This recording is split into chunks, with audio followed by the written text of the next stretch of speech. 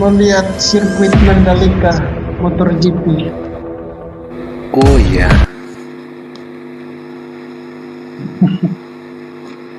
Jalan-jalan touring. Santai. Iya. Nah ini Suma Tapi sudah aku ada nih, ini ya. Suma naik ya. bro. Ini Suma sudah ada ini. Oh, Kenapa akun yang satu gimana bro? tapi akun yang satu di band, nggak tahu kenapa. Oh ini saya baru 3 hari ya dapat apa? Dapat peringatan 3 hari itu nggak bisa live. Baru tadi sore, hari ini bisa live. Katanya Pak Toro lagi tadi. Oh iya? Saya dengar Pak Toro tadi. Iya, live tadi lalu nggak tahu gimana ya. Aku punya kemarin. Saya juga kemarin begitu. 4 hari yang lalu saya juga begitu. Iya. Selamat datang Bang Juma. Ya, semangat datang. Salam teman-teman. Assalamualaikum bro semua. Waalaikum. Oke, silakan. Aku kemarin cuma naik di Bang Ion, cuma nggak tahu tiba-tiba ada laporan, aku nggak live-nya ditangguhkan. Iya, live saya juga ditangguhkan. Sama, 3 hari baru tadi bisa baru tadi sore tadi bisa live lagi. Aku punya. Cuman tadi sore jaringan jelek ya. Jadi saya tunggu jaringan bagus dulu. Sampai tanggal berapa? 16. Gak apa-apa. Bro Suma, pendukung Bro Suma sudah ada di bawah ini. Gimana bro?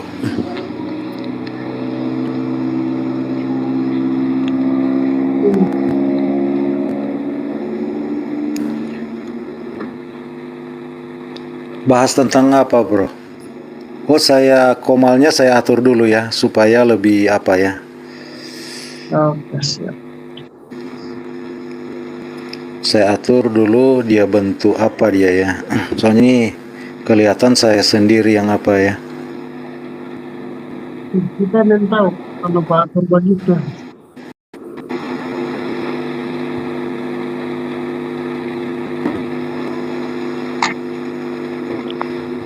Bang Juma orang Makassar. Nah, jaringan cukup bagus ini.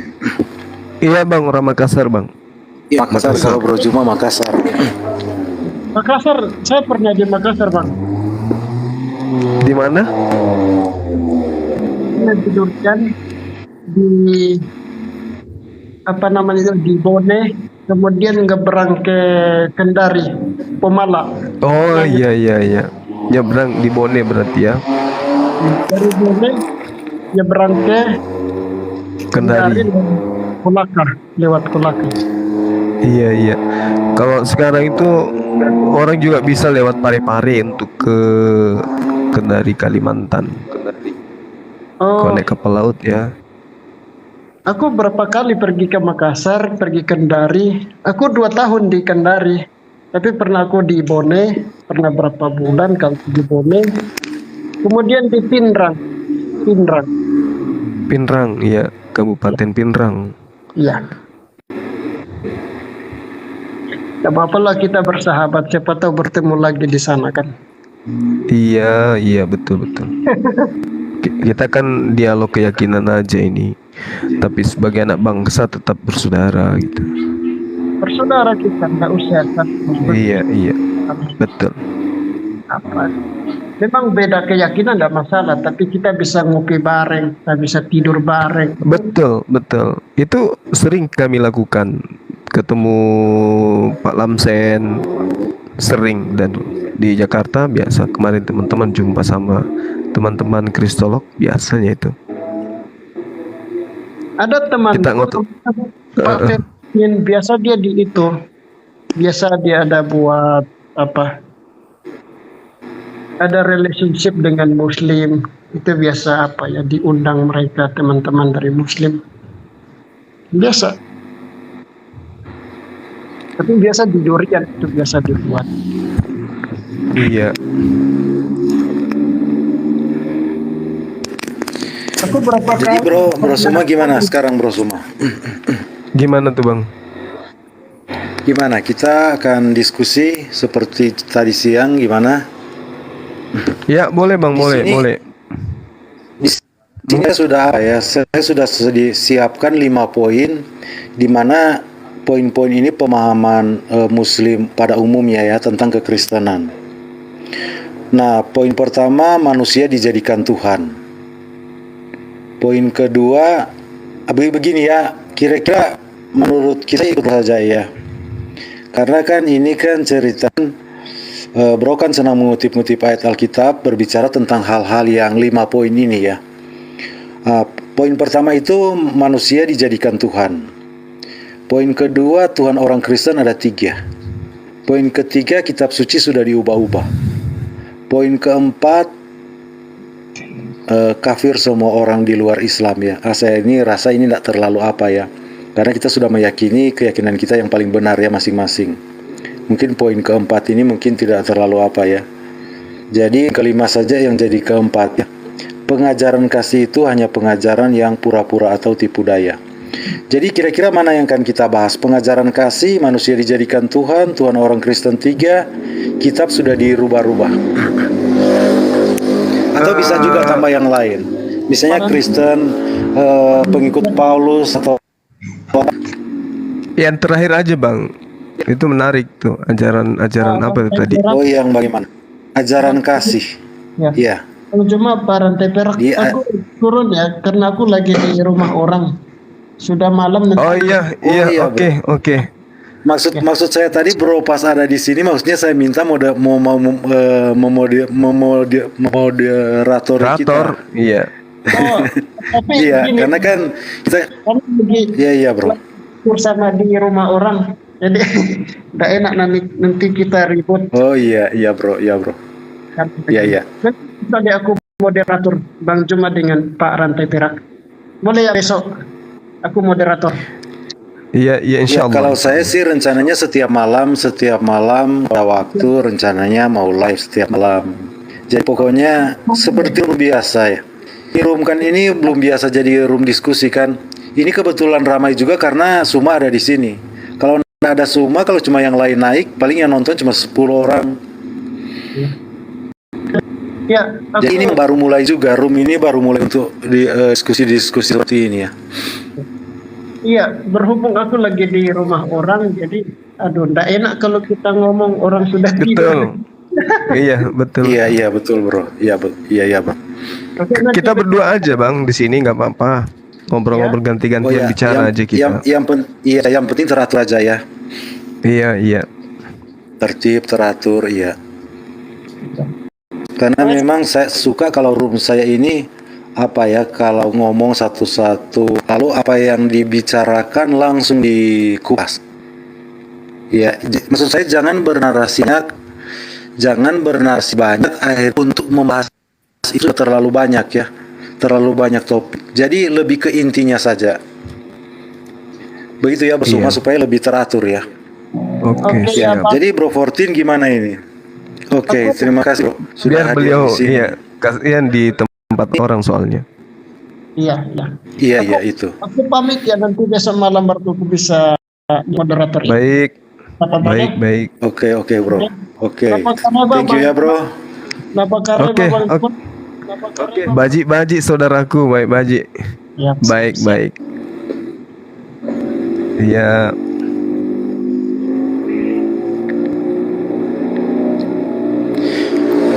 Ya, jadi topiknya ini pengajaran kasih ya. Pengajaran kasih kira-kira bagaimana Bro yang paling tepat? Di sini kan saya tulis begini, pengajaran kasih itu hanya pengajaran yang berpura-pura atau tipu daya. Ini yang saya dapat dari informasi ini saya dapat dari orang yang mantan ya, yang mantan dari keyakinan Bro, di mana dia pahami memang dari kecil dia pahami tentang kekristenan seperti poin ini. Jadi kita berbicara tentang Iya. gimana? Terserah abang aja mau yang mana kita mau bahas. Yang intinya yang seperti tadi kasih yang seperti apa gitu. Nah, iya, bagus itu, Bro. Jadi yang memulai ini Bro yang pertanyakan ke saya atau gimana, Bro? Mungkin Kira-kira kita atau saya iya gimana?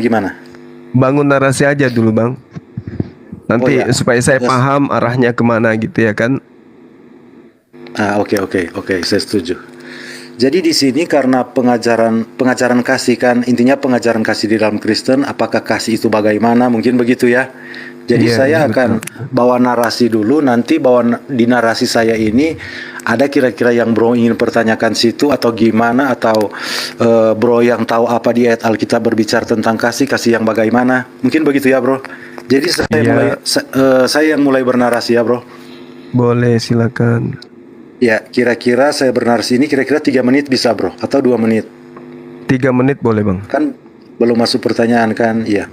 Di sini saya nak pakai jam apa ya? Posisi jam sekarang di saya ini di HP 21.57 ya. Mungkin kalau Bro Suma 20.57 ya. Jadi Iya. 58 59. Oh, pas genap ya. Kasih genap saja 2 menit lebih mungkin ini. Jadi begini ya. Saya mulai saja ya. Ya, jadi begini ya, di dalam ajaran Kristen kita itu memang Allah itu adalah kasih. Memang tertulis Allah adalah kasih. Nah, ketika saya mempelajari Alkitab, kesempurnaan Allah di dalam Kristen ini ada dalam kesempurnaan kasih ini. Allah tidak butuh ciptaan apapun untuk dia sempurna. Atau untuk Allah adalah kasih ini nanti ada tiba-tiba nanti dia ada ciptaan yang harus dia kasih. Tidak. Di dalam kekristenan ini, makanya kekristenan ini Allah Tritunggal, di mana Bapa mengasihi anak sama seperti yang Tuhan Yesus katakan, engkau mengasihi aku. Nah, di dalam doa Tuhan Yesus di Yohanes 17 ya, ayat 23 ada kalimat itu berbunyi begini. Engkau menuju ke Bapa ya, mengasihi aku, mengasihi anak Yesus Kristus, bagian dari Tritunggal ini, sama seperti engkau Bapa mengasihi murid-muridnya. Jadi manusia ini dikasihi oleh Bapa, kita dikasihi oleh Bapa. Nah, ketika penciptaan manusia ini Adam yang pertama ini, Adam ini hidup di dalam kasih ini. Adam memerintah sebagai khalifah di muka bumi. Dia Adam itu diciptakan menurut gambar dan citra Allah. Gambar dan citra Allah ini pemerintahan Adam di bumi ini pemerintahan rahasia, pemerintahan Allah. Nah, akhirnya Adam ini kan hubungan antara manusia dan Allah ini, akhirnya Adam ini kan melanggar. Dia mendengarkan bujukan iblis ya, rayuan iblis untuk bisa mungkin mandiri, boleh kita bilang mandiri ya, tidak perlu ada di bawah pemerintahan Allah. Nah, otomatis Adam memutuskan hubungan kasih ini. Nah, di situ Tuhan Yesus yang datang kembali untuk menjalin kembali hubungan kasih ini. Jadi kasih yang ada di dalam Kristen benar-benar memang kasih Allah. Makanya saya belum sertakan ayat, mungkin nanti kalau Bro Suma mungkin nanti mau minta ayatnya, baru saya sertai ya di setiap narasi saya ini. Baru di dalam kekristenan itu kasih Allah dicurahkan ke dalam hati kita oleh Roh Kudus. Karena itu kita dapat menanggung, bahkan yang Tuhan Yesus perintahkan untuk mengasihi musuh. Kekristenan itu dapat menanggung itu karena apa? Bahkan menanggung penderitaan ya, banyak penderitaan ketika kita dicobai, diuji. Kita bisa mengasihi musuh karena apa? Kasih Allah itu yang dicurahkan ke dalam hati kita oleh Roh Kudus. Nah, ketika Allah memberikan hukum Taurat, nah, hukum Taurat itu sebenarnya kalau kita lihat kasih kepada Allah dan kasih kepada sesama manusia. Inti dari keseluruhan isi hukum Taurat ya. Jadi hukum kita para nabi bergantung kepada kedua hukum ini. Kasihilah Tuhan Allahmu dan kasihilah sesama manusia. Nah, tapi orang Israel tidak mau mengerti tentang kasih ini. Mereka mau berusaha kebenaran mereka dengan kebenaran mereka sendiri. Padahal di situ mereka sudah dikasih, sudah dipanggil. Sebenarnya posisi mereka tinggal mengasihi Allah. Kalau mereka mengasihi Allah, jelas kasih Allah yang mengasihi mereka akan tinggal di dalam mereka, dan mereka pasti bisa mengasihi sesama. Cuman memang hukum Taurat ini diadakan karena apa? Supaya manusia sadar bahwa mereka tidak akan bisa sampai ke standar Allah yang Allah mau ya. Nah, di situ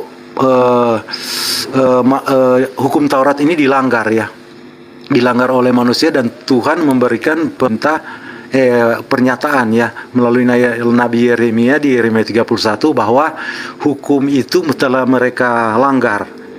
Jadi hukum itu telah mereka ingkari dan dia akan mengadakan perjanjian baru. Perjanjian baru di mana Taurat itu akan ditaruh di dalam hati, akan ditaruh di dalam batin dan dituliskan di dalam loh hati ya, akan ditaruh dalam batin dan dituliskan loh hati. Nah, itu terjadi itu tepatnya kapan? Itu terjadi di hari Pentakosta. Nah, di dalam perjanjian lama yang adalah bayangan itu, hukum Taurat itu yang tertulis di loh batu itu turun 50 hari ketika Paskah pertama dilakukan di Mesir.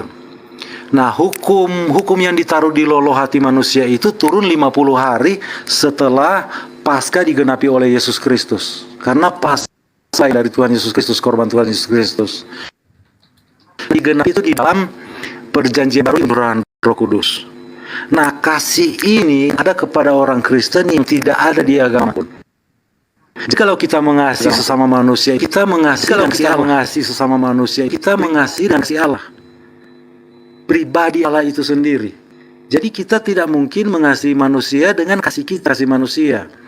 Maka Matius 5 ayat 20 Tuhan Yesus, jika hidup keagamanmu atau kebenaranmu tidak lebih benar, hidup keagamaan ahli-ahli Taurat dan orang Farisi, kamu tidak akan masuk dalam kerajaan surga. Baru di ayat selanjutnya Tuhan Yesus katakan, tetapi aku berkata kepadamu, yang marah saudaranya itu sama dengan membunuh.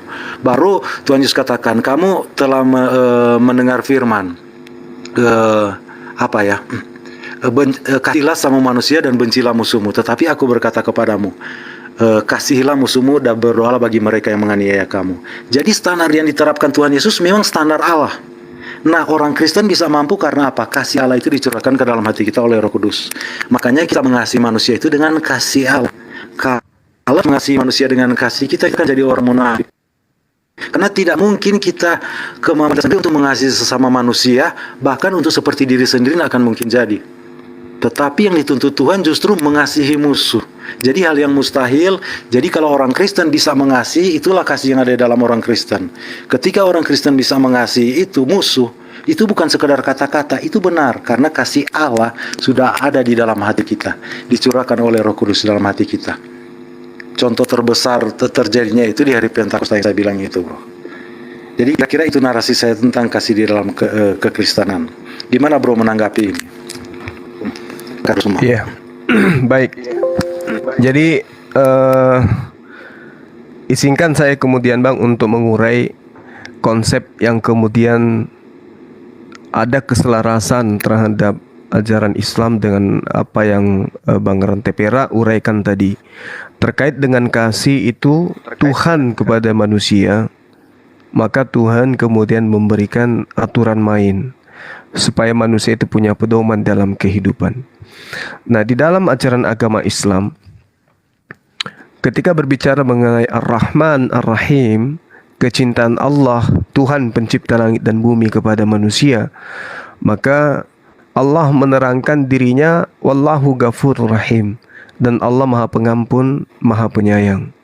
Jadi ada puluhan ayat yang ujungnya menyebutkan bahwa Allah Maha Pengampun, Allah Maha Penyayang. Itu di dalam kaidah-kaidah Islam.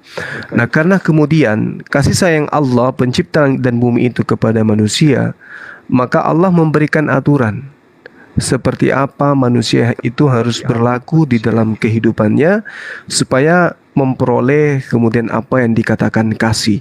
Kasih dari Allah artinya Allah memberikan suatu pengajaran untuk kemudian manusia itu menjalankan ajaran itu di atas muka bumi ini. Kaidah Islam itu begini, Bang. Hubungan kita dengan kepada pencipta langit dan bumi untuk menghapus dosa di dalam Islam, maka dosa-dosa harian itu dihapuskan oleh Allah dengan memberikan solusi. Apa itu? Umat Islam kemudian menjalankan sholat 5 waktu. Rasulullah Muhammad SAW itu bersabda, sholat 5 waktu itu seumpama air sungai yang mengalir di depan pintu rumah, kalian mandi darinya 5 kali sehari. Artinya membersihkan diri dari kotoran-kotoran yang kita lakukan dalam setiap hari. Nah, lalu kemudian Bang, sorry, di bawah katanya ada Unirifa ya. Mungkin bisa naik sebagai moderator kita. Kemudian yang kedua, bentuk kasih sayang Allah yang kedua adalah menghapuskan kesalahan-kesalahan manusia yang tadi harian, kalau mingguan itu adalah syariat sholat Jumat. Jadi ada kaidah di dalam agama Islam itu, satu Jumat ke Jumat lainnya itu menghapus dosa antara keduanya. Kemudian yang ketiga adalah untuk menghapus dosa bulanan manusia. Artinya perbuatan selama sebulan. Allah kemudian menurunkan Ramadan. Satu bulan Ramadan akan menghapus dosa 11 bulan lainnya. Seperti bayi yang kemudian kembali lahir dalam keadaan fitrah. Terus dosa tahunan itu, kaidah Islam, dosa yang dilakukan selama setahun maksudnya, Allah syariatkan berhaji, Allah syariatkan umroh, sehingga haji mabrur itu balasannya adalah surga. Nah, kemudian untuk menghapus segala dosa sepanjang usia, maka Allah kemudian memberikan gambaran untuk istighfar, memohon ampun sepanjang hari kepada Allah Subhanahu wa taala. Ini kaidah kasih di dalam ajaran agama Islam. Jadi Allah memberikan aturan main, ketika ada yang melanggar aturan main itu, solusi untuk menghapus kesalahan itu kemudian Allah berikan per hari, per minggu, per bulan, per tahun. Sehingga umat Islam itu menjabarkan apa yang kemudian Allah berikan kepada umat manusia, khususnya Islam, melalui Rasulullah Muhammad SAW. Makanya Rasulullah itu dikatakan sebagai pembawa kepada penghapusan dosa, wa yuzakkihim, yang mensucikan umatnya dari dosa-dosa. Kenapa mensucikan umatnya dari dosa-dosa? Karena itu tadi, harian, mingguan, bulanan, tahunan, dan seumur hidup. Inilah kaidah yang kemudian dikatakan kasih sayang. Allah menyayangi hambanya, Allah menyayangi hambanya, mengasihi hambanya, tentu memberikan aturan. Sama seperti orang tua ketika menyayangi anak-anaknya, maka tentu orang tua dalam rumah tangga memberikan aturan main. Anakku, jangan kau lakukan ini yang harus kau lakukan. Siang malam orang tua akan memikirkan anak-anaknya, memikirkan keselamatan anaknya. Inilah yang tercermin di dalam kasih di dalam ajaran agama Islam. Makanya sekali lagi Bang, makanya di Islam itu dikatakan dalam kaidah ayatnya, walladzina amanu asyaddu hubban lillah. Orang-orang yang beriman itu cintanya kepada Allah itu sangat luar biasa. Kenapa? Karena Allah pun cinta kepada orang-orang yang beriman itu dengan kaidah-kaidah yang tadi. Demikian sementara, silakan abangku. Dinda Rifa ada di bawah loh, mungkin bisa diajak ke atas. Oh iya bro, tunggu ya.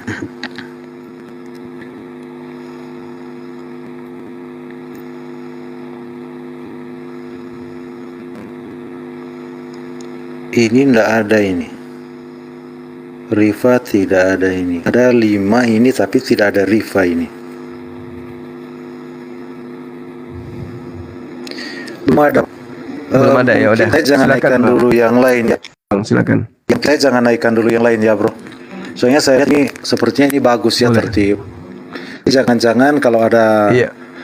yang di atas Mbak Noni juga ada, mungkin bisa Mbak Noni bisa ngatur waktu atau moderator bisa. Atau kita berdua aja juga boleh, silakan Bang. ini saya saya lihat bagus ya, jalan diskusi ini bagus. Sebenarnya kalau tertib juga, kalau percaya tanpa moderator juga asal tertib, sebenarnya Iya, boleh Bang, boleh. intinya kan yang Lanjut. berbicara intinya yang berbicara dua arah ya. Jadi pertama saya mau katakan dulu kepada netizen, saya sorry ya, memang saya lamaan tadi, saya bilang cuma 3 menit, akhirnya lewat ya. Saya tinggal baca di komen, karena memang kalau kita berbicara tentang kasih, memang tadi itu baru dasar sekali ya, belum kita pergi ke tindakan kasih praktekan Allah ya. Saya minta maaf kepada netizen, Brosuma juga ya. Sama Bang, sama. Musuma mungkin tidak keberatan, tapi ada di ini ya, betul saya salah ya. Saya sudah bilang 3 menit, ternyata lebih ya, mungkin lebih kali. Nah jadi begini ya bro, tentang bro yang katakan tadi, bukti di dalam Islam itu kan diberikan aturan-aturan ini karena kasih Allah, intinya untuk menyelamatkan manusia ya, menangkap itu ya. Nah, tetapi kalau kita di dalam ketentuan, bro, bukti itu bukan sekedar keluar suatu aturan, tetapi bukti kasih Allah itu Allah nyatakan sendiri. Allah nyatakan sendiri, makanya dikatakan di ayat Alkitab begini, bukan kita yang telah mengasihi Allah, tetapi Allah yang telah lebih dulu mengasihi kita. Nah, kasih Allah itu benar-benar dia buktikan. Dia memberikan anaknya yang tunggal. Yohanes 3 ayat 16 kan sudah sering teman-teman semua sudah tahu itu ya. Karena begitu besar kasih Allah akan dunia ini sehingga dia mengaruniakan anaknya yang tunggal, supaya setiap orang yang percaya kepadanya tidak binasa melainkan beroleh hidup yang kekal. Nah, di sini kita diminta oleh Tuhan Yesus ya. Ketika Tuhan Yesus membasuh kaki ke murid-muridnya, apa yang aku lakukan kepadamu, karena kamu menyebut aku guru dan Tuhan, apa yang kulakukan padamu itu lakukan kepada orang. Nah, diajarkan kita ya, di dalam Alkitab diajarkan begini, apa yang ingin kamu orang lain lakukan untuk kamu, itu kamu lakukan itu kepada orang lain. Nah, itu memang kalau dalam aturan-aturan semacam itu, kita memang di dalam Kristen sudah diberi aturan-aturan semacam itu. Tapi apakah kita mampu untuk menjalaninya? Nah, kembali ke tadi, kita manusia walaupun diberi aturan untuk hidup seperti yang dikatakan oleh hukum Taurat, kasihlah sama manusia seperti dirimu sendiri, kemampuan itu kita tidak mampu. Makanya yang di dalam Kristen yang mungkin dianggap orang lain cuma pura-pura seperti yang saya yang kita bawakan ini ya, cuman pura-pura, cuman begini. Mungkin mereka melihat kepada orang-orang yang memang orang-orang kalau di dalam Kristen itu orang-orang agamawi ya. Jadi mereka tetap hidup melakukan kejahatan, tetapi sebagai casingnya mereka perlihatkan itu mereka jadi orang-orang agamawi begitu ya. Orang rajin ke gereja, rajin beribadah, status rohani. Dalam kekristenan berbeda sekali, bro.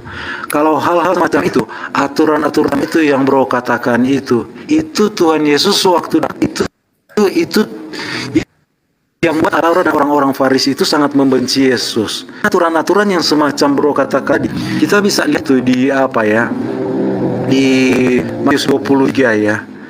Matius 23 itu kan Yesus orang-orang di dalam hatinya itu kotor, tetapi mau terlebih luar itu agamawi, melaksanakan aturan ini dan itu dicap oleh Tuhan Yesus, distempel orang-orang munafik. Karena apa yang mereka tunjukkan di luar tidak sesuai dengan apa yang ada di dalam isi hati mereka. Tuhan Yesus lebih heran lagi yang satu. Karena apa yang Tuhan Yesus heran? Tuhan Yesus katakan, apa yang keluar dari dalam di mulut itu berada di hati. Tetapi Tuhan heran apa yang keluar hati mereka tidak baik, tapi mereka bisa keluar kata-kata yang baik. Nah, itu lebih parah lagi itu, bro.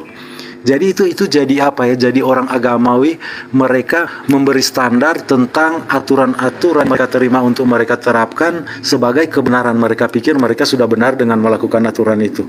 Hal-hal aturan itu yang Bro Suma katakan tadi, itu orang-orang yang melakukan itu tetapi tidak sesuai dengan hati, itu dicap oleh Tuhan Yesus memang orang-orang munafik, orang yang pokoknya kalau kita lihat pernyataan Tuhan Yesus di dalam Matius 23 itu boleh kita bilang kalau bahasa kita sekarang itu sadis ya, karena dia sedang membicarakan tentang orang-orang agama ini.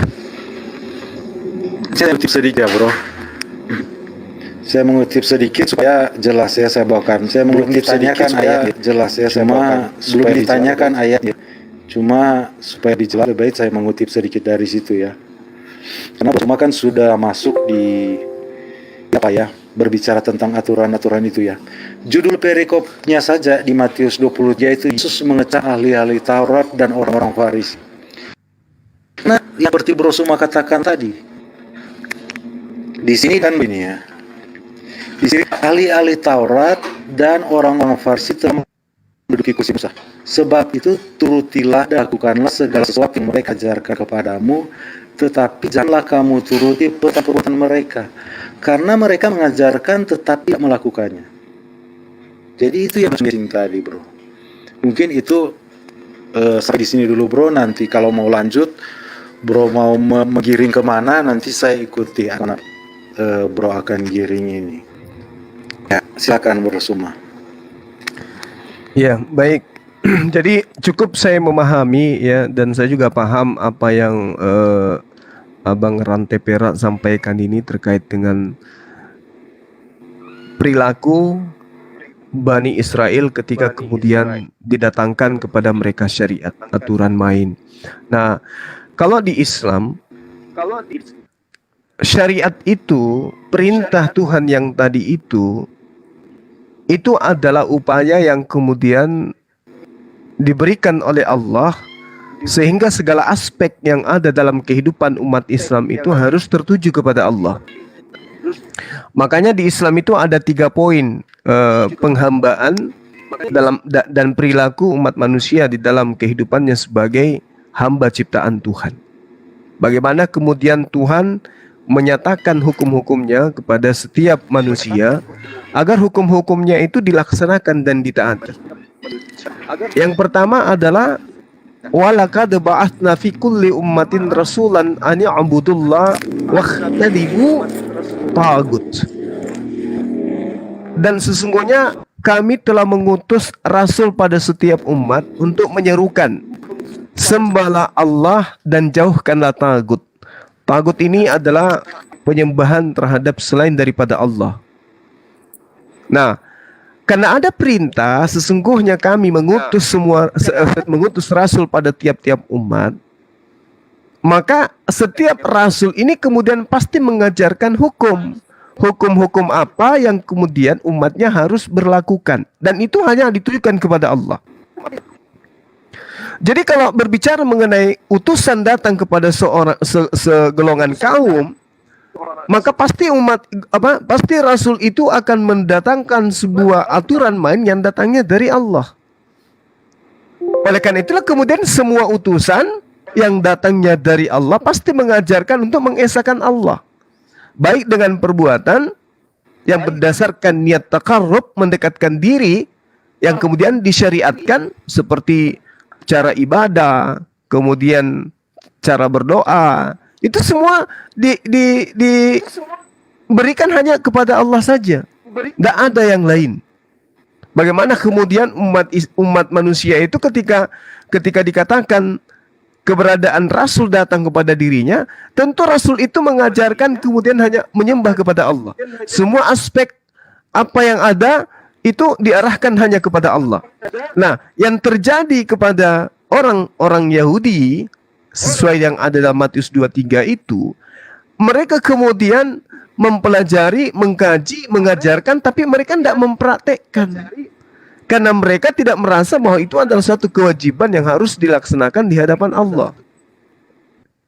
Makanya di dalam Al-Qur'anul Karim dikatakan dalam surah As-Zumar ayat 11, Qul inni amirtu an a'budallah mukhlishan lahu din. Sesungguhnya aku diperintahkan supaya menyembah Allah dengan memurnikan ketaatan kepadanya dalam menjalankan syariat yang diajarkan, perintah yang diajarkan. Berbeda dengan orang Yahudi yang ada di dalam Matius, maksud saya, di Matius itu orang Yahudi memahami dalil-dalil syariat yang ada, tetapi mereka tidak mempraktekkan. Kalaupun mereka mempraktekkan, itu hanya karena ria, hanya karena ingin dinilai ibadah oleh orang lain. Kalau di Islam, itu Qul inni amirtu an abdallah mukhlishallahu din. Harus murni, ikhlas, semata-mata ketaatan itu tertuju kepada Allah, bukan kepada yang lain. Ini yang dimaksud di dalam pengajaran Islam. Yang pertama itu adalah mengesahkan Allah. Segala aspek kasih sayang Allah itu kita buktikan dengan pengabdian kepada Allah. Dia menyayangi kita dengan memberikan rahmat. Kita respon itu dengan cara kita mengabdi semata-mata karena Allah, bukan karena ingin ria. Itu yang ingin saya katakan. Silakan Bang Dinda Unirifa. Assalamualaikum. Mungkin Waalaikumsalam warahmatullahi wabarakatuh. Bang Rantai Perak, boleh nggak Tante Uti ikut naik? Ya, shalom. Naik maksudnya Tante naik Uti gimana? boleh ikut naik ke sini. Itu Maksudnya Tante Uti ada di bawah. ikut. Dia mau ikut. Iya. Oh, Ibu Uti. Oh, Iya. boleh aja, Emang boleh diskusi aja. ini jalannya gimana? Kalau Boleh, gimana? boleh Ya, aja Bang. kita nyimak aja dulu. Saya dengan Tante Uti nyimak aja kami berdua dulu. Nanti kami masuk kalau diizinkan Oh, oke. gitu. Biar seru aja. Pasti rame yang nonton nanti. Pasti akan 10.000 nanti. Oh, Kalau ada Tante Uti. oke. Yang penting Tapi yakin Bu Uti bisa nyimak? Oke. Saya rasa enggak. ya. Iya. Pasti dia Oke, sebelumnya pasti aku sapa Bu dulu. Uti akan ingin ikut juga. Iya. Bu Iya. Mbak Noni dinaikkan aja. Mbak Noni juga dinaikkan nggak apa-apa. Jadi moderator. Mbak Noni jadi moderator kita. Jadi kita tandem. Aku sama Bang Zuma, Tante Uti sama Bang Rantai. Naikkan Mbak Noni jadi moderator. Mbak Noni is a good moderator. Tapi ini suaranya double nggak Bang Rantai Perak? Bang Zuma dengar suara double nggak? Enggak. Jadi ini Kalau di tempat saya enggak. Bagus. Cuman suara Bang Rante ini dari tadi putus-putus terus. Iya, Bang. Putus-putus terus. oh jaringan Ah, saya double loh, Bang. Tapi apa yang saya sampaikan tadi cukup apa ya? Jelas ya.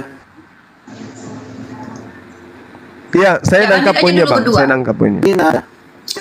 Tante Uti diam dulu ya. Tante Uti saya minta tolong. Oh, iya. Tante Uti diam dulu. Kita akan bicara kalau saya akan bicara kalau Bang Zuma izinkan. Tante Uti bicara kalau Bang Rantai Perak izinkan. Kalau kita Mbak mengganggu Noni orang dinaikkan diskusi, aja siap-siap dulu. kita dikit. Biar Mbak Noni naikkan. moderator gitu.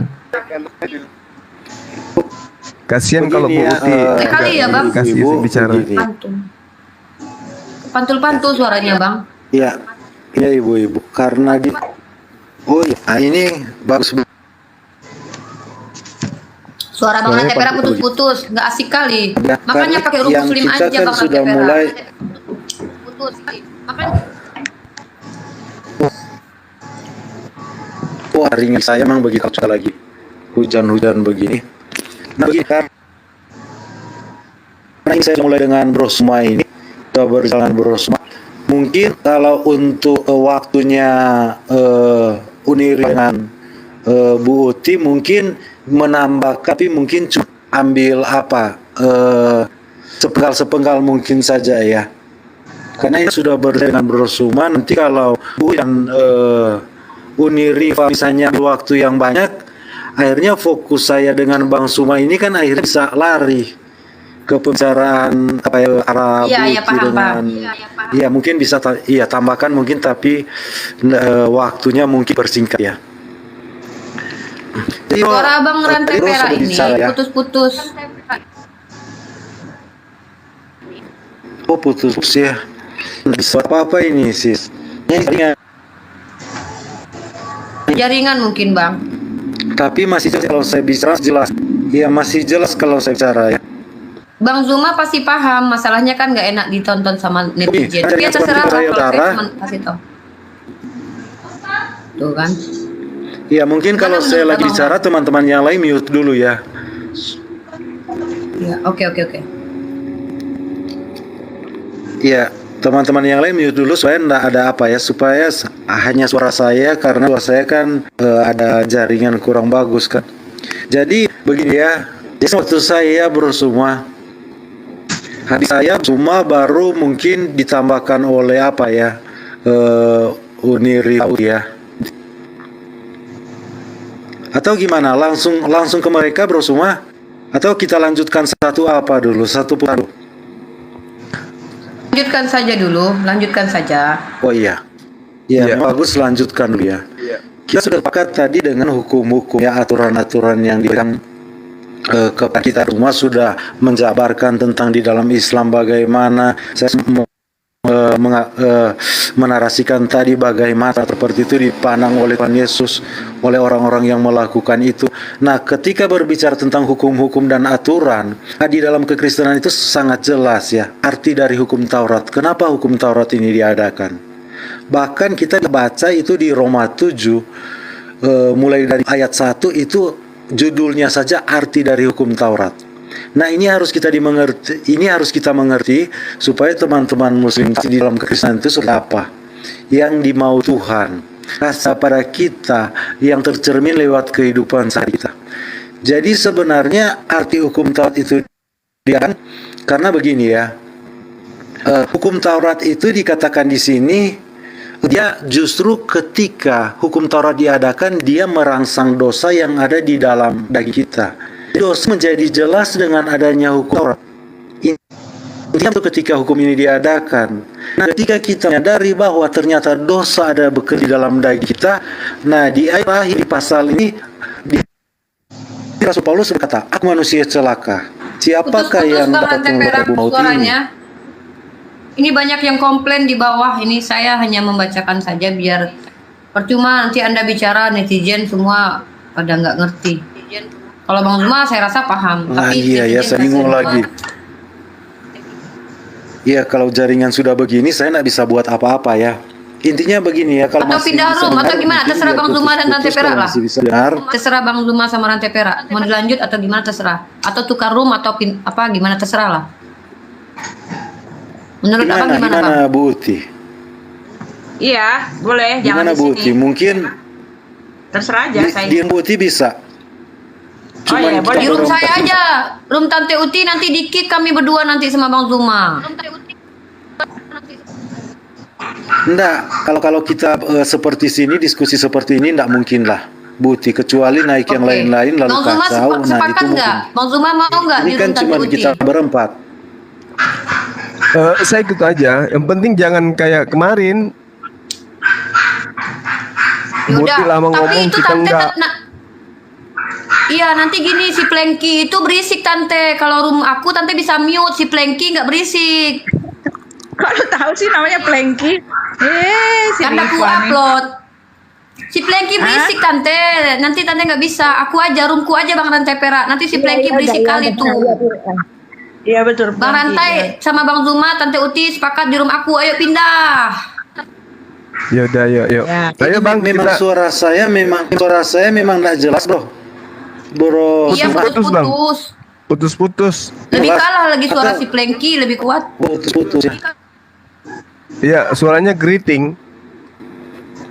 Iya kerincing. Kayak mie yang saya Padahal makan. maksud barusan. saya kan room ini kan yang saya mau buat kan room ini jadi room diskusi tertib semacam ini.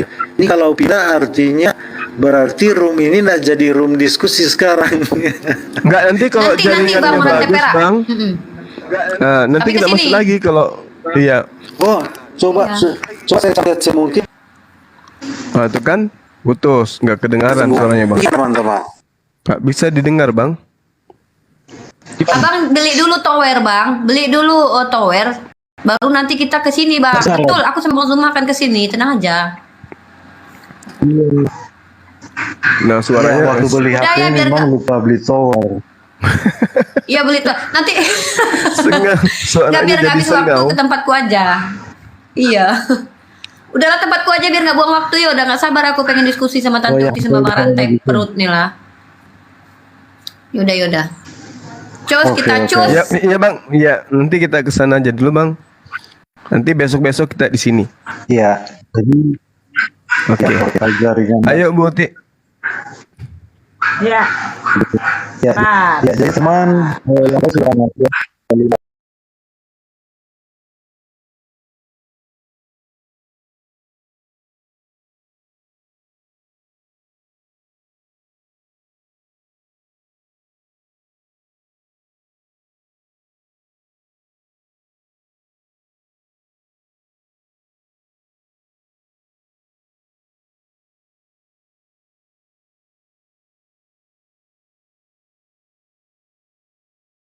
Ya, sabar ya sahabat-sahabat Bang Zuma. Kita tunggu Uni Rifa. Oke.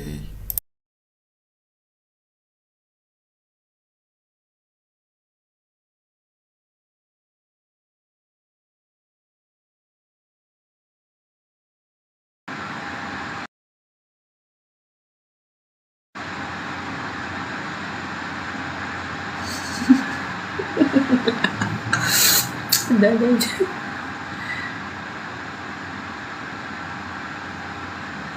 Waalaikumsalam. Kita tandem di room aku.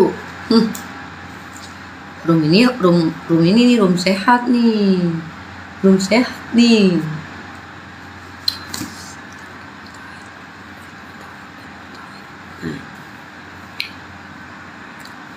Kita tunggu Tante Uti, Rantai Perut, Bang Zuma. Jangan sampai ini buka room terus aku bolak-balik.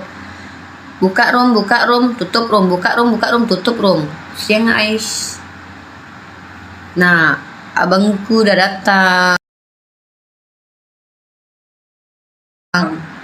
Meow. Enak di rumah sendiri, Bang. Daripada di Iya, rumah benar. orang. Kok sampai di sini aura ini bau rendangnya kok sampai ke sini loh. Ini udah pindah belum yang dari YouTube? Abang udah pindah belum? Yang mana? YouTube udah dipindahkan ke sini belum? Udah. Oke, mulai promosi. YouTube Tadi Bang ada Zuma. itu loh, Dek. Udah baca WA aku tadi nggak dari nomor yang satu? Udah Bang, ada yang nanya tadi. Dia nanya berapa nomor udah. sepatu nih Riva? Mau kirim sepatu katanya Bang. Oke. Kita ini dulu. Kita sapa-sapa dulu. Netizen Bang Zuma yang aku sayang sama Bang Zuma tapping yang bilang cinta sama Bang Zuma. Cinta kalian buta dan palsu kalau kalian nggak beli rendang aku. Kenapa? Bang Zuma yang nyuruh aku jualan ya.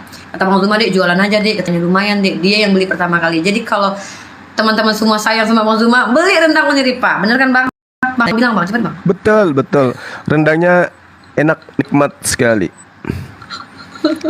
Maksa. Rendangnya enak. Beli maksa. Suruh beli maksa. Mana ini Tante Uti? Tante Uti ini sering nyasar dia kalau masuk room ini. Nggak ngerti saya nih. Mana Bang Rante mungkin nggak lihat jalan ke sini rupanya ya. Atau nyangkut. Tadi aku udah nelpon Tante Uti, tapi Rantai Perak saya nggak punya nomornya. Rantai Perak mana? Kita ini dulu deh. Kita promosi dulu. Assalamualaikum warahmatullahi wabarakatuh. Jangan lupa teman-teman TikTok yang belum subscribe channelnya Bang Zuma. Nama channelnya adalah Zulkifli M Abbas. Kemudian channel Uniriva, Riva MOW. Dan kalau ingin lihat lucu-lucuan ada channel Uti Watimena. Pret, ini dia orangnya. Tuh kan datangkan orangnya. Hai Tante Uti cantik. Halo. Kalau rendangnya pakai mecin, kalau rendangmu pakai masako, pakai No. sasa. Wah, nggak No, bisa no, saya no. sentuh. Saya paling nggak Nggak, bisa Tante. kena. Saya No, nggak kena, saya nggak nggak bisa pakai kena masako. pucat. Paling nggak suka saya. Tante Nggak sakit pernah makan. lambung. Awak bertanya cara memasan uni anose. Ya, ada yang bertanya itu. Oh. Bang Zuma pakai bahasa apa? Astagfirullahaladzim Bang Zuma. Teman-teman tuh nggak tahu kalau Bang Zuma tuh aslinya tuh lucu. Beliau tuh orangnya humoris. Mungkin kedengarannya suaranya keras. Padahal beliau tuh orangnya suka bercanda. Kalau udah kenal itu gagal move on nanti. Oke, kita sapa. Rantai kapal. Shalom. Assalamualaikum, shalom. Waalaikumsalam. Tante Uti. Shalom Tante Uti. Shalom, assalamualaikum warahmatullahi wabarakatuh. Waalaikum Bu Uti. Waalaikumsalam. Oke. Menyambung tadi yang terputus di roomnya Rantai Perak, maka saya sama Tante Uti untuk silent dulu. Tante Uti diam dulu, jangan ganggu. Kalau Tante Uti mengganggu kedua narasumber kita Bang Zuma dan Rantai Perak ngobrol, Tante Uti saya kick. Nanti baru saya naikkan lagi. Nanti kalau Bang Rantai Perak bilang Tante Uti silakan. Enggak, ini kan Jangan diancam, Ki. ecek-eceknya Bang. Ecek-eceknya. Ecek-eceknya aja. Mana pernah saya ngeganti Tante Uti. Jadi kalau Bang Rantai Perak bilang ini, Tante Uti silahkan ditambahkan, Tante Uti tambahkan. Bang Zuma juga gitu. Dek silahkan tambahkan, nanti saya tambahkan. Biar tidak kehilangan fokus antara Bang Zuma dengan Rantai Perak materi diskusi yang sudah berjalan tadi. Oke, tanpa membuang-buang waktu lagi, silahkan Bang Zuma dengan Rantai Perak untuk melanjutkan diskusinya. Muka saya tutup. Oke. Ini sesi kedua ya. Saya sudah jelaskan tadi ya, hukum Taurat itu arti hukum Taurat itu diadakan ya. Arti hukum Taurat itu diadakan supaya kita manusia mengenal dosa. Dan dosa itu ada di mana? Dosa itu ada di dalam daging kita. Nah, makanya di sini saya sudah bacakan tadi Rasul Paulus berkata, "Aku manusia celaka."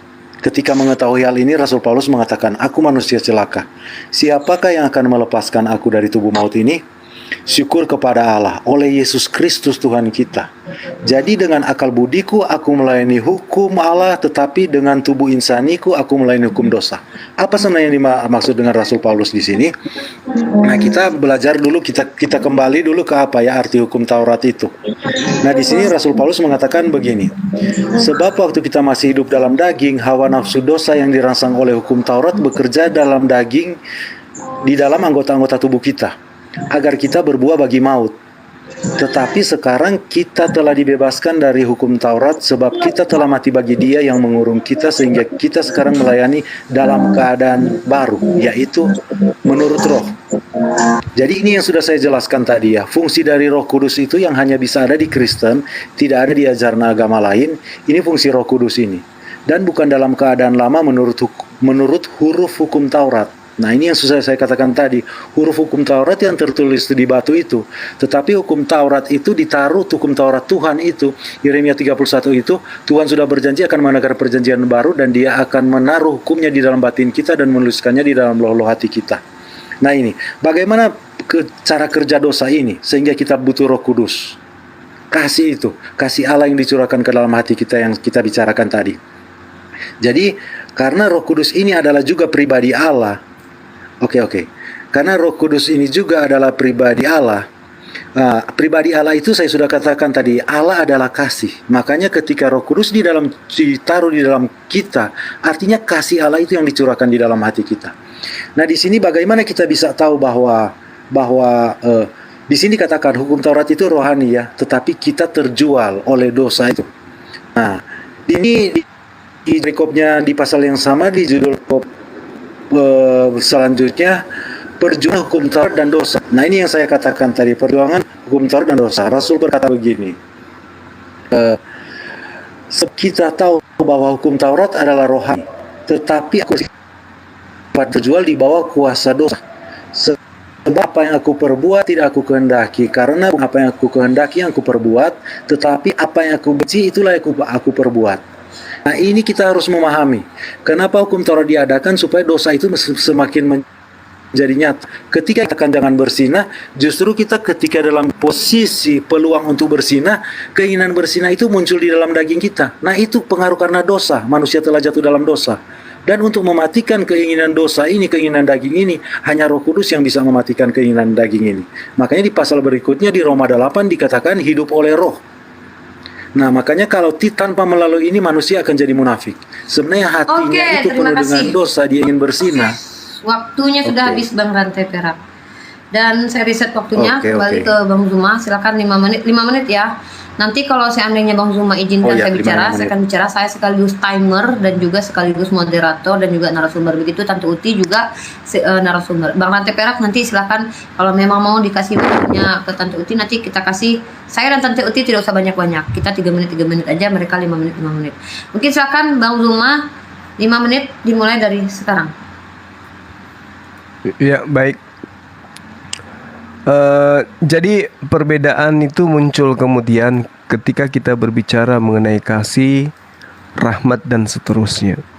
Kalau di dalam pengajaran saudara kita Kristen melalui lisan Bang Rantai Perak, kasih itu kemudian ketika aturan-aturan datang kepada Bani Israel, aturan itu kemudian batal, lalu Tuhan datang dalam rupa manusia melalui Yesus untuk mewujudkan kasih itu. Kalau di Islam tidak.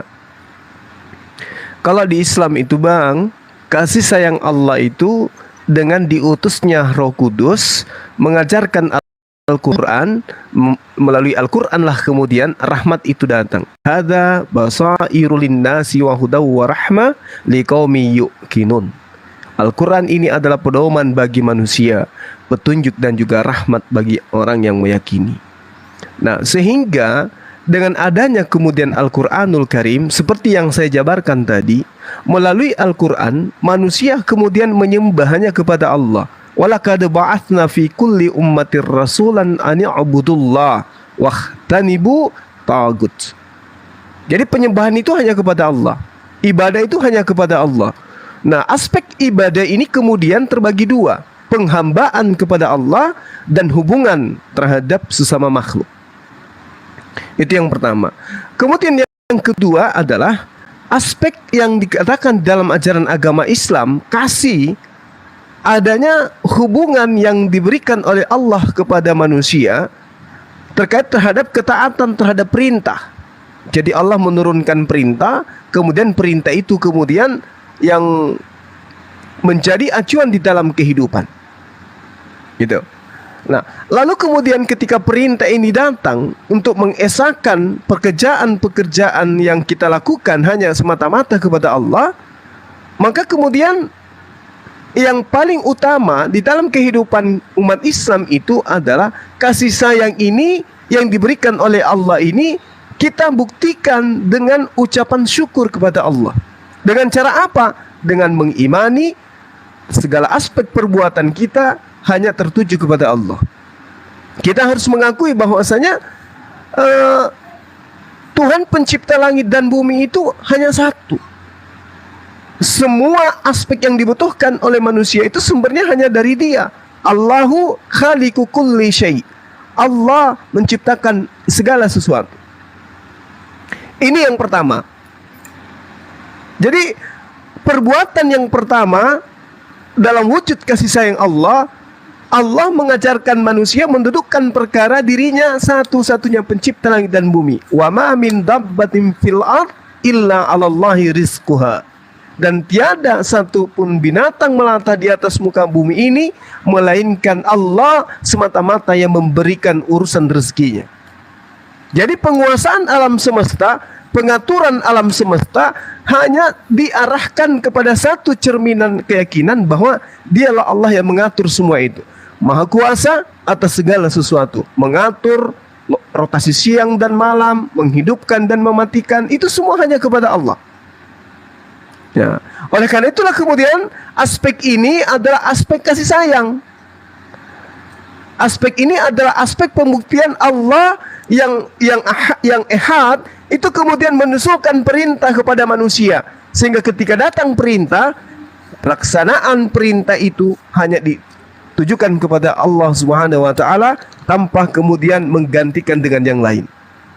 Jadi amalan kita, puasa kita yang tadi, haji kita yang tadi, sholat kita yang tadi, sebagai penghapus dosa-dosa itu semuanya hanya diarahkan kepada Allah. Jadi ada satu adalah Tuhan yang harus disembah, kedua prosesi penyembahannya jelas, kemudian yang ketiga semua aspek yang ada dalam kehidupan itu merujuk hanya kepada Allah. Beriman hanya kepada sifat-sifat Allah. Sebagaimana yang diterangkan dalam Al-Qur'anul Karim, laisa kamitslihi syai' wa huwas samiul basir. Tidak ada sesuatu yang serupa dengan Dia. Dialah yang maha mendengar lagi maha melihat. Jadi Allah kemudian menafikan jika ada sesuatu yang menyerupai dirinya. Dia menetapkan bahwa Dia adalah maha mendengar, maha melihat. Maka Dia tidak perlu kemudian menggunakan aspek lain untuk melihat, untuk mendengar. Hanya dirinya lah yang mengetahui. Demikian. Waktunya habis, luar biasa. Lebih ditekankan lagi nanti di sesi selanjutnya. Oke, Bang Rantai Perak masih menanggapi atau bagaimana? Mau langsung atau mau berbagi waktu tentang Uti atau sendiri dulu? Enggak, gini, saya kan yang pertama tadi kan di room saya yang pertama tadi. Jadi ini satu sesi juga sudah selesai dengan Suma. Mungkin ini waktunya untuk Bu Uti dulu ya. Baru setelah itu Uni Rifah. Tapi Tante Uti sudah dapat poin yang didiskusikan Tante Uti, sehingga Tante bisa menyambung ya, linear ya, jangan sampai lari kemana-mana, tetap dibahas apa yang didiskusikan sama Bang Zuma sama Bang Rantai Perak. Bisa Tante Uti? Plengki, mana Plengki? Ya maksudnya Tante Uti? Halo Tante Uti, lagi ngasih makan Plengki kayaknya. Baiklah Tante Uti mungkin lagi kasih makan Plengki ya, karena Plengki baru saja sakit ya. Kemarin didoakan Tante Uti langsung bangkit ya. Sekarang langsung saja Bang Rantai Perak ditanggapi aja, karena Plengki lagi bermasalah Plengkinya mungkin. Iya, berarti lakukan dulu saya dengan Suma ya. Iya, kasihan Plengki lagi butuh karena kasih ini sudah mulai baru kan lagi. Keluar dari rumah sakit. Iya, sudah mulai baru lanjut lagi kan. Nah, jadi ya. Kebetulan belum terpotong ya, masih saya dan Suma, saya akan melanjutkan yang tadi ya. Jadi Rasul Paulus berkata di sini bahwa karena dikatakan di sini ya, sebab apa yang aku perbuat aku tidak tahu, karena bukan apa yang aku kehendaki yang aku perbuat, tapi apa yang aku benci itulah yang aku perbuat. Nah, kita di dalam agama diajarkan jangan berzina, jangan mencuri. Tetapi kita melihat misalnya dompet orang penuh dengan uang jatuh itu. Nah, sebenarnya kita tahu kan Tuhan sudah mengatakan jangan mencuri, itu pasti milik orang.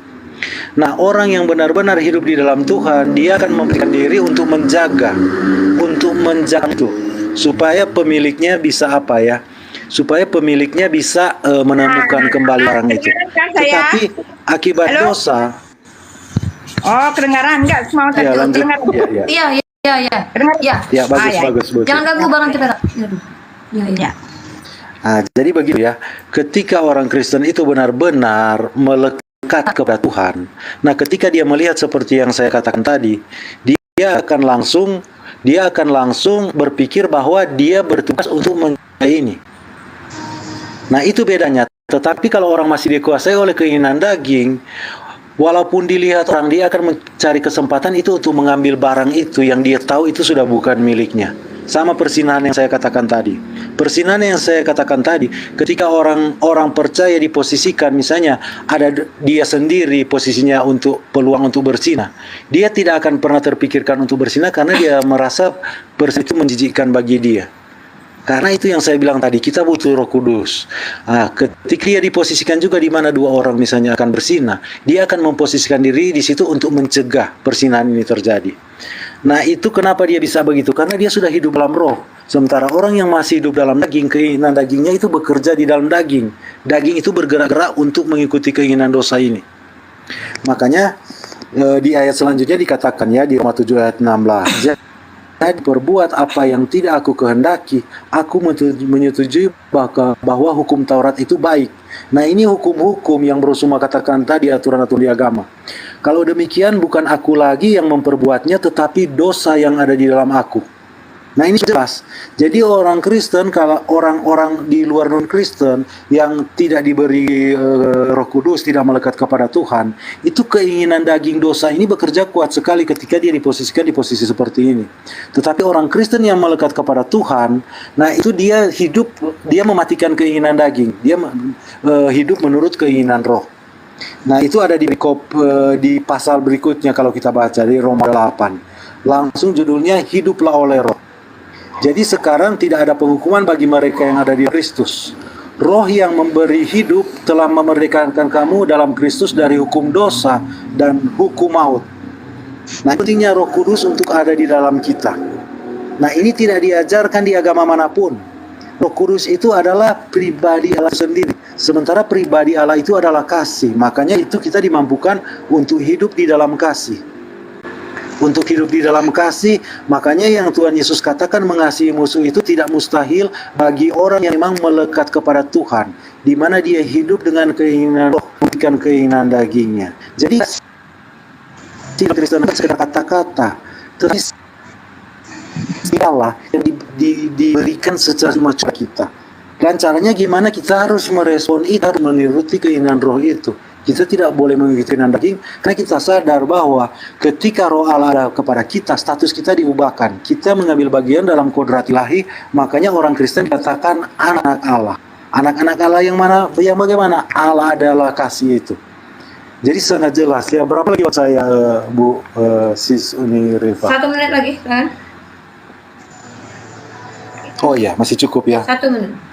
Jadi dikatakan di sini ya, sebab apa yang tidak mungkin dilakukan hukum Taurat karena tidak berdaya oleh daging, telah dilakukan oleh Allah dengan jalan mengutus anaknya sendiri dalam daging, yang serupa dengan daging yang dikuasai oleh dosa karena dosa. Ia telah menjatuhkan hukuman atas dosa di dalam daging, supaya tuntutan hukum Taurat digenapi di dalam kita yang tidak hidup menurut daging, tetapi menurut roh. Sebab mereka yang hidup menurut daging memikirkan hal-hal yang dari daging. Mereka yang hidup dari roh memikirkan hal-hal yang dari roh. Nah, ini yang saya katakan tadi. Jadi kasih di dalam Kristen itu bukan sekedar kata-kata, bukan sekedar pengajaran, tetapi kasih itu adalah pribadi, di mana pribadi Allah itu sendiri ditaruh di dalam kita orang Kristen. Itu adalah Taurat itu yang saya katakan tadi. Taurat itu sebenarnya ketika Tuhan menurunkan Taurat, di mana ke-10 hukum Taurat Oke, waktunya itu habis. mengasihi Allah dan Terima mengasihi kasih. sesama manusia. Ya, begitu. Sepertinya tadi saya dengar double dan saya lihat device-nya Bang Rantai Perak bermasalah ya. Ketika di room-nya Bang Rantai Perak juga double dan di sini pun Abang juga double. Mudah-mudahan diperbaiki karena saya rasa cari pohon yang terdekat dulu untuk nanti suatu saat kita diskusi lagi Bang Rantai Perak ya. Itu dari saya. Silakan Bang Zuma untuk ini sudah tema yang tadi masih ya Bang Rantai Perak dengan Bang Zuma ya. Saling menanggapi Bang Zuma ya. Saya suruh ngapain ini di sini? Iya, Ngapain sabar. kita di sini lama banget. Tante Uti kita kasih waktu 3 menit ya untuk menanggapi Bang Zuma, nggak apa-apa ya. Kita izinkan Tante Uti untuk bicara Iya, 3 menit. silakan Bu Uti, silakan. 3 menit aja Ya, kita perempuan inilah Tante dia. 3 menit aja. Ya. Terima kasih Rifa, tambah cantik aja. Ya, inilah dia ya perbedaan antara Muslim dengan kekristenan ya. Kekristenan itu ajarannya berasal dari Tuhan sendiri ya, karena merefleksikan Tuhan itu.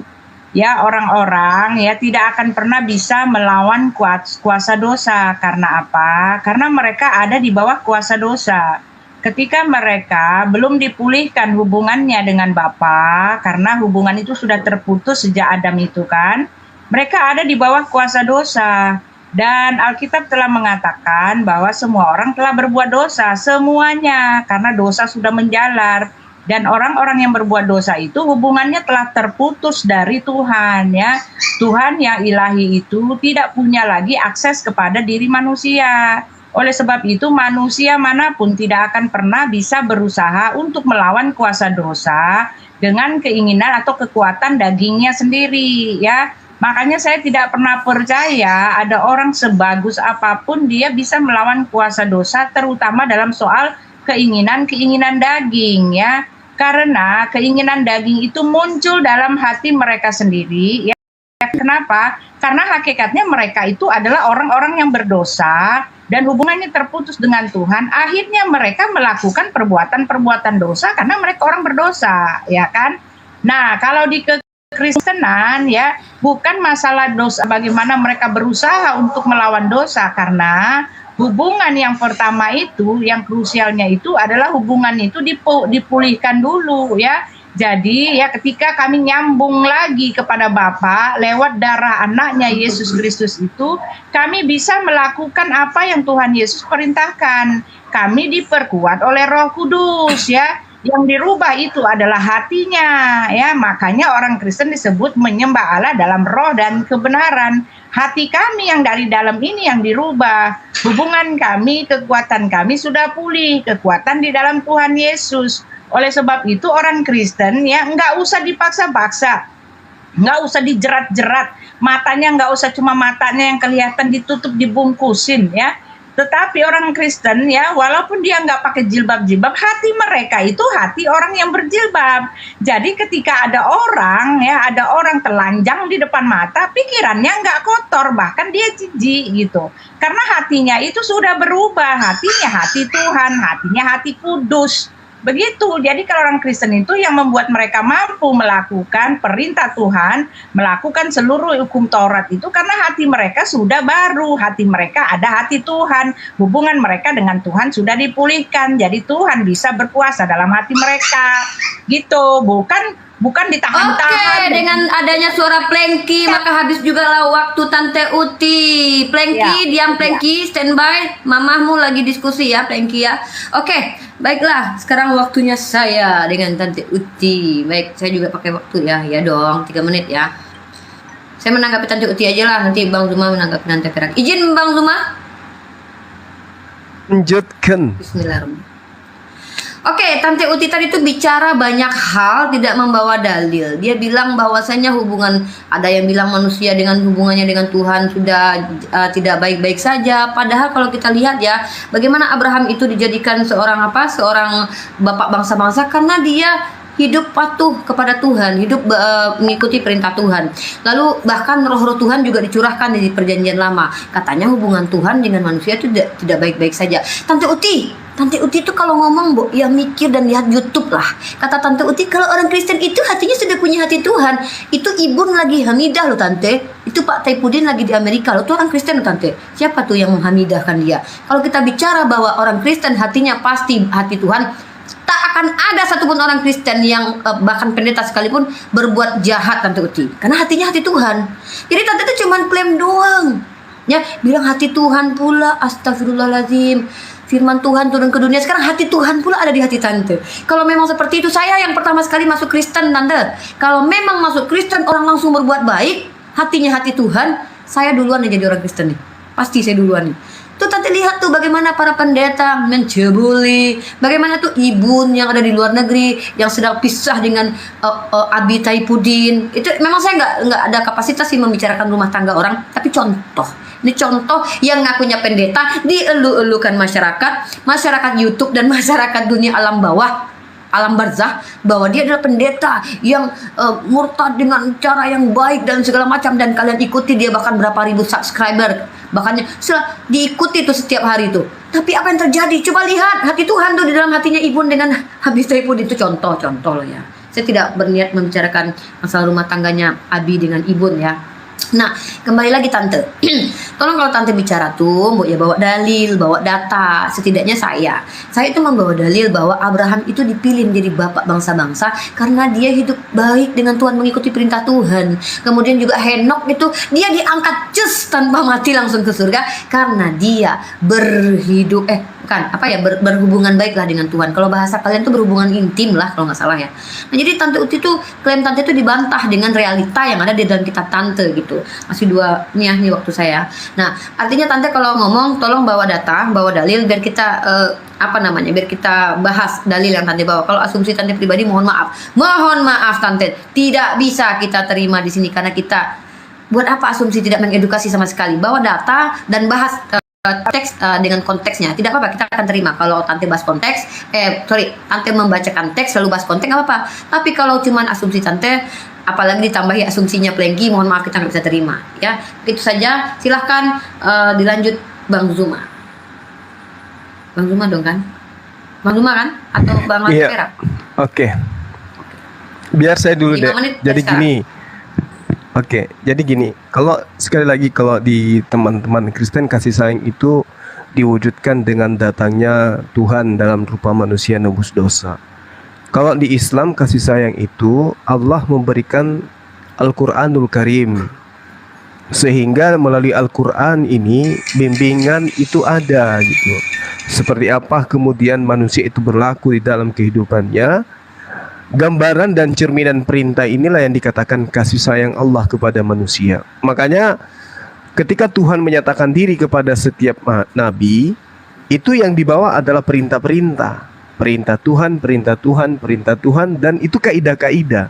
Kaidah bagaimana Tuhan mengajarkan manusia menyembah kepada dirinya, bagaimana manusia berlaku terhadap sesamanya makhluk. Inilah yang kemudian dirangkum di dalam Al-Quranul Karim. Nah, sehingga ketika saudara saya tadi mengatakan hidup menurut daging, kalau di Islam justru umat Islam itu nggak boleh hidup menurut daging. Karena itulah kemudian Islam punya aturan untuk daging. Misalnya hurrimat alaikumul maitatu waddamu walahmu khinzir. Ya, diharamkan bagimu bangkai, darah dan makan daging babi. Ini kenapa? Supaya kita tidak hidup menurut daging. Kalau menurut daging, semua aspek larangan itu ya dinikmati oleh tubuh ini. Itu hidup menurut daging, ya menikmati semua yang diharamkan jadi halal. Hidup menurut kemauan daging. Kalau tidak hidup menurut daging, berarti semua aspek larangan untuk kenikmatan daging kita itu dibatasin. Sampai kepada minuman pun itu diharamkan. Itu. Sehingga kalau hidup menurut daging, artinya semua aturan Tuhan yang tadinya Tuhan berikan itu menjadi batal, sehingga apapun bisa dimakan kemudian. Karena hidupnya ya menurut dagingnya. Kalau di Islam justru tidak. Manusia harus terpenjara, jiwanya, raganya harus mengikuti aturan Tuhan. Kebalik kalau misalnya ada sebuah konsep agama yang membatalkan semua perintah Tuhannya, lalu kemudian mengatakan kami tidak hidup menurut daging. Justru yang kita lihat dengan batalnya aturan haram halal ini, maka saudara-saudara kita di luar Islam itu hidup menurut selera dagingnya dia. Mau makan apapun boleh, berarti hidup menurut daging. Kalau di Islam tidak bisa, makan ini nggak boleh, daging nggak boleh diperturutkan keinginannya. Daging ini keinginannya itu selalu ingin menikmati semua makanan yang lezat, yang nikmat dan seterusnya. Tapi nggak boleh turuti. Jadi kalau berbicara mengenai kasih sayang Allah, maka Allah mengasihi manusia, khususnya Islam itu, dengan memberikan aturan main, tidak memperturutkan keinginan daging, sehingga ada batasan-batasan. Yang haram nggak boleh, yang halal boleh. Nah, kalau di agama saudara nggak ada lagi yang diharamkan. Bukan yang masuk ke dalam mulut itu haram, tapi yang keluar yang haram. Itu artinya justru ajaran Kristen itu adalah ajaran yang hidup menurut daging. Karena apapun yang diinginkan oleh daging bisa dinikmati oleh teman Kristen. Dagingnya merdeka untuk menikmati segala apa yang diinginkan. Kalau di Islam tidak. Jadi Islam itulah yang tidak hidup menurut daging. Tapi Islam hidup menurut aturan Tuhan. Jangan minum khamar, Islam tidak boleh minum khamar. Jangan minum alkohol, nggak boleh minum alkohol. Sehingga Al-Quran dikatakan hadzi basairu linnas. Al-Quran itu adalah pedoman bagi manusia, sebagai petunjuk, wahudan, warahmah, dan juga sebagai rahmat. Sehingga daging ini tidak bisa kemudian diperturutkan. Nah, itu juga terjadi kepada Bani Israel. Tapi dengan adanya kasih sayang Tuhan kepada manusia, dia mengutus anaknya untuk mati di atas tiang salib, untuk membatalkan semua itu tadi. Sehingga yang tadi menjadi aturan itu dibatalin, sehingga orang-orang yang percaya itu hidup menurut dagingnya mereka. Makanya tadi mengatakan yang gak usah lagi mencadar, tidak boleh pakai jilbab lagi. Ya karena memang kalian harus hidup sesuai dengan selera. Kalian harus menikmati apa yang daging kalian mau. Kalau di Islam kita tidak diatur semuanya, karena kita tidak hidup menurut selera daging, tapi hidup menurut apa yang dijadikan sebagai rahmat, cinta dan kasih sayang Allah kepada manusia dengan memberikan pedoman aturan main. Sekira begitu. Silakan. Oke, terima kasih waktunya pas Bang Zuma. Dan sekarang rantai perak. Kita cuma 3 menit karena kita kan kecepatan bicara kita kan melebihi seperti itu Valentino Rossi kan. Bapak-bapak biar aja 5 menit. Kita nggak usah 5 menit, banyak kali waktunya, kita 3 menit aja. Ya, nggak apa-apa kan Tante? Ya, jangan nangis. Silakan Bang Rantai Perak 5 menit dimulai dari sekarang. Jadi tadi yang saya jelaskan keinginan daging tadi, saya sudah sertakan keinginan daging itu yang saya maksudkan itu adalah keinginan daging yang berdosa. Karena ketika Adam dan jatuh dalam dosa, dosa telah menjalar ke semua manusia ya. Nah, Yesus Kristus itu adalah Adam kedua karena pelanggaran satu orang, karena pelanggaran satu orang itu maut telah menjalar ke seluruh manusia. Begitu juga karena satu orang, tiap orang yang percaya itu dibenarkan ya, semua orang yang percaya. Jadi keinginan yang dimaksud itu keinginan daging kita, yang daging yang dipengaruhi oleh dosa. Nah, makanya dikatakan di sini, saya lanjutkan yang tadi ya. Sebab keinginan daging adalah perseteruan terhadap Allah, karena ia tidak takluk kepada hukum Allah. Hal ini memang tidak mungkin baginya. Mereka yang hidup di dalam daging mungkin benar kepada Allah, tetapi kamu orang Kristen, orang kepada Tuhan.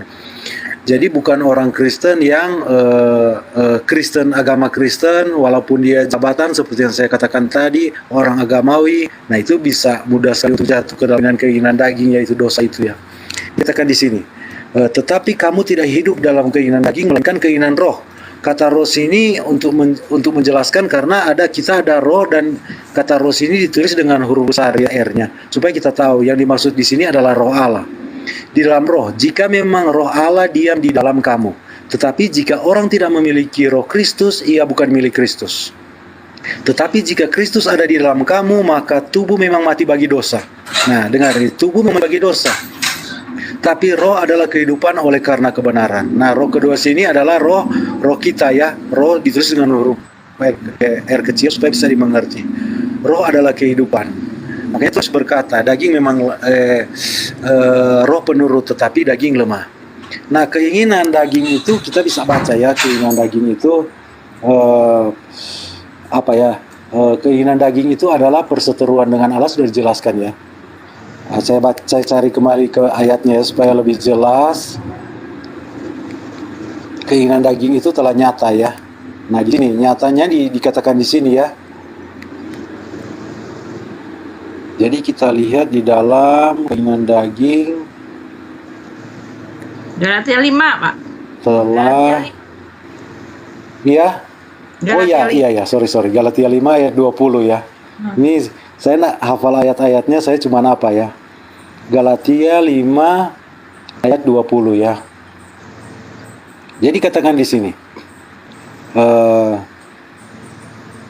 Saya baca dari ayat pertama saja ya. Hidup menurut daging atau menurut roh, supaya lebih jelas apa yang dimaksud dengan keinginan daging ya. Maksudku ialah hiduplah oleh roh yang besar ya. Maka kamu tidak akan menuruti keinginan daging. Sebab keinginan daging berlawanan dengan keinginan roh, dan keinginan roh berlawanan dengan keinginan daging. Karena keduanya bertentangan, sehingga kamu setiap kali tidak melakukan apa yang kamu kehendaki. Akan tetapi jika kamu memberi dirimu dipimpin oleh roh, nah ini yang saya bilang tadi, jadi jangan salahkan pendeta kalau dia jatuh dalam persidangan dalam apa, karena dia mengikuti keinginan daging, dia tidak mau mengikuti keinginan roh. Maka kamu tidak hidup di bawah hukum Taurat. Perbuatan daging telah nyata, yaitu percabulan, kecemaran nafsu, penyembahan berhala, sihir, perseteruan, perselisihan, iri hati, amarah, kepentingan diri sendiri, pencitraan, roh pemecah, kedengkian, kemabukan, pesta pora, dan sebagainya. Terhadap semuanya itu kuperingatkan kamu, seperti yang telah kubuat dahulu, bahwa barang siapa melakukan hal-hal yang demikian, ia tidak mendapat bagian dalam kerajaan Allah. Jadi sudah jelas ya, keinginan daging yang saya maksudkan ia keinginan dosa yang memang ada di dalam daging kita. Nah, itu harus dimatikan oleh keinginan roh. Kita harus hidup menurut keinginan roh. Tetapi buah roh ialah kasih, sukacita, damai sejahtera, kesabaran, kemurahan, kebaikan, kesetiaan, kelemah lembutan, penguasaan diri. Tidak ada hukum yang menentang hal-hal itu. Jadi kalau kita hidup di dalam keinginan roh, kita hidup di dalam semua yang dikatakan di sini. Yaitu apa? Kasih, sukacita, damai sejahtera, kesabaran, kemurahan, dan seterusnya. Makanya kita orang-orang Kristen itu untuk menjadi anak-anak Allah, kita harus hidup menurut keinginan roh. Supaya memang kita seperti yang Ibu Tika katakan tadi, kita itu cerminan dari Allah itu sendiri. Jadi ketika orang melihat kita, orang yang hidup di dalam roh, orang melihat bahwa Allah di dalam kita. Dan perbuatan baik kita akan menjadi apa? Ketika orang yang Kristus akhirnya mengenal Kristus, dan mereka melihat perbuatan mereka akan memuliakan Allah. Oke, terima kasih. Jadi begitu kalau dalam Waktunya telah kekristenan habis, ya. Bang Rantai Perak ya. Thank you. Ya, saya mau Ya, mau tambahin. dikasih ke Tante Uti ya, Tante Uti ya. 3 menit Ya, dimulai dari sekarang, Tante Uti. Ya, jadi Rifa dan Pak Juma ini nggak ngerti apa-apa mengenai kekristenan, Pak. Ya, yang dibicarakan mengenai daging itu bukan soal makanan dan makanan. Ya, Alkitab telah mengatakan makanan itu tidak mendapat bagian dalam kerajaan sorga. Ya, bicara daging bukan daging sapi, daging anjing, daging bukan. Daging itu adalah keinginan biologis, ya, termasuk di dalamnya pesta pora, ya, kecemaran, percabulan. Nah, itu keinginan daging itu biologis, keinginan daging kita, ya, yang seperti dikatakan di dalam Galatia 5 itu tadi. Nah, saya tadi kan mengatakan bahwa jika roh Allah itu ada dalam diri kita, maka kita akan betul merdeka, maka kita akan bisa mengikuti perintahnya. Dan Alkitab semua mengatakan, ya, Alkitab itu, ya, orang salah ditulis salah, ya, dosa-dosa manusia itu ditulis juga, ya, untuk menunjukkan bahwa apabila mereka tidak dekat dengan Tuhan, tidak menyerahkan dirinya, memutuskan untuk hidup di dalam roh bukan di dalam daging, ya makanya mereka akan mengalami kegagalan gitu loh, kegagalan dalam mengikuti perintah Tuhan. Tadi Rifa mengatakan bahwa Abraham itu dia orang baik. Maaf Rifa, kalau kamu membaca di dalam Kisah Kejadian 12 dari Kejadian sampai akhir, nggak ada manusia itu yang baik. Semua nabi-nabi itu dipilih bukan karena mereka melakukan pekerjaan baik, tetapi karena semata-mata kasih karunia Tuhan terhadap diri mereka. Ya, Abraham itu dia dipanggil oleh Elohim. Elohimlah yang berprakarsa menolong dia, memanggil dia, memilih dia, bukan karena, ya, bukan karena ia lebih baik daripada yang lain ya, karena keluarga Terah itu ya latar belakangnya itu dia penyembah patung-patung berhala ya. Mereka tuh jauh dari Allah. Kamu baca itu di dalam Yosua 4:24 ayat 2 ya, bahwa di dalam Alkitab itu tidak ada semuanya, yang semuanya tuh dipilih karena kasih karunia, bukan karena mereka baik maka mereka didapat, enggak ada. Semua Alkitab menyatakan semua mereka itu, bahkan nabi-nabi, rasul-rasul itu semua dulu-dulunya adalah orang berdosa ya. Itu dia, nggak ada orang baik yang mendapatkan simpati daripada Tuhan, karena kebaikan manusia itu di mata Tuhan itu, di mata Elohim bagaikan kain yang lara. Adapun mereka dipilih Tuhan semata-mata karena inisiatif Tuhan itu sendiri ya. Itulah dia, kami ini bisa melakukan apa yang baik di mata Tuhan semata-mata karena pertolongannya. Roh Kudus telah dinyatakan di dalam hati kami. Kami menyerahkan diri pada pimpinan Roh Kudus. Oleh sebab itu kami mampu untuk melakukan segala perintahnya. Di luar itu orang hidup dalam keinginan daging. Keinginan dagingnya itu seperti itu ya. Dia kepengen begitu, kepengen begini ya. Udah dipakein jilbab, udah dipakein segala macam, tetap hatinya, pikirannya Oke, kotor. waktu habis. Ya, 3 menit. tetap kotor karena sebetulnya dia mau cuma mendapatkan ancaman. Sore, waktu sudah habis, sudah lewat. Tolong ikuti aturan. Kalau tidak nanti saya panggil Planky buat gigit Tante Uti ya. Gigit Tante Uti, suara saya pikir terdengar ya. Kalau sudah habis kita diam ya. Oke. Baiklah, ini giliran siapa? Bang Zuma ya. Bang Zuma menanggapi selama 5 menit. Saya reset waktunya. Bang Zuma, 5 menit dimulai dari sekarang. Iya, jadi itulah makanya kemudian saya katakan sekali lagi bahwasanya tentang kasih sayang Allah itu Tuhan memberikan aturan main. Aturan mainnya inilah yang kemudian harus ditaatin. Semua aspek ibadah, ketaatan itu hanya kepada Dia. Jadi kasih sayang Allah dan kemudian kita dikatakan orang yang menyayangi Allah, itu harus kita cerminkan dalam kehidupan kita sebagai hamba Allah yang memang cinta kepada Allah. Walladzina amanu asyaddu hubban lillah. Orang-orang yang beriman lebih kuat cintanya kepada Allah. Apa pembuktian cintanya kepada Allah? Allah mencintainya dengan memberikan syariat, dan pembuktian cinta ini kita buktikan dengan pengabdian terhadap aturan mainnya Dia. Sehingga syariat yang datang itu nggak dibatalkan, tetapi dilaksanakan.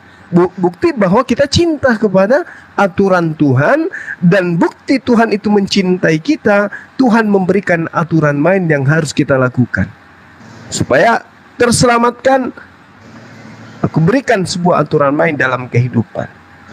Nah itu bukan dalam konsep, dalam arti kata bahwa aturannya itu dibatalkan sendiri. Makanya kaidahnya walladzina amanu asyaddu hubban lillah. Orang-orang yang beriman lebih kuat cintanya kepada Allah. Apa pembuktian kecintaannya? Taat kepada aturan main yang kemudian Tuhan berikan kepada manusia. Nah, apa bukti yang kemudian Tuhan itu cinta kepada Nabi Abraham alaihissalam? Dia diberikan aturan. Cintanya kepada para nabi diberikan aturan. Allah cinta kepada kaumnya Nabi Musa diberikan aturan. Itu semua pasti lakukan ini, lakukan ini, lakukan ini supaya engkau berada tetap dalam kasihku. Kan itu aturan mainnya. Bisa dilihat dalam kitabnya orang Yahudi. Lalu kemudian ketika Taurat itu datang membatasi kehidupan daging, ini tiba-tiba muncul aturan main yang kemudian membebaskan daging. Muncul konsep pembatalan terhadap apa yang kemudian diatur oleh Tuhan. Sehingga ketika dikatakan jangan makan ini, jangan makan itu, sesuai dengan apa yang ada dalam Taurat dan juga Al-Quran, maka kemudian hal ini dibolehkan setelahnya. Ya ayyuhalladzina amanu innamal khamru wal maisiru wal ansab wal azlam rijsum min amali syaitan fahtanibu la'allakum tuflihun. Wahai orang-orang yang beriman, sesungguhnya minuman keras, berjudi, ya kemudian berkurban untuk berhala, mengundi nasib, itu adalah perbuatan keji. dan termasuk perbuatan setan. Maka perintahnya kata Allah, jauhilah itu, fahtanibuhu la'allakum tuflihun. Jauhilah perbuatan itu agar kamu beruntung. Ini aturan mainnya Tuhan. Kenapa beruntung? Karena Allah mencintai kita. Allah menginginkan kita itu beruntung dalam kehidupan ini, baik di dunia maupun di akhirat. Maka Tuhan memberikan batasan-batasan itu. Fahtanibuhu la'allakum tuflihun. Tapi kalau di teman Kristen kita hargai kasih sayang Tuhannya. Tuhan datang dalam rupa manusia, mati di atas tiang salib. Kalau kita tidak, kasih sayang Allah memberikan aturan main kepada kita untuk kita taati aturan mainnya itu. Nah, inilah perbedaan antara kita dengan teman-teman Kristen. Wujud kasih sayang dalam ajaran agama Islam, Allah mengutus Roh Kudus, kemudian Roh Kudus itu mengajarkan kemudian Al-Quran. Al-Quran itu diberikan kepada Rasulullah, wa innaka latahdi ila siratim mustaqim, agar kemudian Rasulullah mengajarkan Al-Quran itu sebagai bimbingan kepada jalan yang lurus. Jalan lurusnya adalah ini nggak boleh dilakukan, ini boleh dilakukan, dan seterusnya. Nah, sehingga kalau kita berbicara mengenai kasih sayang Allah, maka Allah memberikan aturan main sebagai panduan dalam kehidupan agar kita itu bisa membedakan antara baik dan buruk, hak dan kemudian yang batil. Demikian. Oke, masih ada 30 detik lagi, Bang. Oke. Enggak masalah, Oke, silakan. diselesaikan. Oke. Terima kasih Bang Ruma. Baik, mungkin sekarang saya sedikit saja lah ya. Bentar. Oke, saya mau kasih ini sama Tante Uti. Kejadian pasal ke-18 nomor 19. Tolong dibaca.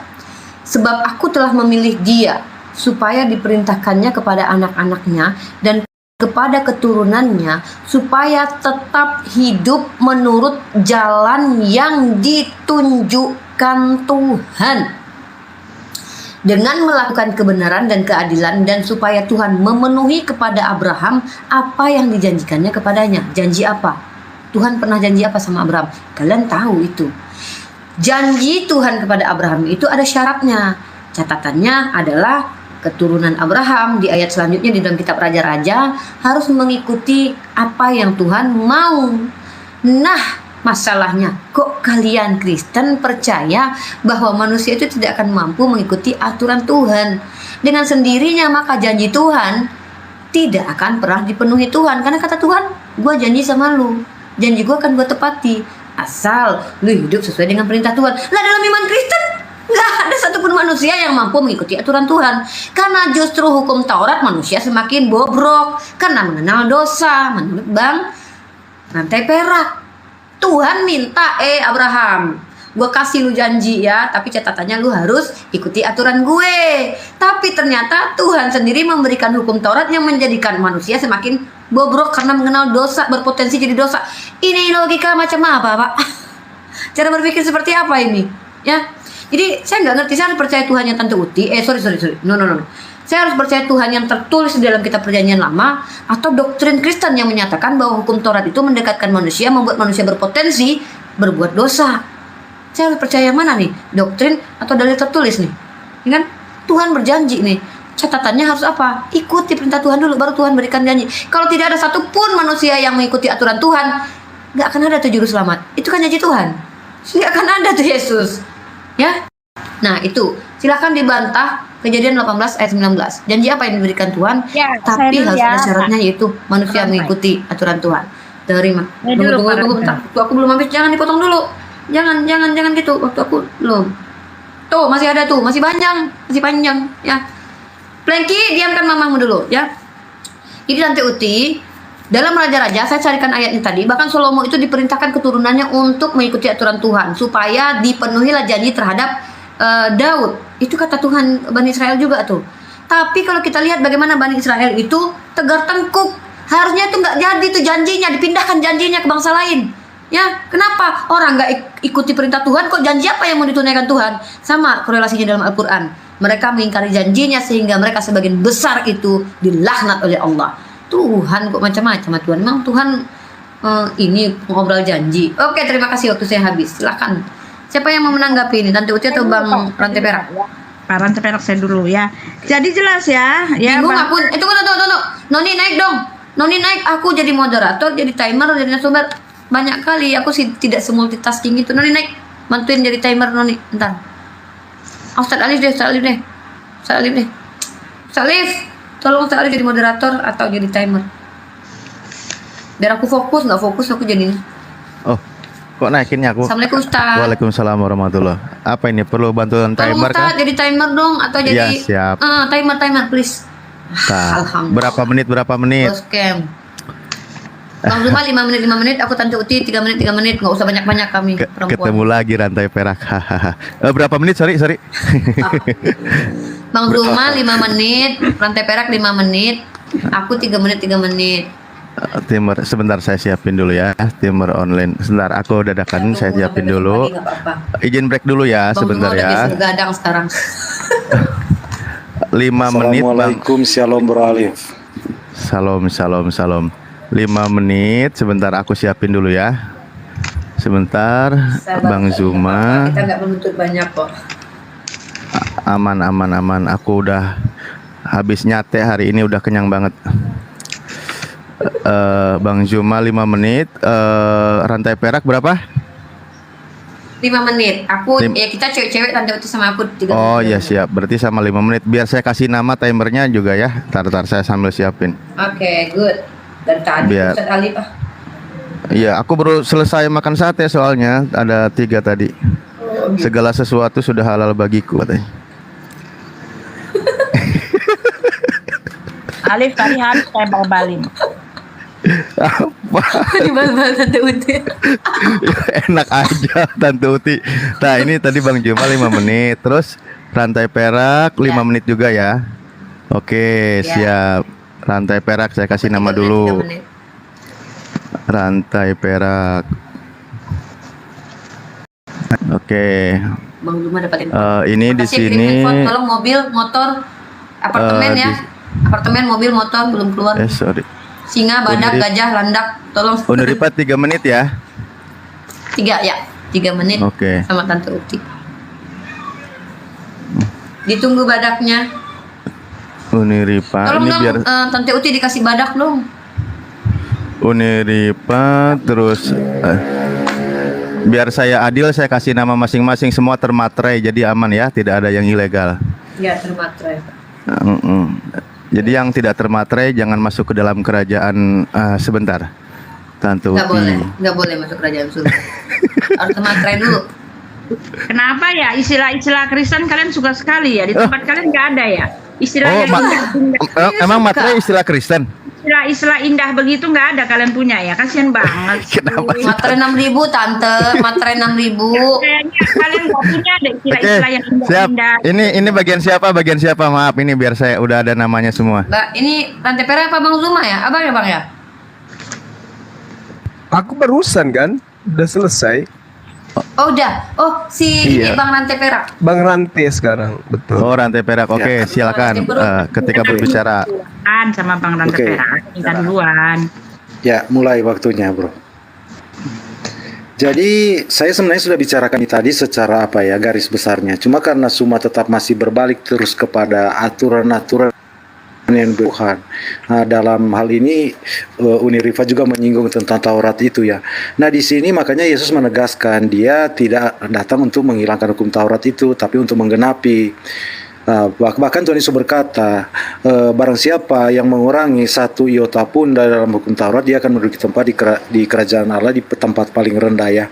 Nah, di sini justru saya sudah gambarkan tadi bahwa hukum Taurat itu seluruh kitab para nabi, kitab Taurat, kitab para nabi itu bergantung kepada hukum ini, kasihlah Tuhan Allahmu dan kasihlah sama manusia.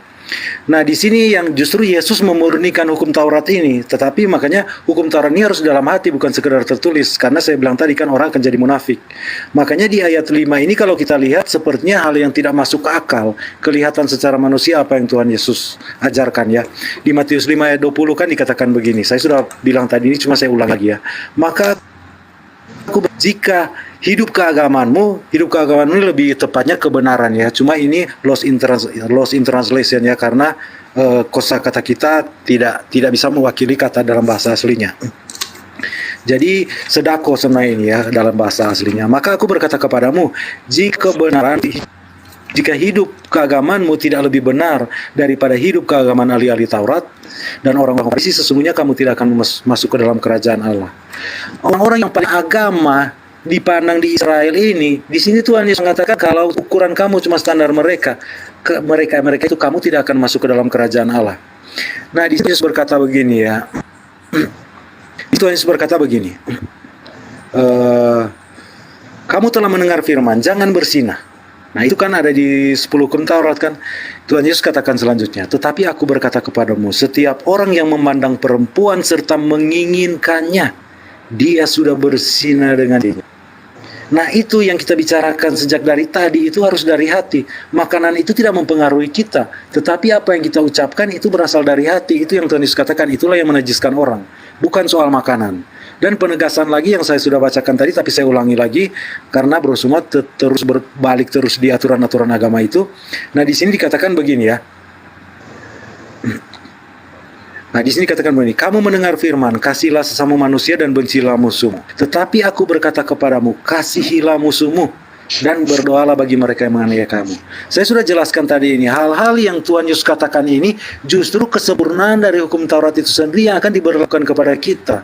Tetapi kita harus dikaruniai kasih Allah, karena kita akan mengasihi manusia, mengasihi musuh itu dengan kasih Allah, bukan kasih kita manusia.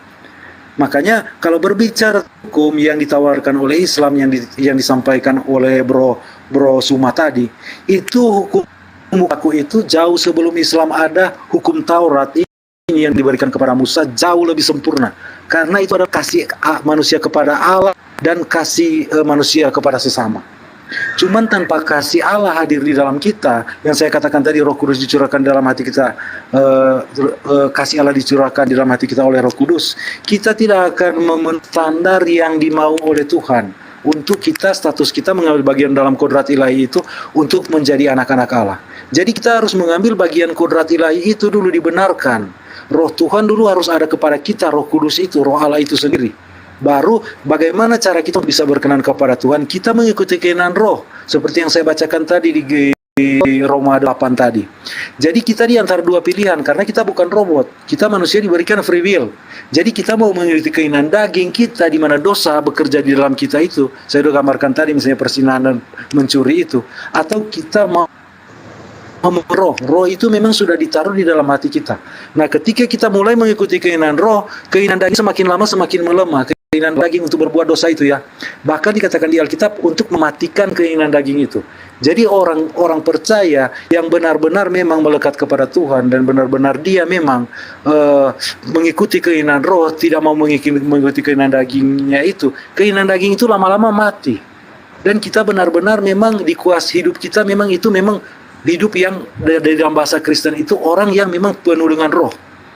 Makanya segala sesuatu yang berhubungan dengan percabulan, persinahan, pencurian, apa semua itu, hawa nafsu semua itu benar-benar suatu hal yang memang menjijikkan. Memang kita melihat itu sebagai dosa, dan keinginan daging kita itu sudah kita bisa matikan. Jadi keinginan daging itu tidak menguasai kita lagi ketika memang kita benar-benar mau hidup di dalam roh. Tetapi kalau Kristus tidak ada pada orang itu bukan milik Kristus. Artinya bukan anak-anak Allah, tidak mendapat bagian untuk menjadi anak-anak Allah ya. Dalam giliran ya. Mungkin Tante begitu, Uti teman-teman. atau Uni nih, Tante Uti ya? Ya saya ya. Jadi Oke, siap. aku mau jawabnya apa ya, udah lupa tadi ya. Oh ya, jadi tadi ya, oh ya itu dia ya, di dalam Kejadian, saya menjawab Rifa ya, di dalam Kejadian 18 itu kan telah dikatakan, kamu sendiri membaca ya, aku telah memilih dia. Jadi inisiatif pertama yang membuat orang itu menjadi nabi, menjadi rasul, Alkitab dari sejak awal itu, kan tadi saya baca, kamu baca di dalam Kejadian 12 ya, semua orang tuh nggak ada kebaikannya itu menarik perhatian Tuhan, nggak ada. Tetapi mereka itu karena dikasihi mendapat karunia Tuhan, bukan karena kebaikan mereka. Karena konsep kebaikan, cari pahala, ya berbuat baik, menyenangkan mata Tuhan, gitu, mengambil hati Tuhan, itu bukan menyenangkan hati Tuhan, ya. Yang menyenangkan hati Tuhan, ya kan, adalah mengikuti kehendaknya, gitu.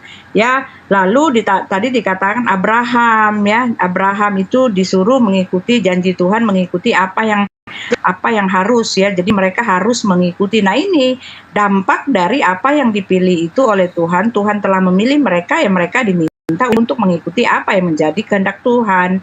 Kalau mereka gagal ya mereka dihukum ya, tetapi intinya adalah mereka itu ya kan, mereka itu adalah orang-orang yang dipilih bukan karena kebaikan mereka ya, itu sudah pasti ya. Nah, orang-orang di dalam kekristenan, di dalam Kejadian sampai akhir itu mereka setelah mereka dipilih ya disuruh ngikutin kemauannya, dan itu free will ya kan. Free will itu artinya ya kalau mereka menolak ya mereka mendapatkan hukuman ya.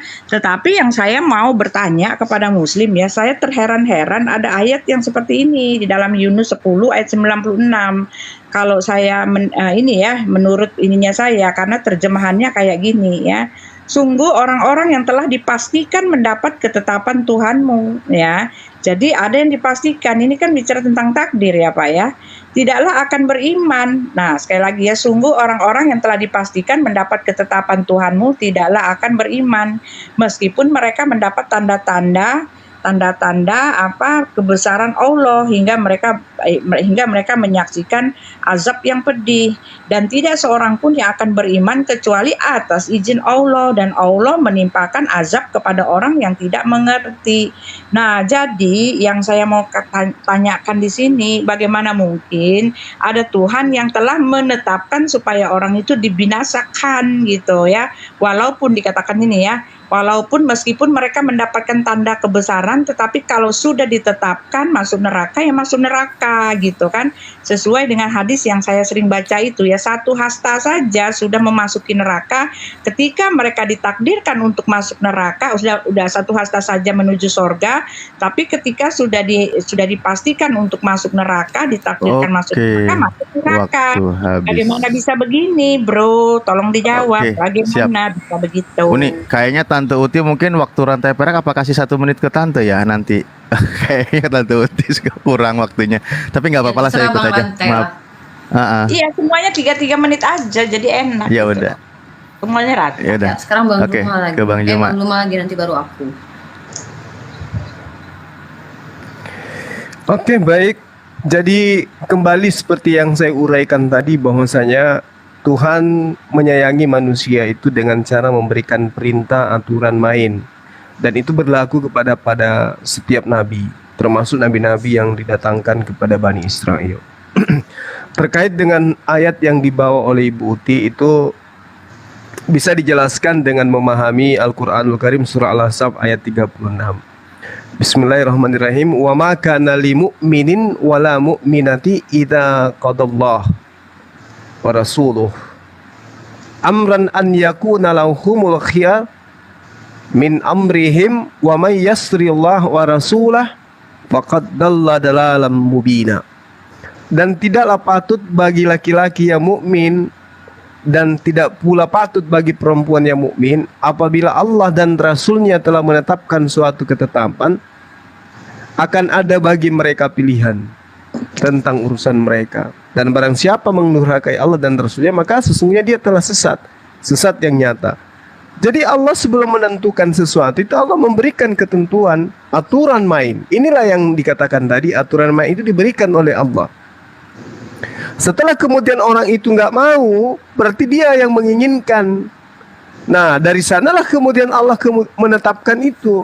Orang-orang kafir ya ditetapkan memang sudah sesat. Orang kafir itu namanya juga kafir, maka mereka dinyatakan sesat oleh Allah. Orang beriman, maka kemudian mereka dinyatakan beriman. Nah, lalu kemudian ketika orang itu kafir, apakah kemudian Allah mengunci tidak boleh lagi beriman? Tidak. Makanya dikatakan dalam Al-Quran, barang siapa yang beriman kemudian dia yang kufur, kemudian dia beriman kemudian kufur kembali, maka tidak ada baginya keselamatan. Itu poinnya. Artinya orang kafir boleh beriman kembali ketika datang padanya kebenaran yang kemudian diterima dengan akal sehat dan jiwanya yang bersih. Nah, orang-orang Yahudi diberikan oleh Allah aturan main. Bagaimana kemudian mereka mentaati aturan mainnya Allah, maka mereka dikatakan mendapatkan kasih. Contoh yang saya ambil dari tadi siang ya, di dalam 1 Raja-Raja 2 nomor 3. Itu cerminan bagaimana kemudian Tuhan mendatangkan aturan main sama seperti Tuhan memberikan aturan main di dalam ajaran agama Islam. Lakukanlah kewajibanmu dengan setia terhadap Tuhan, dengan hidup menurut jalan yang ditunjukkannya, dengan tetap mengikuti ketetapan, perintah, peraturan, dan ketentuannya seperti yang tertulis di dalam kitab Musa, agar supaya engkau beruntung dalam segala yang kau lakukan dan dalam segala yang kau tuju. Artinya kasih Tuhan itu memberikan aturan main supaya kemudian manusia itu mendapat keberuntungan. Itu aturan mainnya Tuhan, berlaku kepada bagi Bani Israel yang tunduk di dalam hukum Musa. Begitu juga di Al-Quran. Al-Quran memberikan perintah, memberikan ketetapan. Barang siapa yang mengikuti ketetapan itu, maka kemudian mereka itu mendapatkan rahmat. Haza basairul linnas wa hudaw wa rahmah liqaumi yuqinun. Itu aturan mainnya.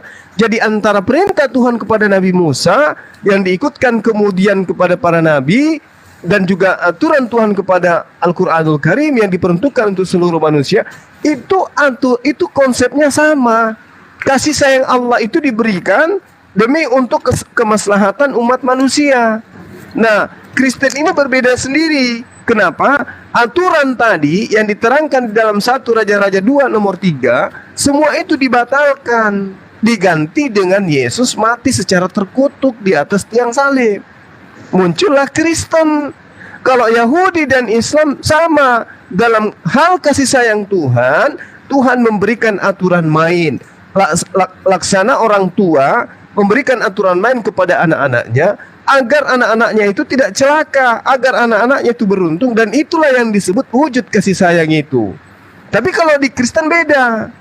Tuhan membuat aturan. Ketika banyak yang melanggar aturannya, Tuhan sendiri turun kemudian menghapuskan aturan itu dengan cara mati di atas tiang salib. Inilah yang membedakan antara kita. Sehingga sampai hari ini syariat ada di Islam, syariat ada di Yahudi, tapi di Kristen tidak punya syariat. Adapun syariatnya itu dibuat sendiri, tidak berdasarkan terhadap firman Tuhan yang datang kepada para nabi yang ada di Bani Israel. Saya kira demikian. Oke, pas sekali Gurunda, waktu habis. Rantai perak ya? Saya dong. Oh, sorry. Silakan. Ya, saya fokus di dalam hukum dan doktrin dari rantai perak yang dikatakan rantai perak, bahwa hukum Torah itu berpotensi menyebabkan manusia justru dekat dengan dosa. Itu doktrin ya, dimana bukan hanya rantai perak yang mengimani itu, tetapi beberapa orang Kristen lainnya, bahwa hukum Torah itu akan menjadi kutukan. Itu kenapa Yesus hadir menebus kutuk hukum Torah. Gara-gara Tuhan memberikan hukum Torah, manusia lebih berkenal dengan dosa. Nah, doktrin ini yang dibantah oleh kitab sucinya teman-teman Kristen. Ini saya bacakan ayatnya. Kalau kita baca di dalam Ulangan pasal 27 ayat 26, terkutuklah orang yang tidak menepati perkataan hukum Taurat ini dengan perbuatan dor. Selamat datang di kebenaran. Jadi kalau seandainya kalian mengatakan Tuhan memberikan hukum Torah justru menyebabkan manusia lebih mengenal dosa, ini Tuhan aneh. Karena Tuhan sendiri mengutuk kalau orang tidak menepati hukum Torah. Loh, Tuhan ini tahu tidak sih kalau manusia ini tidak ada yang mampu mengikuti hukum Torah? Kok tega-teganya, kok iso gitu loh. Kalau memang dia maha mengetahui dan tahu doktrin kalian itu benar, yaitu setiap manusia itu sudah jatuh ke dalam dosa dan tak mampu lagi menghindari dirinya dari dosa dan melanggar hukum Torah, kok tega-teganya Tuhan mengutuk orang tidak mengikuti hukum Torah? Paham diksi saya kan? Jadi bingung saya di sini. Ini Tuhan macam mana? Sudahlah dia yang sudahlah dia tahu menurut doktrin Kristen, ini menurut doktrin Kristen loh ya, bahwa manusia tidak ada yang mampu mengikuti hukum Torah, bahkan justru manusia lebih mengenal dosa, tapi dia mengutuk orang yang tidak mengikuti hukum Torah. Kan aneh gitu loh. Nah, kemudian dalam Ulangan pasal 28 ayat 1, jika engkau baik-baik mendengarkan suara Tuhan Allahmu dan melakukan dengan setia segala perintahnya yang kusampaikan kepadamu hari ini, maka Tuhan Allahmu akan mengangkat engkau di atas segala bangsa di bumi. Itu ada syarat. Kalau si Abraham, Daud, Ishak atau keturunan sampai ke bawah, ada persyaratan mereka itu akan diangkat di bumi. Loh, kalian selama ini mengagung-agungkan orang Yahudi sementara mereka bergelar tegar tengkuk. Kok bisa-bisanya ini? Apa ini maksudnya? Ulangan pasal 28 ayat 15 nomor 21. Tetapi jika engkau tidak mendengarkan suara Tuhan Allahmu dan tidak melakukan dengan setia segala perintah dan ketetapannya yang kusampaikan kepadamu pada hari ini, maka segala kutuk ini akan datang kepadamu. Loh, dikutuk loh kalau nggak ikuti perintah hukum Torah. Nah, jadi pertanyaannya, kalau seandainya kalian mengatakan bahwa tidak ada yang mampu melaksanakan hukum Torah, itu nabi-nabi terdahulu terkutuk semuanya. Kemudian kita akan bahas janji Tuhan tentang keselamatan, tentang juru selamat, kita bahas itu. Kalau kita lihat di dalam 1 Raja-Raja pasal kedua, ayat ketiga, lakukanlah kewajibanmu dengan setia terhadap Tuhan Allahmu, dengan hidup menurut jalan yang ditunjukkannya. Apa itu? Hukum Torah. Dan dengan tetap mengikuti segala ketetapan, perintah, peraturan, dan ketentuannya, seperti yang tertulis dalam hukum Musa. Apa itu? Hukum Torah. Supaya engkau beruntung dalam segala yang kau lakukan dan dalam segala hal yang kau tuju, dan supaya Tuhan menepati janjinya. Dor. Kasih. Ya, silakan. Iya, tadi kok rantai perak adik saya tuh harusnya rantai perak. Kan saya tadi minta duluan, kok rantai perak nggak dikasih kesempatan. Adik saya langsung Pak Juma lagi, Pak rantai peraknya nggak dikasih. Pak rantai perak. Halo? Ya, jadi sekarang saya ya. Iya. Nah, jadi mulai saja waktunya ya. Saya tadi Pak rantai Jadi perak. Iya. Jadi tadi Uni Rifa sudah menyentil tadi ya, Bro Suma juga sudah menyentil itu ya. Uni Rifa kebetulan lebih menyorot ke saya ya, lebih menekankan tentang Taurat itu ya, yang saya dengar tadi. Itu kan yang sudah dibicarakan di kitab Galatia kan, yang Uni Rifa katakan tadi di Ulangan 27 tadi. Kalau orang yang tidak menepati perkataan hukum Taurat ini dengan perbuatan. Nah inilah, apakah sanggup untuk menaati hukum Taurat? Siapa manusia yang bisa menaati hukum Taurat itu dan tidak akan melanggar itu? Tetap manusia akan jatuh melanggar hukum Taurat itu. Dan konsekuensi dari melanggar itu apa? Adalah kutuk. Jadi itu sudah benar sekali. Yang dikatakan tadi sudah benar.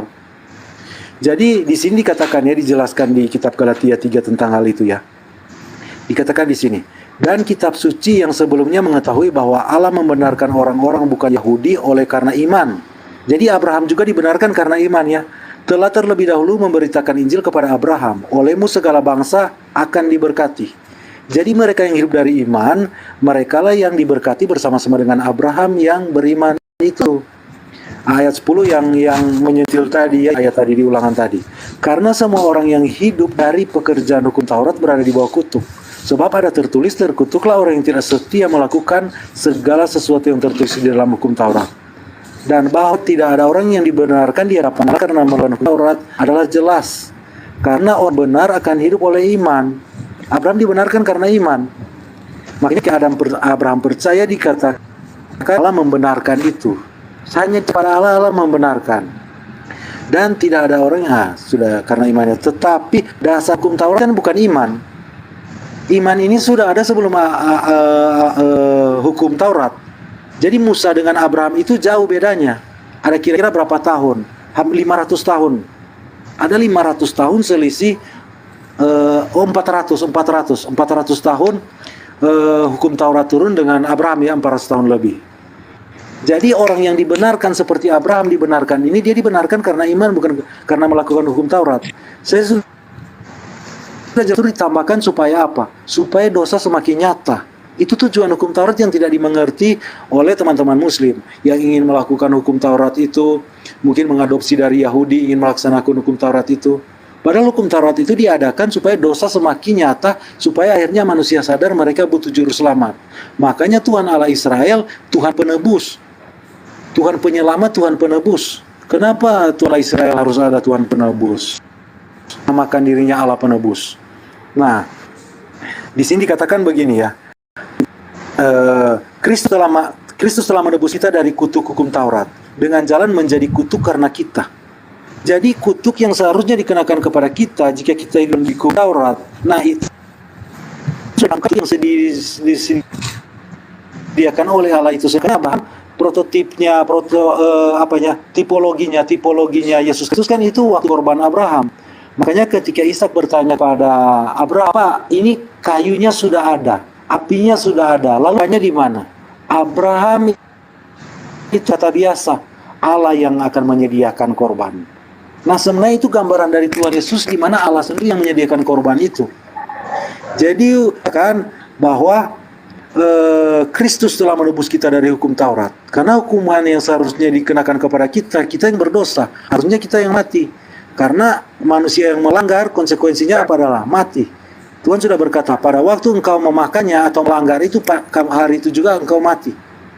Nah, tetapi itu ditanggungkan ke dalam tubuh yang disediakan oleh Allah supaya manusia ini tidak binasa kekal. Istilahnya binasa kekal masuk dalam kematian kekal neraka itu ya. Jadi manusia mengalami dua kematian. Kematian fisik karena manusia sudah berdosa, lalu kematian kekal lagi yaitu neraka, penghukuman.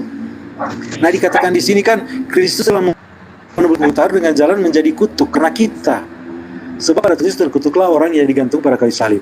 Yesus Kristus telah membuat ini supaya di dalam Dia berkat Abraham sampai kepada bangsa-bangsa lain. Sehingga oleh iman kita menerima roh yang besar ya, yang saya bicarakan sejak dari awal ya, roh yang telah dijanjikannya itu. Jadi roh yang telah dijanjikannya itu pencurahannya itu di hari Pentakosta, dan bukan hanya di hari Pentakosta, itu terus terjadi. Bahkan ketika Petrus orang pertama yang menginjil ke non Israel ya, dia pergi ke perwira Romawi. Tuhan datang kepada perwira Romawi tentang waktu habis. Ya, oh ya, oke. Menarik ya, tapi waktu sudah habis. Ya. Thank you. Lanjutkan. Ya, saya ya. Ya. Ya, jadi Riva ini paling pinter ngambil ayat orang, ngerti nggak maksudnya? Ya, tidak tahu latar belakangnya. Coba kalau satu ayat saya tanya deh latar belakangnya apa, maksudnya apa, ceritanya apa, dalam konteks apa, pasti nggak tahu, ya nggak tahu apa-apa gitu ya. Tapi cuma ngambil ayat. Ya, saya mau kasih tahu Riva, Alkitab itu kontekstual. Jadi cara membacanya tidak hanya comot-comot ayat, itu nggak nyambung, nggak akan kamu tahu makna yang sebenarnya kalau cuma comot-comot ya.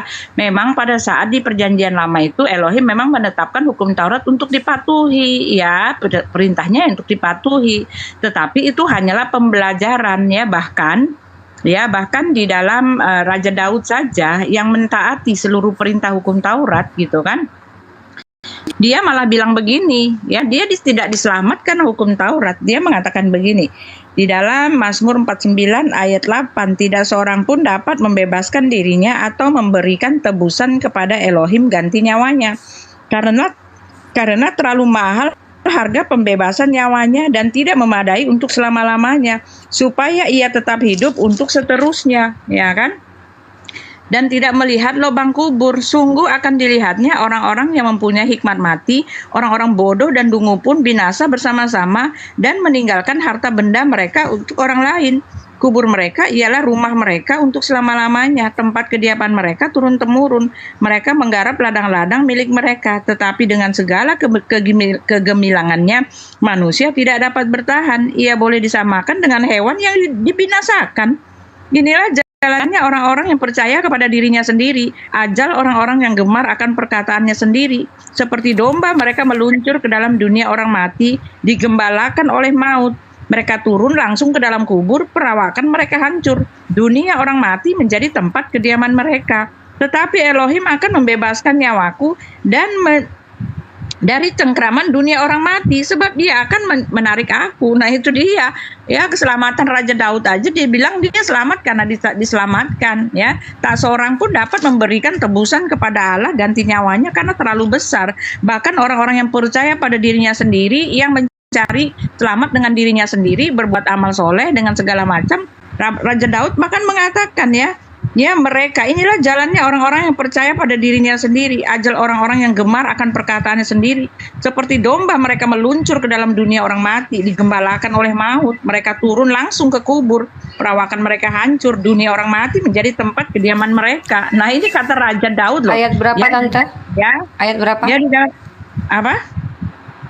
Ayatnya Mazmur berapa? 49 ayat 15 ya, itu ya ini inti. Walaupun orang Perjanjian Lama mereka tahu kok ya, di dalam Matius 19 ketika kita membaca itu orang kaya itu ya dia mengatakan guru yang baik. Orang kaya ini latar belakangnya dia adalah pemuka agama, dia melakukan seluruh perintah Allah. Yesus mengatakan kalau kamu ingin selamat, lakukanlah seluruh perintah Allah, hukum Taurat semua sudah kulakukan. Sebentar. Wah, ya semua sudah habis. kulakukan, apalagi katanya gitu kan. Tadi saya baca Pak, lamanya dibaca ya kan.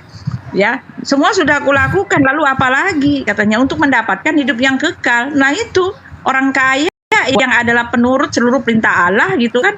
Dia tahu dia nggak selamat, dia nanya sama Yesus, apa yang harus kulakukan? Udah, Pertanyaannya waktunya ya, habis. makanya, Oh, ya Allah. Tante Uti, makanya tadi aku saranin Saya kan Santai baca Perak suruh ayat. subsidi waktu gitu loh.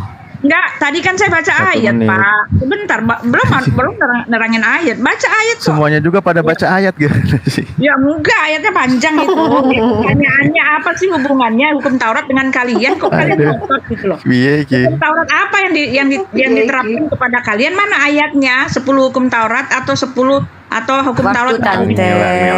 Ya Apa sih ampun. Iya, apa hubungannya? Tuh, Plengki. Plengki, mamamu panggil Plengki. Lanjut. Iya. Waktu saya kan. Iya. Baik. Ya. Jadi ketika orang kaya itu di dalam Matius 19 melaksanakan segala perintah Taurat, ingat perintah Taurat sampai kepada Nabi Yesus itu Jangan ngajarin itu Pak, jaraknya kitab orang hampir nih. 2000 tahun. Jangan ngajarin itu kitab kami.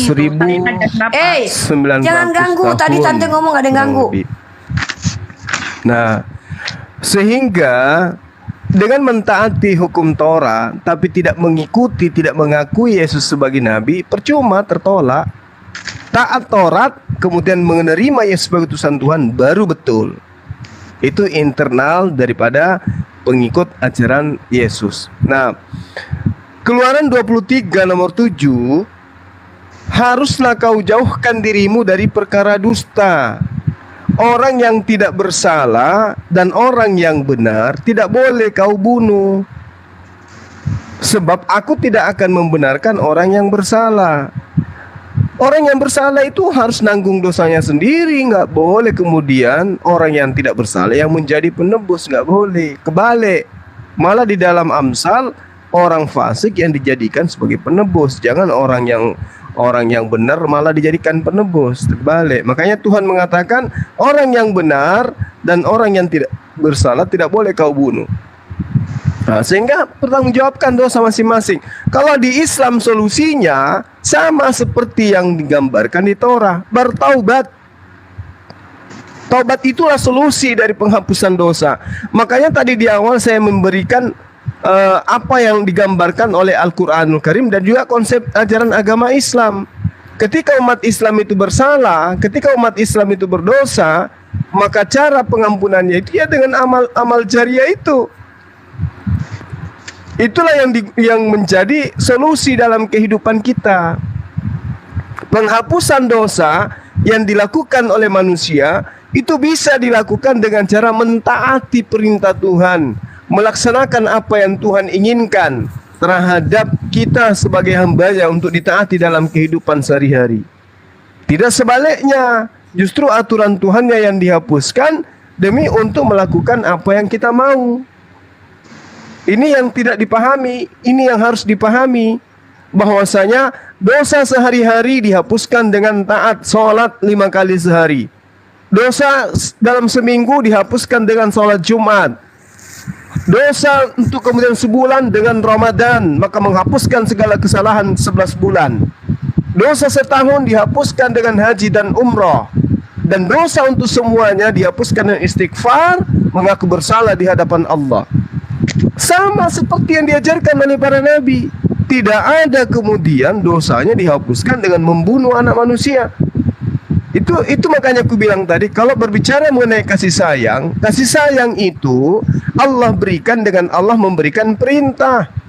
Perintah ini yang harus kamu lakukan. Perintah ini, larangan ini yang harus kamu tinggalkan. Oleh karena itulah kasih sayang Allah itu sekarang udah 54. Saya turunkan nanti loh. ada timer Bu, ada timer yang sudah disajikan oleh panitia. Ada timer yang sudah disiapkan, jadi kita berbicara sesuai dengan waktu yang dikasih kepada kita. Jadi dalam Islam itu begitu. Makanya Allah mengatakan illal ladzina tabu mim ba'di dzalika waslahu fa innallaha ghafurur rahim. kecuali orang-orang yang bertobat setelah itu dan melakukan perbaikan, maka sungguh Allah Maha Pengampun, Maha Penyayang. Jadi Allah sangat mencintai orang-orang yang bertobat. Jadi kalau kita punya kesalahan, bukan mengambil orang untuk jadikan sebagai penebus, tetapi bertaubat dan bertobat. Bahkan kalau kita melihat ajaran para nabi, misalnya dalam Keluaran 29 nomor 14, dosa dihapuskan dengan melakukan pengorbanan hewan, bukan melakukan pengorbanan manusia. Itu tidak disifati oleh ajaran para nabi. Ini penting untuk diajarkan. Jadi kasih sayang Tuhan kepada manusia seperti yang dilakoni oleh para nabi kepada Bani Israel. Tuhan datang memberikan aturan main. Aturan mainnya ketika dilanggar maka solusinya bertobat. Masih melanggar salah satu solusinya adalah berkurban. Begitu juga dalam ajaran agama Islam. Jadi sama. Nah, Kristen ini berbeda. Penebutan dosanya itu dihapuskan dengan cara Tuhan datang mati di atas tiang salib. Ini yang berbeda. Kristen beda sendiri. Demikian. Oke. Siap. Saya akan coba hantam beberapa doktrin Kristen dari dari ayat-ayat yang saya baca ini. Pertama, dalam surah Al-Baqarah saya sampaikan bismillahirrahmanirrahim, wa is akhadna mitsaqakum wa rafa'na fawqakumut tur khuzu ma atainakum biquwwati waskuru ma fihi la'allakum tattaqun. Dan ingatlah ketika kami mengambil perjanjianmu dan kami angkatkan gunung Tursina di atasmu, seraya kami berfirman, peganglah teguh-teguh apa yang kami berikan kepadamu dan ingatlah selalu apa yang ada di dalamnya agar kamu bertakwa. Tapi di ayat selanjutnya dinyatakan bahwa Bani Israel ini banyak mengingkari sehingga yang selamat hanya sedikit, bahkan yang dilaknat karena mereka mengingkari perjanjian Tuhan. Ini mengingatkan saya dalam 1 Raja-Raja pasal kedua ayat ketiga, lakukanlah kewajibanmu dengan setia terhadap Tuhan Allahmu dengan hidup menurut jalan yang ditunjukkannya dan dengan tetap mengikuti segala ketetapan, perintah, peraturan dan ketentuannya seperti yang tertulis dalam hukum Musa, dan supaya Tuhan menepati janji yang diucapkannya tentang aku, yakni jika anak-anak lakimu tetap hidup di hadapanku dengan setia, dengan segenap hati, dengan segenap jiwa, maka keturunanmu tak akan terputus dari tahta kerajaan Israel. Bang Rantai Perak dengan Tante Uti mengatakan bahwa tidak akan pernah ada manusia yang mampu melaksanakan hukum Torah. Hancurlah doktrin kalian yang mengatakan bahwa Yesus dari kerajaan tahta keturunan Bani Israel. Buat apa kalian elu-elukan Bani Israel? Orang mereka sudah tegar tengkuk tidak mengikuti perintah Tuhan, maka Tuhan tidak perlu menunaikan janjinya kepada mereka, kecuali Tuhan kalian ingkar janji. Ya, ngapain Tuhan bilang kalau aku tidak akan mengikuti janjiku? Kalau kalian patuh atas perintahku dan hukum Musa, aku akan berikan janjiku. Loh, kita lihat bagaimana tegar tengkuknya mereka mengkhianati Musa. Bahkan dikatakan bahwa nabi-nabi mereka ada ibarat dogi atau anjing di dalam padang gurun. Kalau tidak salah Yezekiel pasal 13 ayat keempat. Silakan kalian baca kembali. Lalu saya tambahkan lagi, ini hancur doktrin kalian. Secara tidak langsung apa yang kalian paparkan ini menghancurkan doktrin tentang keturunan itu harus dari Bani Israel. Karena padahal Bani Israel tidak mengikuti aturan Tuhan. Kalian bilang dia tidak mampu, tidak ada yang mampu mengikuti aturan Tuhan. Maka Tuhan ngapain berjanji, ya kan? Nah, Ulangan pasal ke-6 ayat ketiga, maka dengarlah hai orang Israel, lakukanlah itu dengan setia supaya baik keadaanmu dan supaya kamu menjadi sangat banyak seperti yang dijanjikan Tuhan Allah nenek moyangmu kepada di suatu negeri yang berlimpah susu dan madunya. Hei, mereka tegar tengkuk, bahkan mereka menyembah kepada Baal, mereka membunuh Nabi Isa alaihissalam, dan bagaimana mungkin Tuhan memberikan mereka rahmat? Sementara kalau kita lihat bagaimana doktrin kekristenan, tidak sedikit dari kalian yang mengelu-elukan Bani Israel. Dan satu lagi, Tante Uti tadi membawakan ayat yang luar biasa ya. Di dalam apa tadi ayat yang Tante Uti baca? Bahwa orang-orang yang berbicara Mazmur yang mengatakan bahwa mereka yang berbicara menurut pendapatnya sendiri gitu ya, kurang lebih begitu ya. Mazmur 89 ayat ke-15 saya bacakan. Dan ternyata tahukah Tante siapa yang mengikuti nubuatan itu? 1 Korintus pasal ke-7 ayat 40. Tetapi menurut pendapatku ia lebih berbahagia. Kemudian di 2 Korintus pasal ke-8 ayat 10, inilah pendapatku dan pendapatku. Dor, siapakah yang mengikuti perkataannya sendiri, itulah dia yang masuk dalam Mazmur yang Tante bacakan tadi. Terima kasih. Dor, selamat datang di kebenaran. Aku kasih penawaran dulu. Rantai Perak mau disubsidi 1 menit nggak sama Tante Uti daripada dia minta nambah terus? Jadi 4 menit. Gimana ditambah 1 menit? Iya, waktu kamu dikurangin 1 menit, Tante Uti ditambah 1 menit, jadi 4 menit gitu loh. Ya itu sih penawaranku aja, kan suka kurang waktunya. Saya kira tadi 3 menit, bro. Saya kira Aku yang 3 menit 3 menit dengan Tante Uti. Bang Rantai Perak sama Bang Zuma 5 menit 5 menit. Saya 3 belum menit. berlaku yang 3 menit tadi. Dari tadi nggak berubah. Kan tadi saya Bang bilang Rantai Perak itu 5 menit. Tadi kan saya Tante udah 3 bilang menit semuanya. aja. Jadi, Orang nanti gimana? mual Tante kebanyakan. Tante biar aja Bang Ya Zuma udah. dengan Bang Rantai Tapi kan Perak. cuma dari tadi 5 menit terus. Saya cuma 3 menit. Memang Bang Rantai Perak 5 menit, Tante dengan saya 3 menit. Ya ampun, dari tadi kita tuh 3 menit. Mereka yang bapak-bapak ini 5 menit. aja, semuanya sama supaya enak. Tante Gitu loh. orang mual nanti dengar Jadi kita, berapa Tante. lama? 4 menit. Ya udah 4 menit. Ya udahlah 4 5 menit menit aja lah, kasih aja lah daripada ngamuk pula Tante Uti ini. Astagfirullahaladzim. Kasih 4 menit ya. Maksud saya daripada kasihan. melanggar terus, mendingan kita hapus pelanggarannya dengan kasih longgar. 5 ya, 2305 saya lihat sendiri. Sabar ya Bang Rantai 4 Perak, menit. sabar ya. Sebentar. Ya, jadi Pak Juma ini ngajarin ajaran orang yang dia sendiri kagak tahu. Itu artinya menyesatkan Pak Juma, ya. Sebentar. Ya dari awal, dengar lo udahlah. Belum. Ya, dari awal. Sabar. Mau dikasih tambah 1 menit gimana sih? Mau nggak? Ya udah saya nggak lihat jam sekarang. Nah, ini siapa Tante Uti apa Rantai Perak? Tante Uti ini. Udah. Bang Zuma sama aku tuh sayang kali loh sama Tante Uti ini loh. Iya. Jadi Pak Juma ini ya ngajarin ajaran orang Pak, saya bilang Pak, jangan begitu Pak, kasihan Pak, nanti kasihani jiwamu Pak, ya, aku bilang begitu, benar-benar ini sebagai hamba Tuhan ya. Kan udah dibilang ya, Anda tidak tahu apa-apa ya, Anda mengatakan pengajarannya sama dengan kalian punya, enggak Pak ya. Di dalam Yesaya 41 ayat 11 itu jelas, Elohim itu penebus dan juru selamat. Kata penebus di tempat di dalam perjanjian lama itu banyak ditulis Pak. Elohim itu dia penebus, Elohim itu juru selamat Pak. Dialah yang menebus, dialah yang menyelamatkan. Dia nggak nyuruh orang untuk cari selamat sendiri. Kan tadi saya udah bilang ya, Abraham itu semua rasul-rasul, nabi-nabi itu inisiatif Tuhan sendiri, bukan karena mereka baik. Dan sudah dibuktikan. Jadi jangan disama-samakan. Kami tidak selamat karena perbuatan baik, karena perbuatan baik kami di dalam Alkitab kan tadi dibilang ya, orang-orang yang percaya pada ininya sendiri ya, itu akan seperti hewan yang meluncur ke dalam dunia orang mati. Yang nulis itu adalah Raja Daud sendiri. Kalian nggak menjawab pertanyaan saya. Ya, apa hubungannya hukum Taurat dengan kalian? Di sini sudah dikasih tahu ya, jelas dikatakan ketika orang memang melanggar hukum Taurat, nih dengar, ketika mereka melanggar hukum Taurat kan jelas dikatakan ya, mereka itu dibuang ke negeri, mereka memang dipukul, dihajar ya. Di dalam kitab Yeremia, Ezra itu kelihatan betapa Tuhan menghajar mereka. Mereka dibuang ke tanah Babel, itu jelas hukuman Tuhan itu terhadap dosa, itu jelas. Itu menunjukkan bahwa Tuhan itu membenci dosa. Itu pengajaran buat mereka. Tuhan tidak suka, Elohim tidak suka orang melanggar perintahnya. Semua dosa harus dihukum. Dan orang Israel itu telah mengalami itu, penghukuman Tuhan. Tetapi yang ada di situ adalah ya, Nabi Yeremia mengatakan sejauh barat dari timur ya, ketika dia menghukum itu karena mengajar, bukan karena kebencian ya. Itu dia.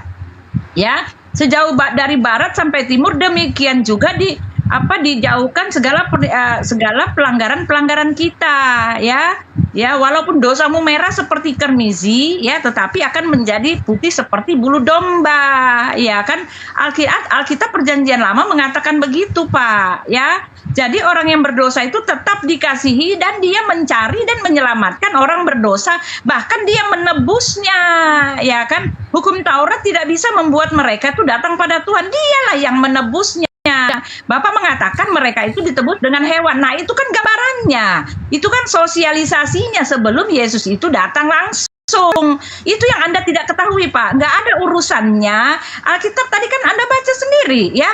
Nggak ada urusannya dengan mencari selamat dengan cara sendiri. Tidak ada. Semuanya karena kasih karunia. Karena kita ini berdosa kepadanya, oleh sebab itu dialah yang berkuasa untuk melepaskan kita dari dosa kita. Dialah yang menghapuskannya, dialah yang menebusnya, gitu loh Pak ya. Apalagi tadi itu? Ya Anda berkata tentang apalagi itu si Rifa bilang ya, bahwa itu menurut pendapatku, kata Rasul Paulus, itu namanya cocokologi, cocok-cocokan gitu loh ya. Yang dimaksud di situ apa di dalam kitab Mazmur yang kamu comot-comot untuk Paulus itu apa? Ya, Rasul Paulus bilang pendapatku itu pendapat sebagai pendidik, ya, sebagai pendidik, sebagai guru, sebagai semua orang juga boleh berpendapat. Kamu baca kok di situ, cuma kamu pura-pura nggak tahu itu pendapatnya Paulus sebagai pendidik, bukan sebagai Tuhan, bukan sebagai nabi, bukan sebagai yang lain. Dia mengatakan sebagai seorang pendidik, sebagai seorang bapak huruf kecil, sebagai orang yang diteladani. Itu maksudnya. Jadi cocokologimu itu nggak mampu gitu loh ya, nggak kena, nggak pas ya. Itu dia ya. Alkitab jelas waktunya habis. Penebus Sudah 4 ya, menit. bukan orang menyuruh timbang-timbang, bukan ya, bukan Tuhan yang menimbang-nimbang, bukan. Penebus dan juru selamat. Itu harus kamu ketahui. Ya, silakan. Silakan Pak Rantai. Siapa lagi? Silakan. Ya, jadi waktunya saya ya. Siapa Ustaz? Oh, Nah, nanti saya terakhir. sebenarnya masih melanjutkan apa yang dikatakan Bu tadi ya. Host, mulai saja waktunya, host. Jadi ya, saya melanjutkan sebenarnya yang dikatakan Ibu Uti tadi supaya saya perjelas ya. Jadi di sini kita bisa lihat di Galatia 3 ya. Mulai ayat 15 judul perikopnya hukum Taurat atau janji. Jadi janji kepada Abraham, kepada keturunanmu semua bangsa akan diberi tunggal yang digunakan. Itu digenapi oleh Tuhan Yesus Kristus. Dan dikatakan di ayat 18, sebab jikalau apa yang ditentukan Allah berasal dari hukum Taurat, ia tidak berasal dari janji. Karena janji itu sudah ada dulu sebelumnya 430 tahun sebelum itu diadakan. Dan justru karena oleh janjilah Allah telah menganugerahkan kasih karunia-Nya kepada Abraham. Abraham di sini mendapat kasih karunia. Di sini katakan, kalau demikian apakah maksudnya hukum Taurat? Hukum Taurat itu ia ditambahkan oleh karena pelanggaran-pelanggaran sampai datang keturunan yang dimaksud oleh janji itu. Janji keturunan satu orang tadi ke Abraham, oleh keturunanmu tunggal, dan ia disampaikan dengan perantaran malaikat ke dalam tangan seorang pengantara. Jadi di ayat 22 dikatakan kitab suci mengurung segala sesuatu di bawah kekuasaan dosa, supaya oleh iman dalam Yesus Kristus janji itu diberikan kepada mereka yang percaya. Nah, janji itu karena apa? Kepada orang yang percaya berarti mewarisi iman Abraham. Abraham percaya dibenarkan. Al-Qur'an 45:26 katakan. Jadi hukum Taurat adalah penuh bagi kita sampai Kristus datang. Janji kepada Abraham itu, keturunan satu orang itu, supaya kita dibenarkan karena iman. Sekarang janji tentang Sang Mesias itu telah datang, karena itu kita tidak berada lagi di bawah pengawasan penuntun. Penuntun itu hukum Taurat. Sebab jika adalah anak-anak Allah kan di dalam Yesus Kristus. Di ayat terakhir di sini dikatakan, dan jikalau kamu adalah milik Kristus, maka juga adalah keturunan Abraham dan berhak menerima janji Allah. Janji Allah yang mana? Tentang keturunan tadi yang di Abraham. Kenapa hukum Taurat ini yang sudah saya sentil, tapi saya bacakan lagi ya supaya lebih jelas ya. Saya sudah sentil tadi ya, bahwa memang Tuhan akan memberikan hukum yang baru. Dia bisa dibaca di Yeremia 31 ya. Dikatakan begini, sesungguhnya akan datang waktunya. Ini kan belum datang. Ini kan masih jauh sebelum Kristus datang ya. Sesungguhnya akan datang waktunya, Tuhan. Aku akan mengadakan perjanjian baru dengan kaum Israel dan kaum Yehuda. Bukan seperti perjanjian yang telah kuadakan dengan nenek moyang mereka pada waktu aku mengantarkan mereka keluar dari tanah Mesir. Nah, yang lama itu yang saya jelaskan tadi, itu di atas di lolo batu. Di ayat 34 dikatakan, di ayat 38 dikatakan, tetapi beginilah perjanjian yang kuadakan dengan sesuatu itu. Demikian firman Tuhan. Aku akan menaruh Tauratku dalam batin mereka, menuliskan dalam mereka. Maka aku akan menjadi Allah mereka dan mereka akan menjadi umat. Nah, ini umat Allah ini yang dimaksud di sini apa? Perjanjian baru ketika yang tadi sudah digenapi itu. Jadi itu yang dibuatkan oleh Musa, kan seorang nabi akan kuutus dari tengah-tengahmu, dialah yang harus kamu dengarkan. Nabi yang dimaksudnya utusan dari mana? Utusan dari surga, Yesus Kristus Sang Mesias itu sendiri. Nah, Bro Suma menyinggung tadi tentang penyucian tadi ya, tentang korban-korban tadi. Bu Uti sudah jelaskan. Korban itu sebenarnya yang dilakukan ketika Tuhan menyuruh Musa membangun kemah suci itu bayangan dari apa yang Kristus akan lakukan, dan persembahkan itu di surga. Itu bayangan dari apa yang ada di surga, itu bisa dilihat di kitab Wahyu. Jadi seketika Yesus membawa darahnya sendiri, dan tidak ada lagi yang dia mau bawa karena sudah darahnya sendiri, Dia sudah mewujudkan itu. Makanya Yesus kan itu bertindak sebagai imam. Makanya dia imam agung untuk selama-lamanya. Itu artinya dia duduk di sebelah kanan Allah Bapa. Artinya apa? Misi keimamatannya sudah selesai. Dialah imam besar agung selama. Artinya apa? Satu-satunya Oke, pengantara habis. antara Allah dan manusia. Waktu habis. Begitu, bro.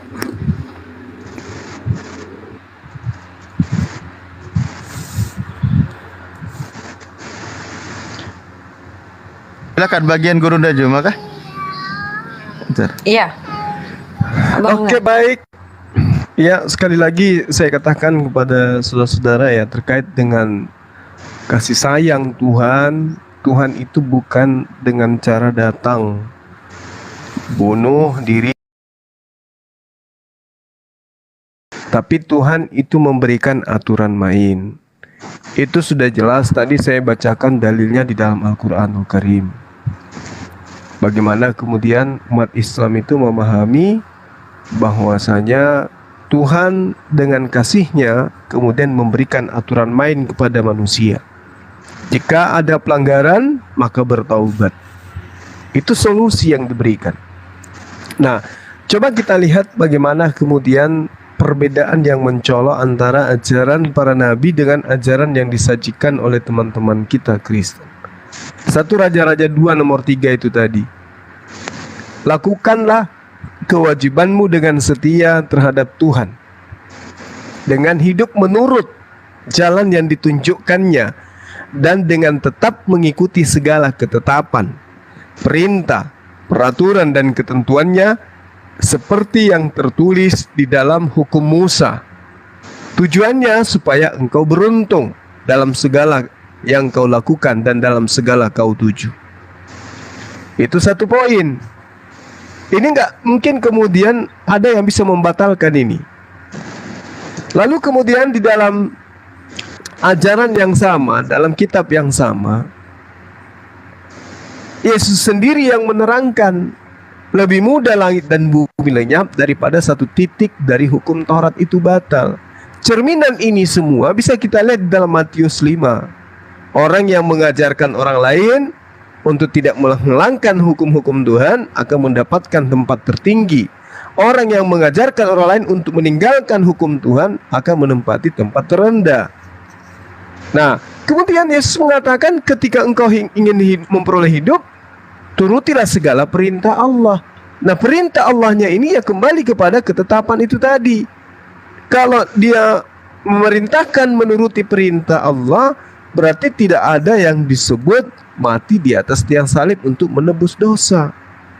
Karena dengan menuruti perintah Allah, berarti perintah Allahnya itu harus dilanggengkan. Makanya di dalam Ulangan 30 nomor 11 dikatakan, sebab perintah ini yang kusampaikan kepadamu pada hari ini tidaklah terlalu sukar bagimu dan tidak pula terlalu jauh. Nah, kalau saudara-saudara mengatakan, siapa sih orang yang mampu melaksanakan hukum Taurat itu dengan sempurna? Coba Anda lihat bagaimana Paulus mengatakan, dalam hal Taurat aku tidak bercacat. Paulus mengaku dirinya tidak cacat dalam menjalankan hukum Taurat, meski pada buktinya dia membunuh, menganiaya, tapi dia mengaku dia tidak cacat. Gitu loh.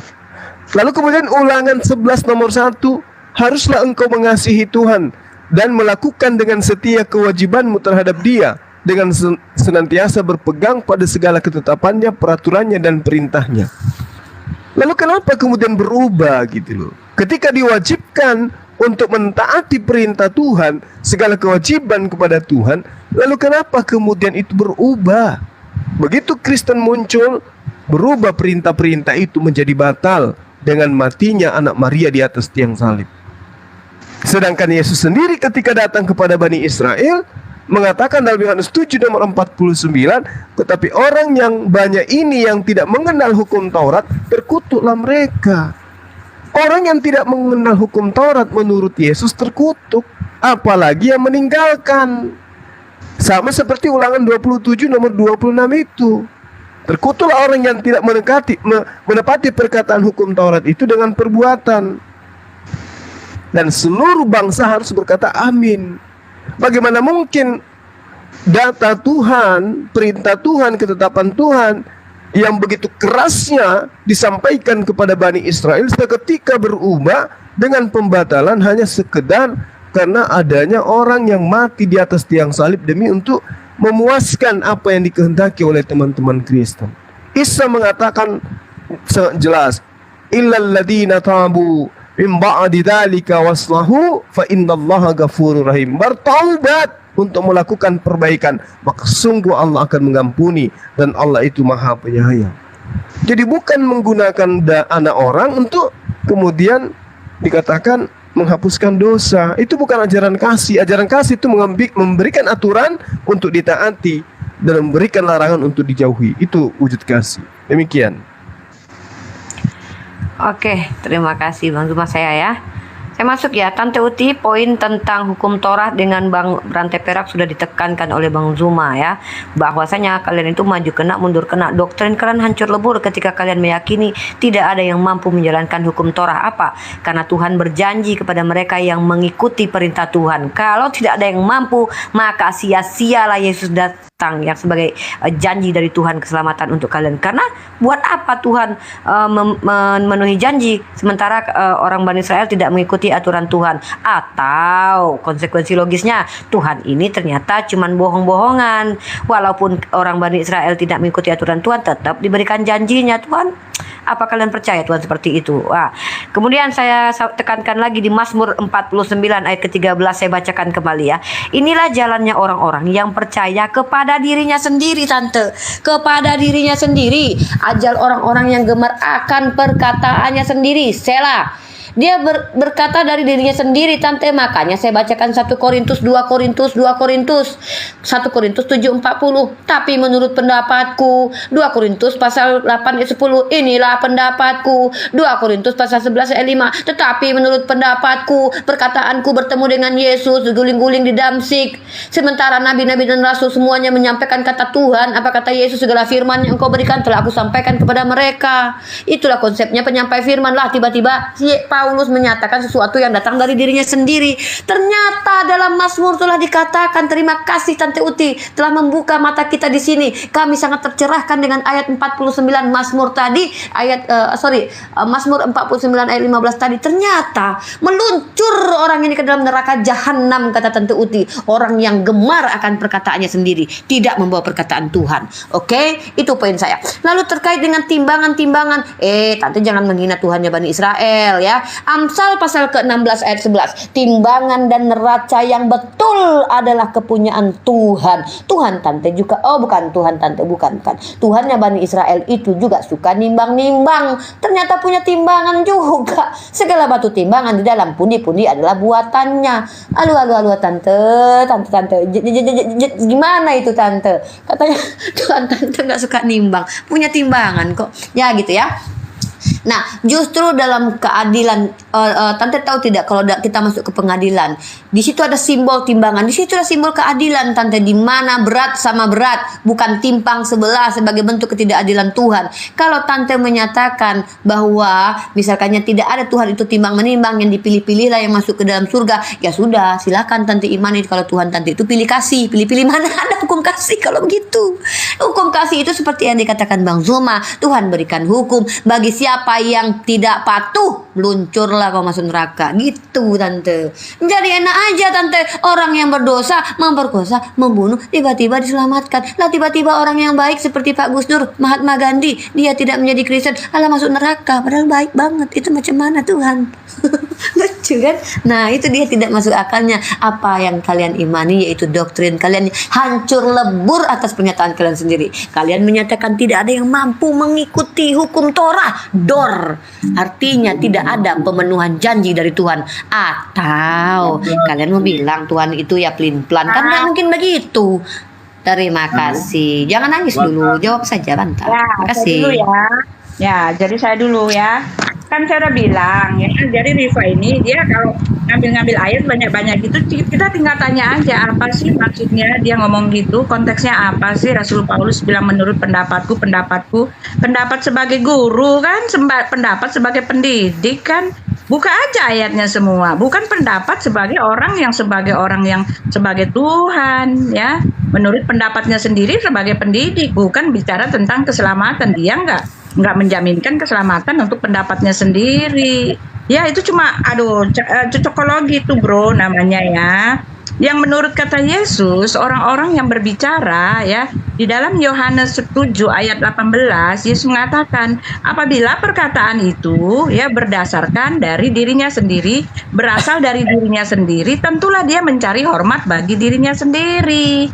Nah, itunya. Kalau dia ngomongnya, itu kata-katanya itu ya dia mengaku dari Tuhan, sebetulnya dari dirinya sendiri, dia mencari hormat bagi dirinya sendiri. Sampai katanya keringatnya harum, sampai malaikat-malaikat memuji-muji, Tuhan pun memuji-muji. Di dalam Lukas 16 ayat Lukas 16 Lukas 16 ya. Dikatakan ya celakalah orang memuji ya, celakalah kamu jika orang-orang memuji-muji kamu, sebab dengan demikianlah telah diperlakukan nabi-nabi palsu. Ya, perkataan di dalam ya Mazmur 49 itu nggak ada hubungannya dengan yang seperti ini tadi, tapi karena kamu membahasnya, saya harus kasih tahu ya, yang dimaksud oleh Paulus itu bukan seperti yang kamu mau ya, pendapat tentang keselamatan bukan.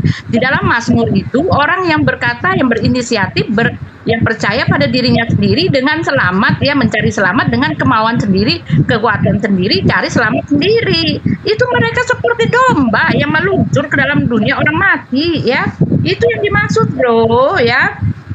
Lalu ketika Yesus mengatakan ya, kalau ingin mendapatkan kalau ingin hidup kekal ya turutilah perintah Allah. Lalu orang kaya itu kan bilang, semuanya telah kuturuti, apalagi ya Tuhan, katanya gitu kan. Dia masih merasa dia tidak selamat. Kenapa? Ya karena memang tidak selamat.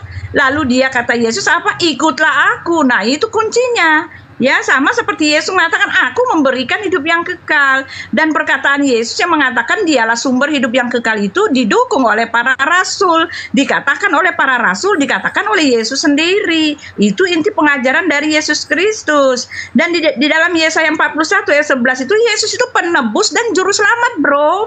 Jangan nyamain dengan kalian punya hukum Taurat. Enggak, telah dikatakan ya.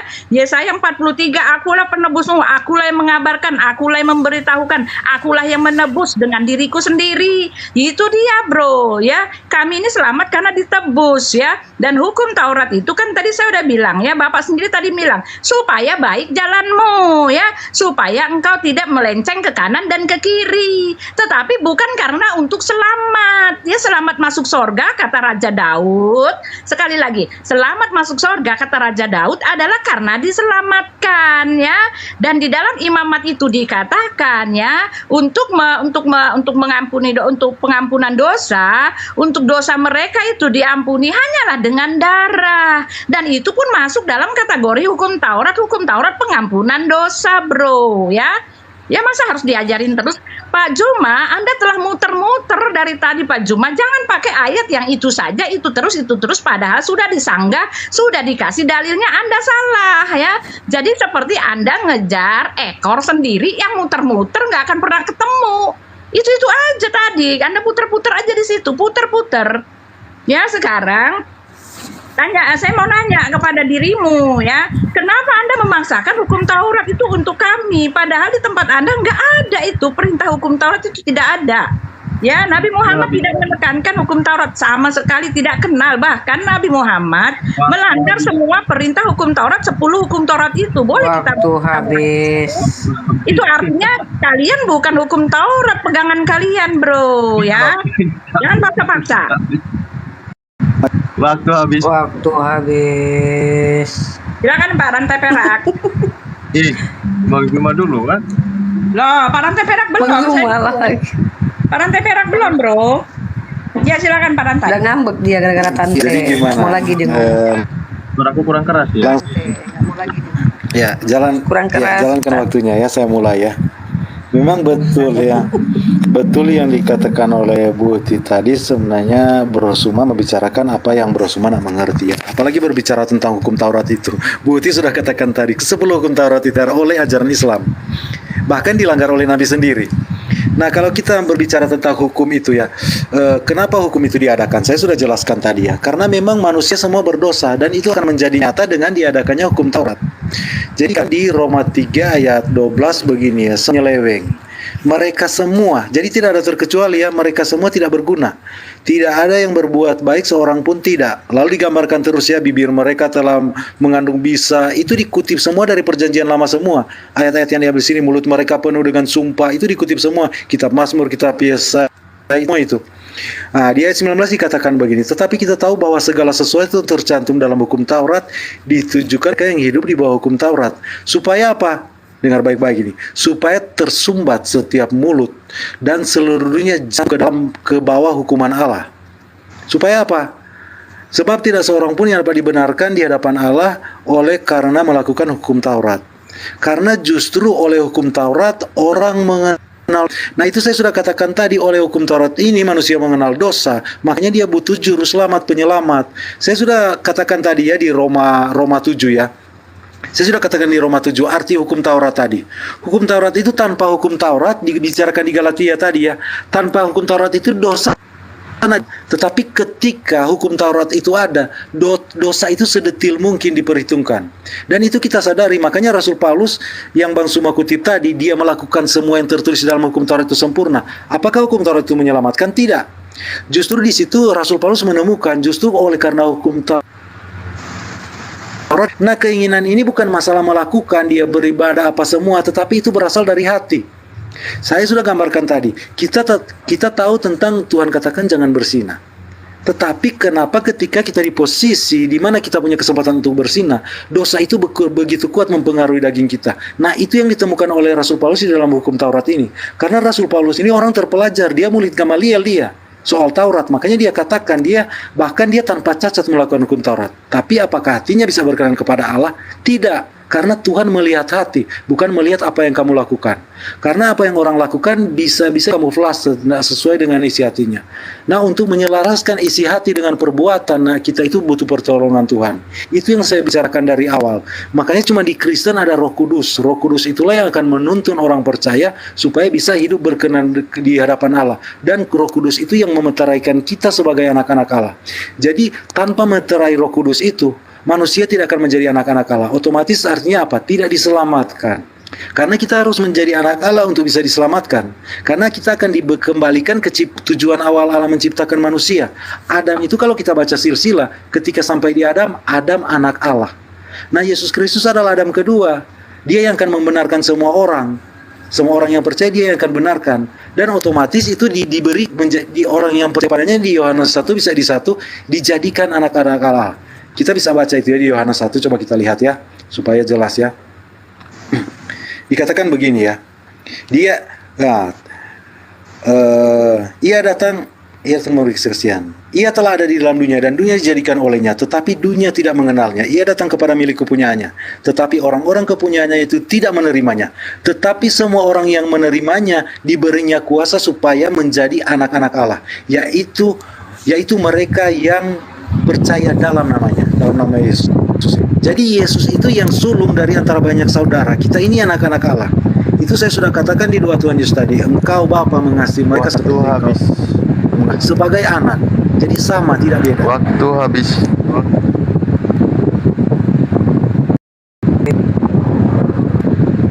Silakan dilanjut bagian Bunda. Ya, lanjut. Bagian siapa ini? Bang Suma mungkin? Ya. Atau oh ya, Bang Suma ya.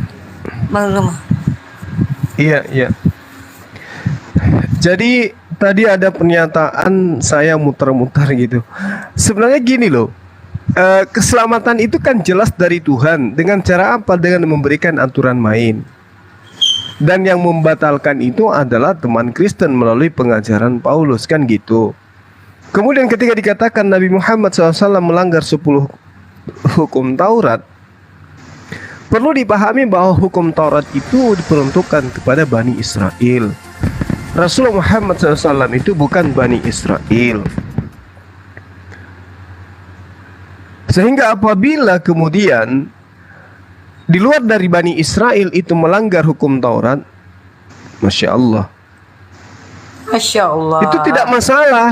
Karena itu tidak diperuntukkan kepada non Israel. Sehingga harus ada penolong lain yang datang untuk mengajarkan kasih sayang Allah melalui aturannya kepada seluruh umat manusia. Sedangkan kalau kita melihat dari 10 hukum Taurat, yang pertama, jangan ada padamu ilah lain di hadapanku. Rasulullah Muhammad SAW itu penyembahannya kepada Tuhannya Bani Israel. Wa wahablana lahu Ishaq wa Yaqub wa ja'alna fi zurriyatil nubuwah wal kitab wa atainahu al-ajrahu fid dunya wa innahu fil akhirati laminas salihin. Kami anugerahkan kepada Ibrahim, Ishak dan Yakub dan seterusnya. Tuhan yang disembah oleh baginda Rasulullah SAW adalah Tuhannya Ibrahim, Ishak dan Yakub. Jangan membuat patung bagimu. Rasulullah tidak pernah membuat patung, nggak pernah membuatkan karikatur Tuhan yang kemudian datang di atas muka bumi, nggak pernah. Jangan menyebut nama Tuhanmu dengan sembarangan. Rasulullah Muhammad SAW tidak pernah menyebut nama Tuhan itu, bahwa Tuhan itu memiliki anak dan seterusnya, nggak pernah. Ingatlah dan kuduskanlah hari Sabat. Sabat ini berlaku bagi Bani Israel. Kami ada hari Jumat yang kemudian kami kuduskan. Hormatilah ayah ibumu. Rasulullah tidak pernah durhaka kepada orang tuanya. Jangan membunuh. Rasulullah Muhammad SAW tidak pernah kemudian memerintahkan membunuh orang-orang di luar daripada apa yang dipersyaratkan oleh Tuhan. Jangan berzina. Rasulullah nggak pernah berzina. Jangan mencuri. Rasulullah nggak pernah mencuri. Jangan mengucapkan saksi dusta tentang sesamamu. Rasulullah SAW tidak pernah mengatakan Nabi Musa itu Tuhan, Nabi Isa itu adalah Tuhan. Subhanallah. Rasulullah mempersaksikan tentang sesamanya sebagai Nabi. Dia nggak pernah mempersaksikan sesamanya Nabi menjadi Tuhan. Jangan mengingini rumah sesama. Rasulullah pernah melakukan itu. Jadi meskipun hukum Taurat itu tidak diperuntukkan untuk bagi Rasulullah, tetapi Rasulullah Muhammad SAW lebih menyempurnakan kemudian aturan itu dibandingkan dengan teman-teman Kristen. Apa yang diperhatikan kemudian? Dengan matinya Yesus di atas tiang salib, maka dia telah membatalkan hukum Taurat beserta dengan ketetapan yang ada di dalamnya. Ini pelanggaran. Ketika Anda mengatakan saya mutar-mutar, memang harus mutar di situ. Kenapa? Karena aturan Tuhannya itu harus tetap dilaksanakan oleh Bani Israel. Sementara teman-teman saya datang kemudian mengajarkan sesuatu yang tidak berkesesuaian dengan apa yang diajarkan oleh Tuhan. Yehezkiel 18 nomor 9. Hidup menurut ketetapanku dan tetap mengikuti peraturanku dengan setia. Itulah orang yang benar dan orang itu pasti memperoleh hidup. Demikianlah firman Tuhan. Jadi hidup menurut ketetapan Tuhan, mengikuti peraturan Tuhan, berlaku setia kepada aturan Tuhan, maka orang itu dianggap sebagai orang yang benar. Makanya Yesus mengusir orang-orang yang tidak melakukan kehendak Bapaknya yang ada di surga. Sementara kehendak Bapaknya yang ada di surga adalah Tuhan Sang Bapa yang disebut Sang Bapa ini menginginkan agar Bani Israel hidup menurut ketetapannya, aturan mainnya, bukan menurut ketetapan Paulus. Nah, ini penting untuk kita ketahui bahwa kasih sayang Tuhan memberikan aturan main. Makanya dikatakan, hiduplah menurut ketetapanku, tetaplah mengikuti peraturanku dengan setia, maka engkau akan memperoleh hidup. Engkau adalah orang yang benar. Demikianlah firman Tuhan. Orang yang melanggar aturan main, orang yang melanggar ketetapan Tuhan, itu dikatakan oleh Yesus sebagai penjahat. Matius 7 nomor 21 sampai nomor 23. Dan tempat kembalinya orang jahat itu, Matius 13 nomor 50, adalah neraka. Mereka akan dipanggang oleh api neraka. Jadi kasih sayang Allah menurut Al-Quran dan menurut hukum Taurat adalah menjalankan dengan setia apa yang menjadi aturan Tuhan yang datang kepada para nabi. Sementara Kristen, keselamatan itu adalah dengan datangnya Tuhan dalam rupa manusia mati di atas tiang salib. Berbeda sekali. Demikian. Ya. Oke. Jazakallah. Oke. Saya ya. Terima kasih kepada orang-orang baik di luar sana. Semoga bermanfaat untuk Ustadz Alif ya. Oke. Saya akan sampaikan penekanan saya ya terhadap apa yang saya dapatkan poin pada kali ini. Silahkan Tante Uti dan Bang Rantai Perak mengatakan bahwa tidak ada satupun orang yang mampu menjalankan hukum Taurat walaupun kalian dibantah oleh Paulus. Konsekuensi logis dari apa yang kalian imani atau doktrin kalian, maka itu hancur doktrin tentang janji keselamatan atau janji dari Bani Israel. Atau Tuhan kalian suka plin-plan. Tuhannya sendiri yang bilang, aku akan berikan janji kalau. Tapi ternyata kalau dilihat bagaimana umat Bani Israel, Yesaya pasal ke-5 ayat 7, ditunggu keadilan yang ada hanya kelaliman, ditunggu kebenaran yang ada hanya keonaran. Masih saja diikutkan Tuhan janjinya. Tuhan macam apa seperti itu, ya? Ini merusak citra Tuhan seharusnya gitu ya, tentang janji Tuhan. Saya tekankan lagi tentang ayat Mazmur 49 ayat ke-15 tadi. Tante Uti tolong pahami ayatnya. Inilah jalannya orang-orang yang percaya kepada dirinya sendiri. Ajal orang-orang yang gemar akan perkataannya sendiri. Tante baca dalam Ulangan pasal 18 Ulangan pasal 18 ayat ke-20. Di situ orang yang disebut dengan nabi yang berkata dari dirinya sendiri, nabi itu harus mati. Kalau kita bicara tentang kematian nabi, mari kita lihat Musa mati, Ibrahim mati, Nabi Muhammad wafat, istilahnya semua para nabi wafat. Lalu bagaimana dengan Paulus wafat? Tapi bagaimana wafatnya? Sangat mengerikan karena dipenggal oleh Raja Nero. Itu hukuman sebenarnya Tante. Nggak lama dia menyebarkan ajaran Kristen menurut kalian. Lalu kalau kita lihat lagi, Tante bilang tadi, nabi yang harus dipuji-puji, nabi yang suka dipuji. Bukankah Paulus sendiri yang mengatakan sesungguhnya di dalam 2 Korintus pasal ke-12 ayat 11, sungguh aku telah menjadi bodoh, tetapi kamu yang memaksa aku, sebenarnya aku harus kamu puji. Dor, siapa yang minta dipuji? Bukan Nabi Muhammad. Nabi Muhammad memang terpuji, tak perlu diminta, memang beliau terpuji. Tetapi beliau selalu mengatakan tidak. Bahkan ada riwayat mengatakan tidak boleh memuji berlebihan. Tapi kalau Paulus apa? Seharusnya kalian, harusnya kalian puji. Loh, siapa ini yang minta dipuji-puji? Ya, kemudian Tante Uti sekali lagi saya tekankan, ayat Mazmur ini telah digenapi oleh seseorang yang selalu berkata, pendapatku, pendapatku, pendapatku. Jangan ada Bapa, kata Yesus, di bumi ini. Jangan kalian panggil Bapa di bumi ini di dalam kitab Matius. Tapi ada seseorang yang berani-beraninya mendeklarasikan dirinya sebagai Bapa, menentang perkataan Yesus. By the way, tentang hukum Taurat, yang membatalkan hukum Taurat bukan Yesus, tapi ternyata orang yang memenuhi nubuatan Mazmur pasal 49 nomor 15 ini. Siapa dia? Efesus pasal 2:15. Itu bukan surat Yesus, bukan surat Bang Zuma, apalagi Cahyono, tapi Paulus. Terima kasih. Paulus berterbangan, salah, bukan, Paulus berterbangan. Silakan bagian siapa ini? Ya, saya dulu ya Pak. Ya, jadi jelas ya, atas namanya sendiri namanya terpuji. Siapa yang menyebutnya memberi nama terpuji? Ya, itu artinya dipuji-puji, gitu kan. Bahkan malaikat memuji, Tuhan pun memuji-muji. Seantero rakyat, seantero jagat raya, alam semesta memuji-muji seorang yang bernama Nabi Muhammad yang mengaku menerima wahyu. Ayat Alkitab itu jelas mengatakan seperti itu ya. Lalu kamu mau arah-arahkan kepada Rasul Paulus tidak dipuji-puji, bahkan kamu sendiri ngomong, dia mati sangat mengerikan ya, karena dia tidak dipuji-puji.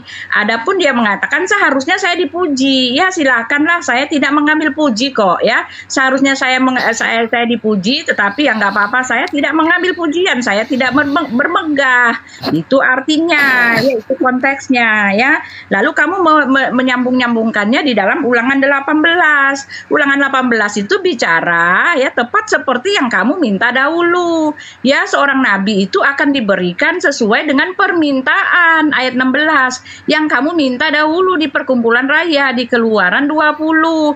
Mereka meminta ketika Elohim itu datang ya, jangan membuat mereka mati dengan cara yang mengerikan begitu. Mereka takut. Tuhan tolonglah, Elohim tolonglah datang, kalau datang dalam wujud seorang nabi saja. Lalu Elohim mengatakan tepat seperti yang kalian minta dahulu. Apa yang kalian minta itu baik. Makanya Musa menubuatkan seorang nabi. Nabi yang konteksnya adalah Elohim yang menampakkan diri tanpa membuat mereka mati. Nabi dalam wujud seorang Tuhan ya, Elohim dalam wujud seorang nabi. Jadi nggak ada hubungannya dengan yang di bawah-bawahnya itu. Itu tidak bicara tentang Rasul Paulus ya. Jauh-jauh ya, kalian cuma bisa nyalain Paulus, itu makanya jangan diikutin terus itu perkataan dari ya Injil Barnabas ya. Lalu Anda mengatakan itu ya, Jangan kata Pak Juma ya, semuanya perintah hukum Taurat diikuti oleh kalian. Itu namanya cocokologi, Pak, ya. Karena jangan membunuh, di Alkitab mengatakan jangan membunuh. Di tempat kalian memang jangan membunuh, tetapi membunuh dikasih cara, persyaratan dalam membunuh. Bukan jangan membunuh, tapi persyaratan dalam membunuh. Membunuh dengan tidak cara licik, membunuh dengan cara benar, membunuh dengan alasan yang tepat. Itu adanya, ya. Bukan, jadi nggak sama, Pak. Itu namanya cocokologi. Kalau Anda mengatakan Anda mengikuti seluruh perintah hukum Taurat, mana perintah itu? Tuhan itu memerintahkan dulu, baru umatnya mengikuti, ya. Nggak ada perintah yang diikuti tanpa perintah, gitu loh. Ini kan nggak masuk logika. Perintahnya mana dulu, Pak? Tertuliskah di situ? Kan nggak ada, ya kan? Lalu Rasul Paulus bukannya membatalkan hukum Taurat, karena Yesus mengatakan hukum yang terutama adalah kasihilah Tuhan Allahmu dengan segenap hatimu, ya. Lalu Yesus menambahkan setelah kasihilah Tuhan Allahmu dengan segenap hatimu, itu kan hukum untuk Musa. Itulah yang disebut Taurat Musa, ya. Hukum-hukum Musa itu intinya adalah, ya, ketika mereka melakukan itu, kasihilah Tuhan Allahmu dengan segenap hatimu, dengan segenap akal jiwamu, dengan segenap akal budimu, mengikuti segala perintahnya. Tetapi kan di dalam Markus itu dikatakan, Yesus menambahkan, dan hukum yang kedua adalah kasihilah sesamamu manusia. Yang terakhir adalah kasihilah sesamamu manusia. Ketika kamu mengasihi, itu telah menutupi segala perintah-perintah hukum Taurat. Itu loh, Pak. Jangan asal comot aja perintah orang, gitu loh, ya. Ayat-ayat orang, kalian jelas dari tadi memang udah muter-muter, ya. Anda mengatakan kehendak Bapa itu supaya Yesus mengajarkan terima Tuhan. Oh, maaf, ya.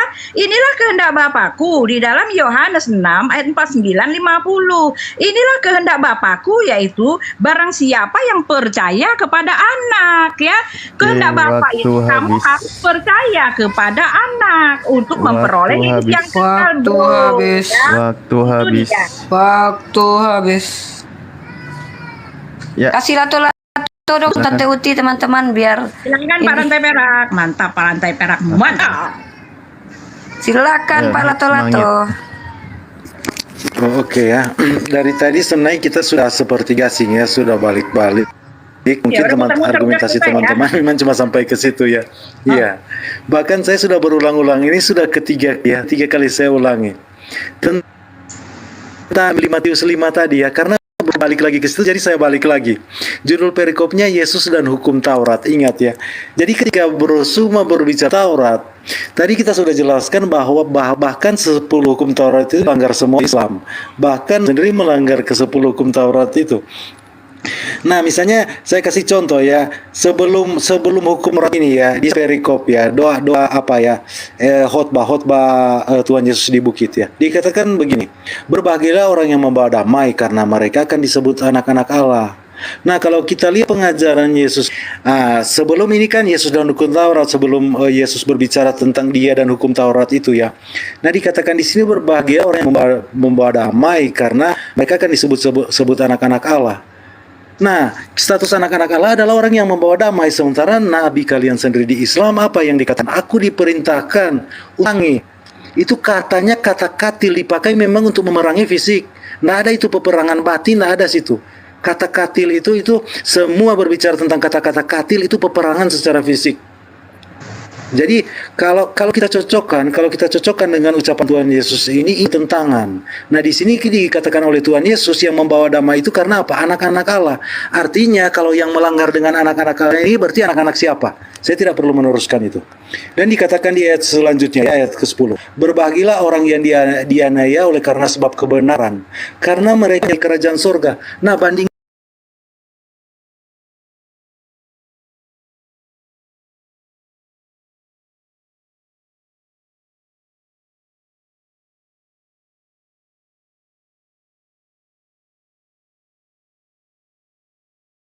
Kristus kamu dianiaya dan kepadamu difitnahkan segala yang jahat. Nah, kalau menurut yang saya katakan tadi, Nabi kan diutus untuk memerangi supaya mereka mengakui dia Nabi. Itu untuk memerangi secara fisik. Di sini yang Tuhan Yesus katakan apa? Berbahagia. Ya, lepas Pak. Wah, Sambil nunggu rantai. Sebentar, saya mute pause dulu. Rantai perak, jangan katil ya, kotil. Kalau katil itu tempat saya tuh buat gotong mayat. Katil tempat Wah, tidur ya. kotil. Bukan. Bukan. Kalau tempat saya tempat gotong Iya. mayat. Oke. Ya kalau tempat lain katil itu tempat tidur. Kalau orang Melayu bilang katil. Mana katil engkau? Tadi katil. Aduh, Wah, kepental dia. rantai perak terkatilkan. Wah, rantai perak terkatilkan. Mungkin sama Oke, Tante Uti mau Lato-Lato silakan dihabisin. muncul Lato-Lato. Iya, Oh. jadi Ya, waduh, Tante Uti yang mau habisin. Waduh, ya, bahaya jadi ini. hukum Taurat jelas nggak ada di Al-Quran ya, karena orang-orang Muslim kan menjalankan perintah Tuhan. Ya pertama harus ada perintahnya dulu baru kalian jalankan. Ya kalau perintah hukum Taurat tidak tertulis 100% di tempat Anda, ya artinya bukan itu yang Anda jalankan. Bukan perintah, ya bukan perintah itu. Ya jadi tidak sama. Hukum Taurat di tempat kami adalah merupakan gambaran. Tidak ada dikatakan ya, taatilah hukum Taurat supaya kamu selamat masuk sorga bersama denganku di sorga. Nggak ada. Supaya baik jalanmu, supaya tidak serong langkahmu, ya. Supaya apalagi segala macam itu ya. Elohim menuntut mereka supaya baik jalan mereka. Tetapi kan sudah dikatakan di dalam imamat itu untuk keselamatan pengampunan dosa dengan darah. Inilah yang dilakukan oleh mereka, Pak ya, itu satu paket. Ya, mengikuti perintah Tuhan dengan melakukan ritual dengan darah. Itu satu paket, Pak. Makanya Raja Daud mengatakan keselamatan itu adalah diselamatkan ya. Lalu dikatakan diselamatkan dengan apa? Elohim mengatakan, akulah penebusmu, akulah juru selamatmu. Aku menebus engkau dengan memberikan manusia sebagai ganti nyawamu. Baca itu di Yesaya 43. Dia memberikan manusia sebagai ganti nyawa. Perkataan korban penebus salah ya, itu sudah tertulis di dalam kitab perjanjian lama. Sudah dibilang bahwa dia akan datang, seorang anak akan lahir, seorang putra akan diberikan. Dia akan seperti anak domba yang dibawa ke pembantaian. Waktu Dia akan habis. banyak, Pak ya. Aduh, pusing. waktu Saya pikir habis. udah cukup lah ya, udah panjang sekali ya. Jelas intinya pengajaran kita itu berbeda, mau disamakan Katanya sama udah. berbeda. Gimana Udah, sih? saya mau Tolonglah. closing ya, pengajaran kami itu berbeda Pak ya. Kok closing? Kesepakatan dulu lah, jangan sendiri. Sepakatin dulu. Tolong mau lato-latonya closing atau dulu. tidak. Lemparkan ke Tante Uti lato-latonya dulu. Biar benjol. Tadi Gimana? ada itu ya, ada apa tadi, ada paus ya itu. Wow, keren banget itu paus. Weh, itu apa? paus. Tante Uti tolong dikasih badak, tolong. Tolong dikasih badak. Ya paus itu apa ya? Bentar, Iya, kesepakatan jadi dulu. intinya Paus Kesepakatan itu dulu. Tante, paus terbang Tante. Tolong dong yang punya badak atau cancoran lemparkan ke Tante Uti. kita punya Tuhan yang beda bro, ya pengajaran beda, doktrin beda, Tuhan yang beda. Nah sekarang Aku nunggu masalahnya katil balik lagi nih. carilah Aku nunggu katil. ya kan, carilah kebenaran itu yang betul benar. Aku nunggu badak nyerobot Tante Aku- Uti. Tutup cam dulu ya, mulai agak berat. Sambil nunggu. Ini Bang Juma dan Woi. Tante Uti Uniripa, silakan Lato-lato kesepakatan. barusan Win. Berapa season lagi atau ini silakan terserah. Nggak ada lagi. Aku nunggu badak untuk Tante Uti, baru aku tutup. Kalau nggak ada badak buat Tante Uti, aku nggak tutup. Naikin Kristen. Ya boleh Rifa. Tolong provokasi teman-temannya Rifa supaya memberi Ya aku badak. tolong provokasinya ya, badak dikirim badak, lato-lato dilempar, tolong. Tangan pendek 5.000, tangan panjang. Kayak jadi di pasar Ya ini minggu Pak Juma ini 43 ini sejuta ini dia dapat ini. Waduh. ini.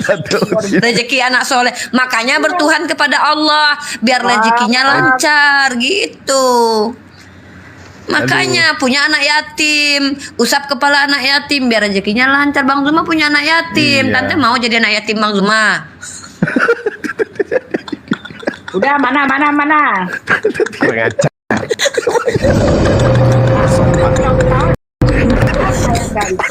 Kalian ini tidak sampai. Tuh dikasih tuh Tante, orang Islam tuh begitu. Orang Islam tuh begitu Tante. Orang Islam tuh nggak pandang bulu, di semua dikasih. Tuh. Allahu Akbar. Tuh, sultan orang Islam tuh sultan Tante. Ada nggak orang Kristen kayak gitu? Lato-lato aja nggak dikasih Tante. Keren banget. Aku senang lihat fotonya. Lihat lagi sekali lagi. Ya iyalah senang dapat duit gimana sih? Emang kita berduit. Emang Tante Uti udah. Allahu Akbar, kaget. Wah, silakan Badak, ditunggu Badak. Masya Allah, cukup, jangan dikasih Tante Uti lagi. Nanti dia kebiasaan. Jangan, tolong, jangan lato-lato aja, Badak aja, Nah, tolong Badak aja, Ini jangan paus. tandanya Tante Uti masuk ke panti Bang Juma itu Orang anak ini ya, yatim. coba baik juga ya, baik juga. Siapa tuh? Dinosaurus ya? Uti kasih dinosaurus. Apa yang Tirek, tolong Bu Uti kasih bawa Tante Uti berkat. tirek. Tante Ini Uti abang- butuh tirek. Abang Bang Juma ini ada Yang gimana, calon masuk ke pantinya satu. Janganlah Bu Uti. Bu Uti orang baik. Beliau guru. Kalian jangan. Bu Uti itu guru. Tolong ya. Bu Uti itu ibu guru. Kita hargai Bu Uti. Penatua beliau guru. itu. Beliau penatua, beliau guru. Guru bahasa Inggris beliau. Debat. Janganlah biar Mencerdaskan anak bangsa. Iya.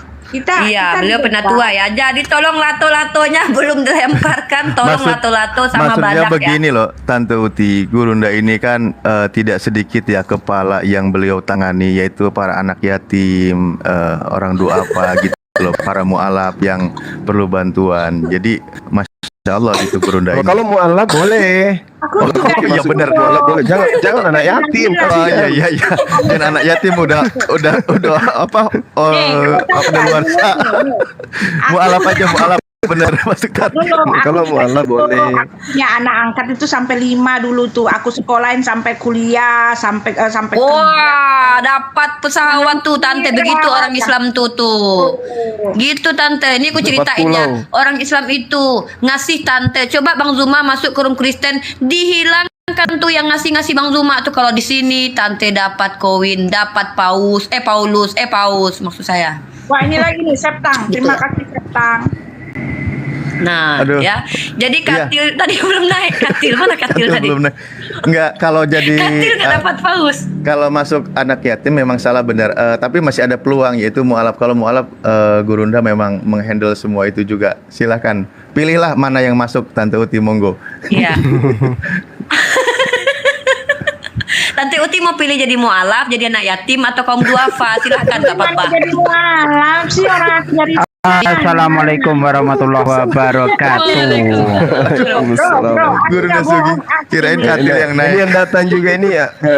Apa anak yatim juga dia yang datang nih.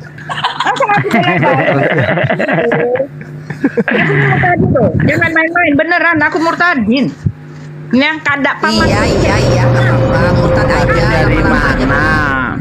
Orang masih kecil udah pindah agama, murtad dari mana? Ulus terbang. Masya Allah, subhanallah. Masya Allah. Alhamdulillah. Masya Allah Mbak De. Masya Tunggu. Aku Allah. punya ide Bang Zuma. Aku minta alamatnya Mbak De. Aku mau kirim rendang sebagai ucapan terima kasih karena telah memberikan umat Islam support dalam berdiskusi, sehingga semoga kami makin semangat lagi belajar dan memberikan Tante Utiku yang cantik ini paus 2 itu luar biasa, karena Tante Uti di room Kristen aja belum tentu dapat, lato-lato aja belum tentu dapat. Apalagi Bu Uti itu murtad umur berapa? Katanya masih SD. Gimana bisa murtad itu belum masuk itu. Masya Allah. Meledak. Paus. Meledak. Siapa lagi? Vincent ya. Bang Zuma mau ngomong. Vincent aja yang ku ingat pertama kali ku dengar kata itu meledak. Menjelaskan meledak. Bu Uti di Ambon, di Maluku ya Bu Uti ya. Kemarin ada gempa gimana Bu? Aku nggak di Maluku. Aku nggak di Maluku, bro. Aku di sini di satu tempat yang membahagiakan. Kemarin itu Tante Uti Bang kan Ade kita nyusul. ketemu di Jakarta. Bu Uti itu di Bekasi. Kemarin aku Tante Uti. ketemu Bekasi dia. oh, Enggak, aku mau kemarin ada ketemu gempa Bang kan sama di itu Tante Maluku? Uti.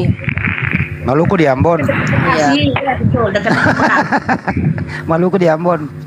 Oh, gempa di Papua. Oh gitu. Aku nggak pernah ke Papua, nggak pernah ke Ambon, nggak pernah. Itu termasuk tinggi loh apanya tuh kemarin tuh gempa itu 7 koma ya. Bu Uti kapan mau ketemu Niripa? Langsung diskusi Katanya langsung. udah. Iya, kapan kita main Ambon. gaplok-gaplokan? Kemarin aku baru potong Ibu Uti dari Ambon.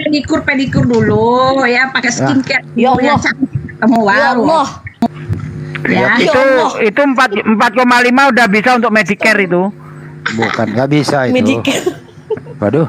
Ya udah cukup itu. Jadi Tante Uti, insya Allah nanti Bang Zuma akan akan ke Jakarta, Tante Uti. Enggak, nanti Tante Uti, Bang Zuma kan akan ke Jakarta. Nah, nanti pas Bang Zuma ke Jakarta, Tante Uti tolong ajak Pak Lamsen, Pak Neta Joshua Teu, Pak Esra Soru, Pak Gilbert main dong. Kita duduk bareng, ya. Aku yang traktir makan kepala ikan kakap di rumah makan Jagakarsa, ya Tante Uti ya. Kamu yang datang. aku nggak ngerti ngatur-ngatur gitu. Kamu yang punya kontak mereka, kamu yang atur. Aku sih tinggal datang. Tante kan satu geng sama mereka, gimana sih? Aja enggak lah, mana mungkin lah aku satu geng. Mereka itu kan orang-orang tinggi. Enggak selalu Kristen satu geng ya, enggak lah. Masing-masing punya ini. Beda kayak kami ya, kalau kami satu geng loh. Ahisugi coba ditanyakan pertanyaannya tadi ke Buti. Oh iya, silakan Pak D. Usia berapa tahun Buti ninggalin Islam, Bu? 2 tahun. 2 tahun? Apa sih? Dia kan murtad 2 tahun. Ya, Tante Uti murtad umur berapa?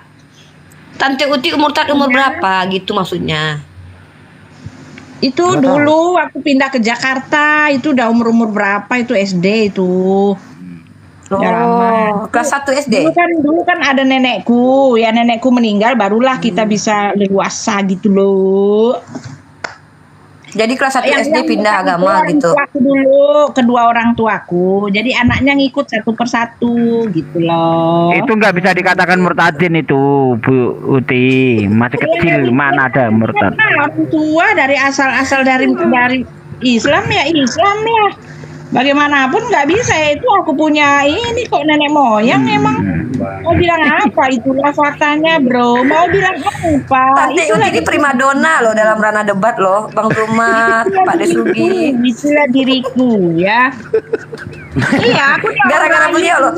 Bang Zuma tahu nggak? Gara-gara abang diskusi sama Tante Uti itulah saya tertarik masuk debat. Jadi abang diskusi sama Tante Uti kan.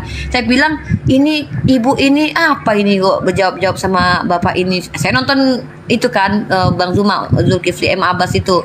Lah saya lihat nomor handphonenya Bang Handi Cilebes itu. Gara-gara Tante Uti. Jadi makanya aku bilang, aku tuh sayang sama Tante Uti. Karena gara-gara Tante Uti lah aku jadi kayak gini. Itulah. Tahun berapa itu? 4 tahun ya? 4 tahun yang lalu ya Rifa? 4 tahun ya? Sekitar 3 atau 4 tahun yang lalu. 3 tahun lah. Belum tahunan. 3 lah. Aku di Facebook udah lama Pak Juma udah lama di Facebook, lama sekali di Facebook. Pertanyaannya, kalau di Facebook saya dan Buti udah lama. Pertanyaannya, kenapa Ibu Uti namanya Uti Wati Menak? Kenapa bukan namanya Salahuddin aja? Ya, nama mah banyak lah. Nama kan banyak, orang-orang Batak dikasih nama itu banyak, bro. Sama aja. Siapa yang ngasih nama, Bu? Buti orang Batak? Banyak. Bukan, orang Ambon. Orang Kepri itu. Juga, jadi Orang Riau. Bukan. Iya. Aslinya Kepulauan Riau, Bu Uti itu. Nenekku kan meninggal. Pantasan cantik ya Ibu. Sebentar, manis cantik kali Bang. Opaku kan meninggal. Nah, lalu nenekku kan manis Melayu gitu. Gitu loh, ya. Manis. Tapi Bu Uti bukan ini kan dia. Bukan neneknya kiper kan? Ya sudah lah ya, teman-teman ya. Pamit dulu ya. Iya, ntar dulu Bu Uti, ntar dulu Jangan aku dulu, baru masuk. ada badak nanti. Tante jangan dulu, nanti mana tuh ada badak loh. Lato-lato kan dilempar loh. Sekali lagi coba suruh ikan paus. Iya, makanya duduk standby dulu. Ya. Standby dulu, mana tahu. Mumpung masih pada di sini. Nah, tuh. Tuh, paus tuh. Mumpung masih pada Mana di tahu sini. tante dilempar T-Rex. Benar nih, serius nih ya, saya mau jadwalkan Ibu Uti jangan sampai menolak lagi kayak kemarin ya. Ya, untuk semua dikasihkan Pak. Masya Allah luar biasa ini. Dengerin Mbak dulu Bu Uti. Denia luar biasa, Masya Allah loh. Saya mau jadwalkan. Ini Mbak Denia ini luar biasa. Pak Handi Selebes langsung 4.000. Pak Handi Selebes Wiman. Ntar dulu Bu Uti, saya mau jadwalkan poin pula dia. Uniripa nanti ya hari Ahad besok nih atau minggu depan Uniripa ketemu langsung sama Ibu Uti. Nanti ditemani Pak Lamsen ya. Aku Gimana? nanti yang Ini jemput. Oke. ketemu langsung, pertemuan langsung. Iya. Udah di restoran tempat aku kerja aja di Nah, Jagakarsa. di Aku yang Jagakarsa. terakhir makan ikan kepala kakap semuanya. Bang Andi, Julius, Tante Uti, Pak Lamsen. Aku yang bayarin kalian udah dapat koin kan? Harus ya Bu Tia, nggak boleh ditunda lagi ya. Harus. Tante Uti harus ketemu sama aku. Deal ya, deal ya. Wah, ini Ya. dong, aku sendirian. Yang mau nonton Jangan. silakan di Jagakarsa ya. Kalau mau ketemu Tante Uti, kata Tante Uti harus bayar dulu karena Tante Uti mahal kata dia. Kalau perlu aku yang jemput sama Julius, lu tenang aja nggak usah takut. Emang Julius di sini di Jakarta. Ada sama gua, ada. Ada. Loh, emangnya Pak ini nggak di itu lagi? Pak Andi Selebes bukannya ada di itu Ponorogo apa di Sidoarjo? Saya kan omnipresent, ada di mana-mana. Pongorogo Pongoro. Daerah tertentu satu tempat. Apa itu Bang? Pengoro. Apa itu pengoro? Oh, udahlah nggak usah diartiin lu ribet. Siapa di mana kemarin ya di Sidoarjo? Oh ya teman-teman, nanti perbanyak berdoa. Sering-sering terjadi gempa di Papua katanya. Ya kita berdoa dulu ya. Semoga Iya, iya. teman-teman di sana nggak ini dijauhkan dari bencana. Ya Pak De, semoga. tolong kirim doa Pak De. Pak De dulu dong, kirim doa dulu Pak De. Orang Doanya masing-masing aja Bang Andi, ada beberapa tanggal soalnya. 1 Iya. Januari banjir. Doakan di sini juga lah sampai Bang sekarang. Zuma, Mbak De ini yang udah bagi-bagi paus sama badak sama lato-lato. Iya, Mbak De, Ayo makasih, sama-sama Mbak De. kita doakan semoga rezeki beliau bertambah Iya. banyak. Amin, amin. Semoga beliau Saya sih sehat. penasaran kali sama Mbak De ini, tapi Saya juga Gimana ya? Bang, mari kita semoga bertemu dengan beliau. Katanya tinggal di luar negeri beliau Bang. Ada teleponnya sama saya Mbak De, Oh. mau tak kasih Bang Juma. Ada telepon. Mau lah, mau minta kita. Ya ntar tak Mau kasih ya. mengucapkan terima kasih. Makasih ya Mbak De. Saya dikasih singa kemarin pagi-pagi Bang, saya dikasih singa, kaget juga saya bagi anak-anak outlet jadi ini kan ya Allah Masya Allah. Mending sih nggak saya dikasih kapal pesiar, saya nggak mau. jadi Bu Uti murtad usia berapa tahun? Luar biasa. 2 tahun ditanya dulu Nggak mau SD. Pak, SD Pak. Kelas 1 SD Bang. Belum akil Nah, itu balik. bukan murtad. Kelas 1 SD Bang. Saya pindah ke Jakarta itu kan di Jakarta ya. Saya pindah ke Jakarta waktu saya umur kelas 5 SD. Nah, pindah ke Jakarta itu 5 SD. Kelas 6 saya pindah ke sini. Nah, baru di Jadi korban ini ya Bu ya, korban kristenisasi berarti ya. Enggak juga Pak, enggak. Sejarahnya begini. Dia SD. Udah, aku nggak mau debat lagi, udah selesai ya. Enggak, bukan debat. Ini dengerin dulu Tunggu kisahnya. dulu. Ada naga. Nanti ada naga Tante. Biasanya naga malam-malam ini loh terbang-terbang. Tunggu Gini dulu, ya. ada naga nanti. Tunggu dulu. Jadi dia itu SD Bang Juma, pergi sekolah. Udah Pulang sanggup bayar SPP Enggak, gitu. bukan ya, mendahului. Jangan dulu. Jangan dulu. Enggak, pulang cuma sek- nanya aja kok. Pas pulang sekolah, Iya, terus. pas pulang sekolah kesandung batu kakinya. Maunya dia astagfirullah, langsung dia haleluya. Jadi nggak jadi Islam. Oh kirain Gitu. berguling-guling ketemu Tuhan. Nah gitu aja mau astagfirullah kesandung kakinya. Kenapa haleluya yang keluar dari congornya gitu loh. Oh, ngeripas sembarang aja. Itu masalahnya. Benar nggak Bu Uti itu? Bu Uti ini biar begini, Bu Uti ini adalah guru dan dia itu bukan guru gereja ya, dia guru bahasa Inggris. Betul. Islam, Kristen, Katolik, Hindu, Buddha semua diajari. Kemarin aku datang. Kita kan cinta sama beliau. Bang. Kan kita harus hargai Kita beliau. kan mencintai beliau.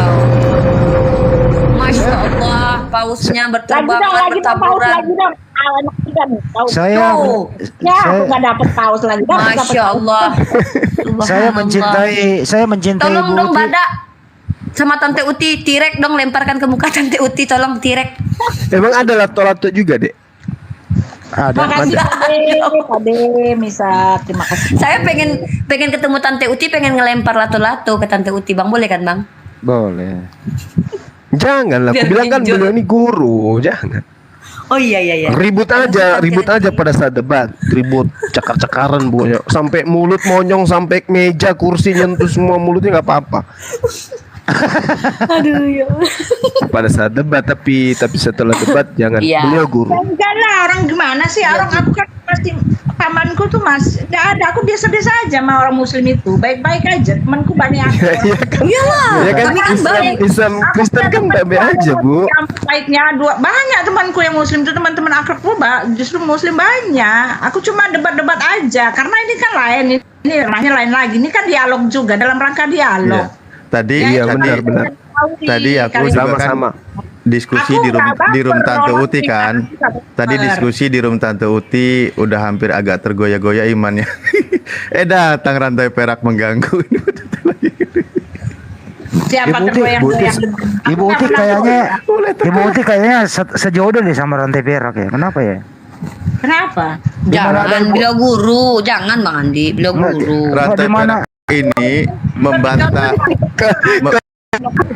Kalau membantah guru itu ini. bebas kalau masalah pasangan.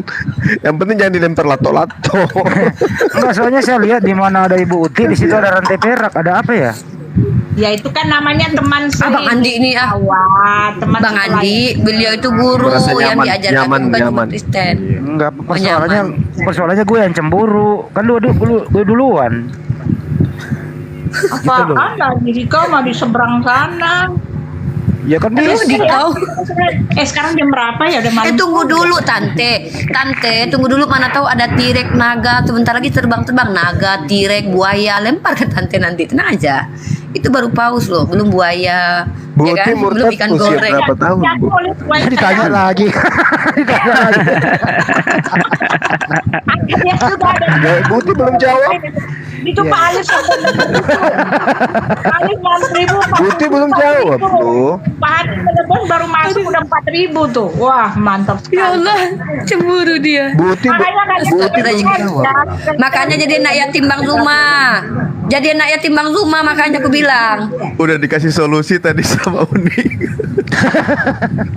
Banyak mak tanya lagi, Iya. banyak mak tanya lagi. Iya, Tanya, berapa Bang, tanya, tahun Bang. usianya saat murtad Bu Uti gitu loh. Pingin tahu aku, Bu. Ngapain sih udah lah masalah.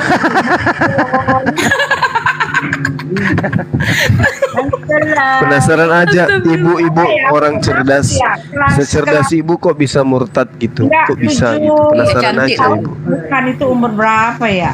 Anak-anak kelas 5 itu umur berapa ya itu ya?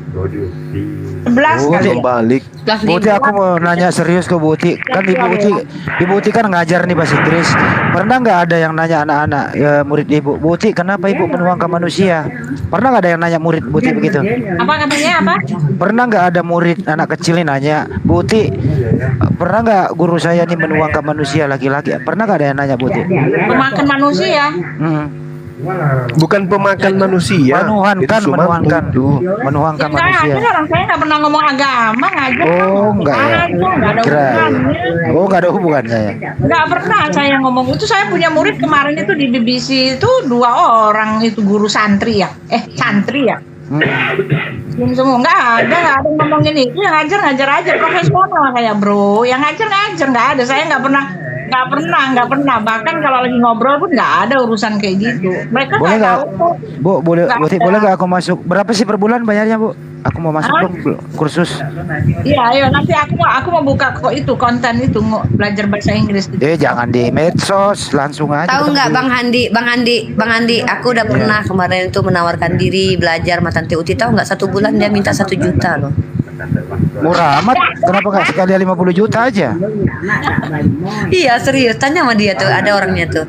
Aku mau kursus kan sama dia, 1 juta sebulan katanya, mak kataku. Dan jadilah aku pintar bahasa Inggris, aku bilang mahal kali Bang. Atau gini aja Bu Uti, saya tukar koin mau nggak? Koin apa? Ya saya kursus bayar koin. Kursus bayar koin pula. Ngirimnya pakai apa? Koin gitu. Tante tunggu, serius ini. Tapi Pak Nggak, Alif tunggu dulu, tadi disepakati kayaknya dulu.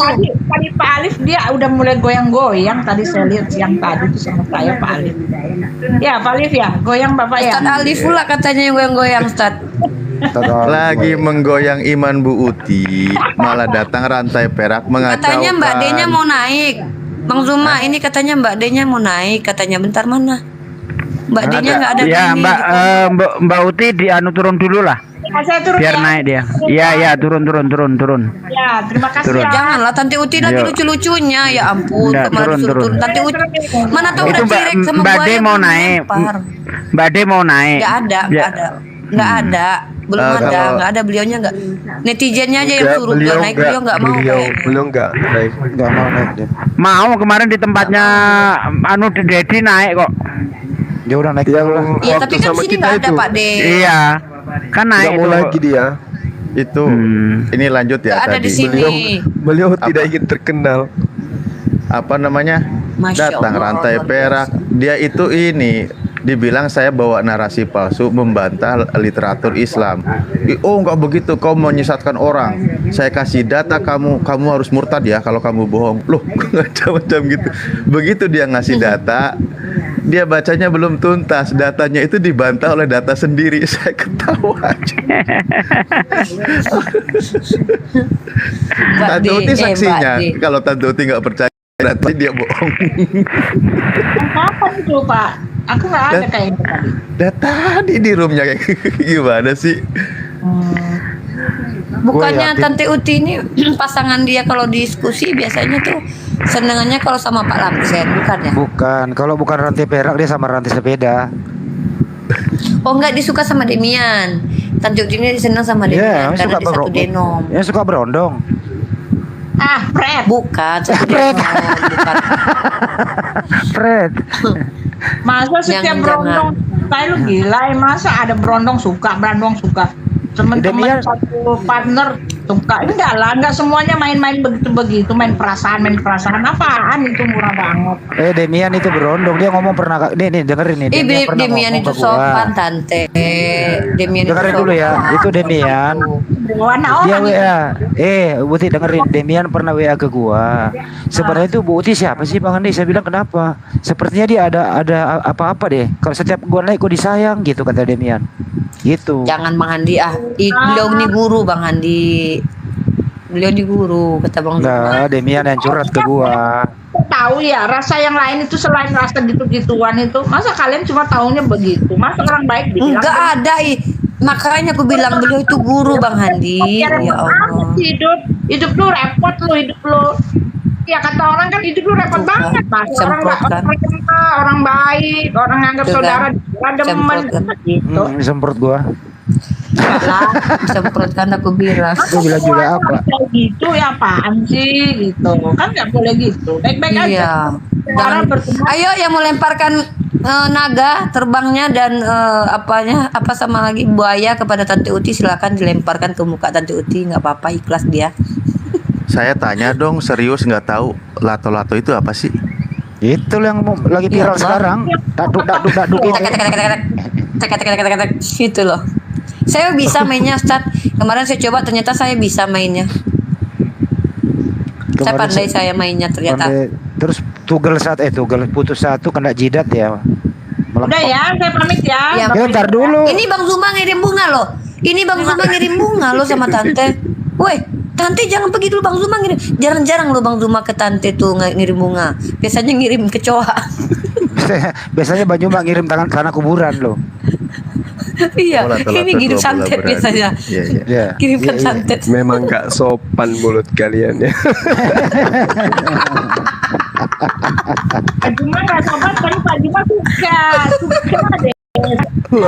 Enggak, kita bercanda aja Bu, bercanda. Bercanda, Siapa bercanda. lagi yang akan Kami tuh sayang sama menghibur Tante. Ya Iyalah. sudah lah ya. Siapa lagi yang bisa kami mainkan kalau bukan Bu Tante? Uti enggak nongol beberapa hari pasti kami cari. Ya sudah ya. Kangen kami. Iya kenapa ya Buti ngangenin ya? Tunggulah, tunggu Di dulu rumah Tante, tuh jangan dekat. pergi dulu ya Allah. Tante, Nggak terasa. jangan udah pergi jam dulu 12 Tante. Tante ada tirek Cuman loh, ada tirek. Ini Tante Uti, kalau lagi roomnya kosong, nggak ada yang ini, minta naik, tolong dinaikkan lah. Ngomong terus pesertanya Ayo. udah nggak ada juga yang minta naik, gak dinaik-naikin. Tolonglah, biar diskusinya Tuh, tuh. berimbang. Oh dia pergi ini Planky-nya mungkin ya. Planky-nya loh Bang Zuma, kan dia punya anjing namanya Planky. Mak kemarin hampir mati. Bangkit di hari ketiga ya Tante ya. Kan udah kejar-kejar nih. Gua nggak berbohong. Ini fakta, realitas yang nyata. Ya dia udah kejang-kejang. Tuh kan, bener kan? Tangannya udah kaku semua kan. Kau bilang dalam nama Yesus sembuh, Tuhan Yesus sembuhkan, elus-elus Tuhan Yesus Bangkit sembuhkan.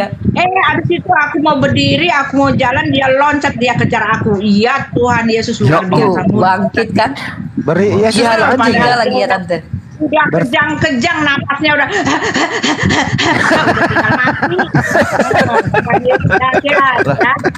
Tante Uti, Tante anjingnya keracunan habis minum anggur kayaknya. Diupload di Iya, aku itu ada tikus di rumah gitu kan. Ini kok ada Habis diracun. tikus. Aduh, aku beli racun tikus lah, aku taruh di bawah. Ya tikus masa di kamarku ada tikus.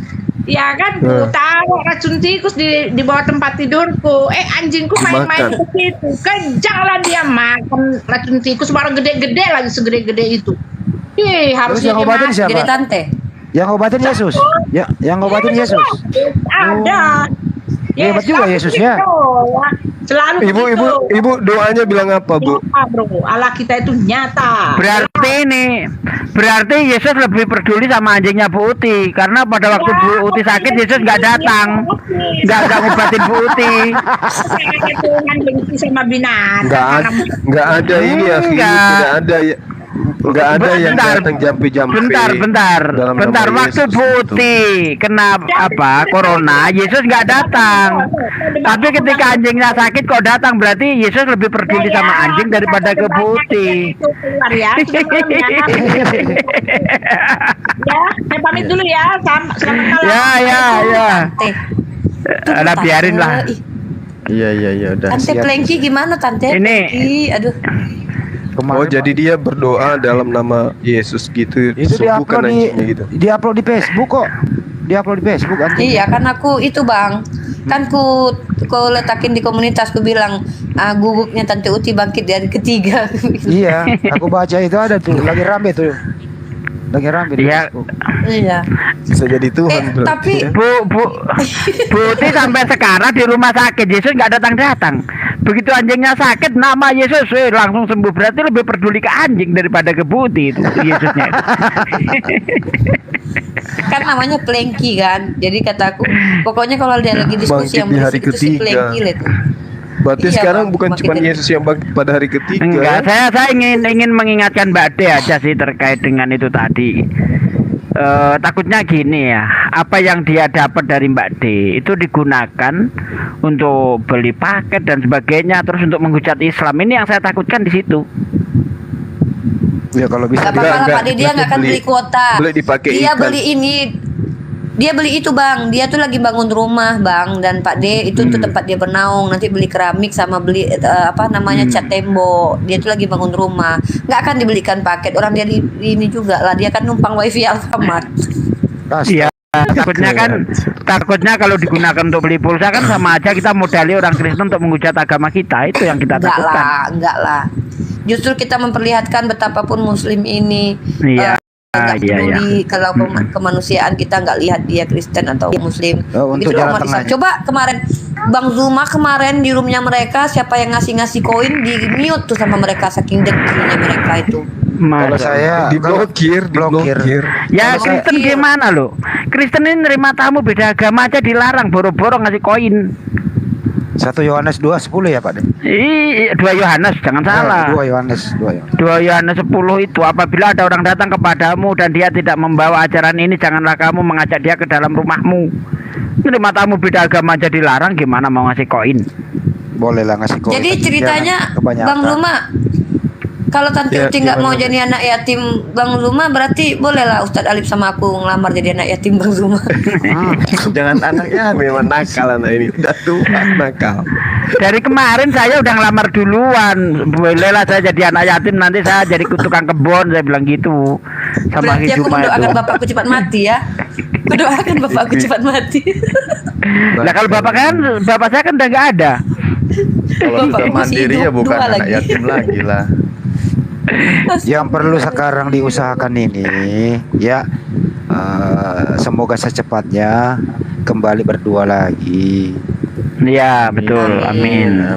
Kemarin saya Datang dari aku Bang, aku jadi ini ya Bang, tuang kipas ya Bang di pelaminannya Bang. kemarin saya dari Palopo. Di situ ada anaknya bla bla bla bla. Anaknya anaknya soleh. Bang, aku masak rendang ya, Bang. Tuh. Bang Zuma pakai rendang ya, Bang. Punya aku Iya, ya rendang ya, Bang. dengerin dulu ini penting ini jangan Kalian memang nakal. ya. Di Palopo itu di jalan bla bla bla anaknya Syekh ini anaknya soleh banget kayak orang Pakistan, cakep gitu Masya loh. Allah. Umurnya masih 24 Masya Allah. tahun. Ini sangat ngefans sekali sama adik saya ini. Bang Andi, tunggu. No.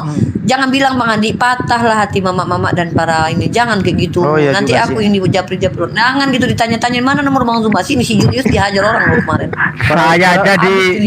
Saya jadi chat orang nanya-nanyain itu istrinya Bang Zuma yang baru ya katanya. Ada itu. Jangan. Udah Pada biarkan itu urusan pribadi, biarkan. Pada Kasihan saya loh mbak-mbak Eh. yang berharap Saya- di ini. Saya cuma ngarang loh, Yang saya mencintai cuma ngarang doang. Gimana sih dipercaya? Gak banyak yang memang mencintai Bang Zuma dan kita nggak tahu salah satu di antara mereka menjadi masa Kenapa depan. Bang Zuma Kita jadi nggak objek tahu, dari? kan. Kenapa Bang Zuma jadi objek dari derita di sini? Itu makanya aku bilang kalian nakal. Ustadz Alif aja lah, Ustadz Alif lah.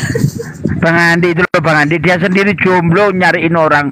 Lo sendiri benerin, cari dulu. Waduh. Betul. Sebenarnya Bang Handi ini cocok dengan Bu Uti, bener.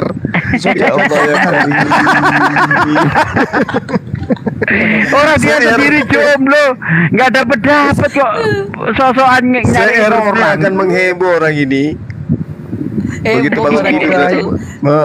begitu bangun tidur di rumah mereka ini satu RT hidup. Nyumbang lah. Waalaikumsalam warahmatullahi wabarakatuh. Ya kita doakan semoga Ibu Uti diterima segala amal ibadahnya. Amin. Astagfirullah. Yang pasti ini apa sedekahnya saudara kita ya muslimah musodikot Iya. kita jadi asbab lembut hatinya Tante Uti. Gitu kan. Amin. Amin. Dilembutkan Amin. gitu. Bude Amin. jangan dijodohin sama gua ya, dia bercanda orang Bude. Ini ada request dari bawah nih katanya suruh naikin pihak Oten ya. Oke. Atau saya di bawah Oke. dulu aja ya kalau masih mau lanjut diskusi ya. Nggak enak. Nggak usah Siapa diskusi lah, udah hotelnya? malam. Oh. Udah malam. Hotel nggak usah. mana? Dia ada nih John Kitrok nih Bang. Cari Ada nih itu John si Kitrok. ini Cece email yang kemarin itu. Jangan Nah, kayak mana, muter lah, mana. muter nggak jelas. Nggak ada edukasi, kasihan guru dan juga kemarin email. muter terus di Siapa? John Petro. Alah itu udah Kata orang Ustadz paling Sugi, kata bodoh Ustadz Sugi, itu. lonte kuadrat. Tes setengah nih buat dua. Jangan nanti di Bennett akunnya. Jangan. Don't say Cuma that. setengahnya Jangan dua pakai buat. bahasa gitu. Setengahnya dua tinrom buat. Bahasa komentar. Ini ada Oten di bawah Bukan beliaunya. kayaknya. John Kitrok. Ini John Kitrok, kita naikin dulu John Kitrok ya. Oh ya, satu hal buat Mbak D, saya mewakili yang ada di Komal mengucapkan terima kasih banyak. Semoga bermanfaat Iya, buat Tante amin, itu. amin. Yang sama Tante Uti itu mudah-mudahan beliau benar-benar gunakan untuk kehidupan beliau dalam artian membantu kayak perbaikan rumahnya atau melunasi utang-utangnya, mana tahu kita ya, utang pinjol atau apalah itu ya kan. Semoga meringankan beban orang lain gitu. Dan semoga Mbak D juga dilipat gandakan balasannya dari Allah. Amin. Dan apa Amin. yang ada Amin. di kita semua ini bermanfaat juga buat kaminya gitu loh. Amin. Itu aja dari aku. Yang mau jadi anak yatim Bang Zuma daftarnya sama saya ya. Iya. Yang pasti Ya. insya Allah lah sehat panjang umur berkah selalu dan lain sebagainya. Ini kan ikhwan kita juga ya selalu banyak yang laporan mengenai si kiamat ini. Ini ada laporan lagi. Memang kalau kita udah datengin tadi juga jinak dia nggak bisa. Dia bawa-bawa dalil tentang haram-haram di Islam. Ternyata dia ketampol malah di kitabnya sendiri nggak ada yang haram, malah halal semua. Kotoran pun boleh kan. Ketampol juga Kan tadi iya, sama kalau Herben sesuatu kepanasan. halal. Di Iya. dalam Dua Raja-Raja 18-27 itu ada festival makan kotoran bersama-sama itu. Coba dibuka itu. Dua Raja-Raja 18-27. Tetapi juru minum agung berkata, haruskah aku Sebentar, katakan sebentar. ini? Berapa? Dua raja-raja. Dua Raja-Raja 18-27 itu ada pesta makan kotoran dan minum air kencing Tongkai. sendiri itu. 18 Kita makan tongkai. Wah, mantap kali. Itu hanya hiasan, akhi. Itu hanya itu alegori itu perumpamaan. Pak De mah nggak tahu. Alexander katanya Iya, mau naik. kuping. Ini Alexander mau naik, tapi orangnya nggak ada. Yang mana? Yang mana Alexander? Yang ada cuma John. Kita naikkan John. Intinya tadi Jadi kan lunak John klasik dulu. kiamat. Udah ketemu Ustadz Alif? Sebentar, saya bacakan dulu. Iya. Sebentar, 2 Raja-Raja 18:27. 18. Seingat saya di situ sih. Tetapi Mudah-mudahan ya, juru minuman agung berkata kepada mereka itu ya. Iya, terus. Adakah tuanku mengutus aku untuk mengucapkan perkataan-perkataan ini hanya kepada tuanmu dan kepadamu saja? Bukankah juga kepada orang-orang yang duduk di atas tembok yang memakan, aduh saya nggak bisa ngomong ini, yang memandang sensor I-nya, T-nya, dan meminum air kencingnya bersama-sama dengan kamu. Wah, malah bang raja-raja ini. Aduh. Takutnya. Tetapi juru minum agung berkata kepada mereka, adakah Tuanku mengutus aku untuk mengatakan perkataan-perkataan ini hanya kepada Tuanmu dan kepadamu saja? Bukankah juga kepada orang-orang yang duduk di atas tembok yang memakan tainya dan meminum air kencing bersama-sama dengan kamu? Lihat. Ngeri. Kalian semua nakal. Ngapain yang kayak gitu dibacakan? Sekarang kita gini aja teman-teman. Kita doakan saudara kita yang tadi namanya siapa sih? Mbak De ini, kita doakan beliau. Karena beliau ini saya rasa dengan kehadiran beliau wajah Islam yang selama ini dianggap sebagai agama yang pelit, kikir dan seterusnya itu ternyata melalui tangan beliau seorang Bu Uti itu bisa dilembutkan hatinya. Terlihat dari cara beliau ngomong tadi setelah dapat koin kan dia jadi lembut gitu ya kan? Iya. Artinya Mbak De ini ya secara tidak langsung mewakili umat Islam untuk bagaimana memperlihatkan sisi baik dari umat Islam itu sendiri. Tidak mudah loh itu. Tidak mudah orang yang selama ini menghujat Islam, maki-maki Islam, tiba-tiba kemudian ada yang mewakili umat Islam itu memberikan hal yang berguna bagi orang tersebut. Ya meskipun kemudian kita melihat mana tahu dijadikan dana koin itu untuk menghujat Islam, minimal sisi positifnya adalah bahwa Islam itu memperlihatkan rahmatan lil alamin. Kita doakan Mbak De ini kiranya Allah memberkati hidupnya bersama dengan keluarga. Amin. Ya, dimudahkan urusannya, setiap urusannya yang baik-baik, urusan dunia dan akhiratnya dimudahkan oleh Allah Subhanahu wa taala. Dan kalau beliau ada penyakit, diangkat penyakitnya oleh Allah. Kalau dia ada masalah rumah tangga, kemudian masalah rumah tangganya itu dihilangkan oleh Allah. Intinya beliau dibahagiakan di dunia dan akhirat bersama dengan keluarga. Kalau beliau masih bujang, dipertemukan dengan jodohnya yang baik sebagai pemimpin ya, kayak Bang Zuma lah yang mengarahkan rumah tangganya itu ke jannah. Semoga dapat gitu semoga dapat kita doakan beliau insyaallah. Kayak Bang Zuma lah, tipe-tipe. Ya mudah-mudahan kalau beliau masih sendiri, mudah-mudahan dapat jodoh ya minimal kayak saya lah. Ya itu maksudnya. Sudah sekufu. Amin ya rabbal alamin. Amin ya Allah. Amin ya Allah. Amin ya Akhirnya ke Makassar juga kita Lu makan. kembali lagi tadi yang itu yang merangkak ke tembok itu gimana itu Akhi Sugi tadi bilangnya? Naik ke tembok terus pipis di atas itu.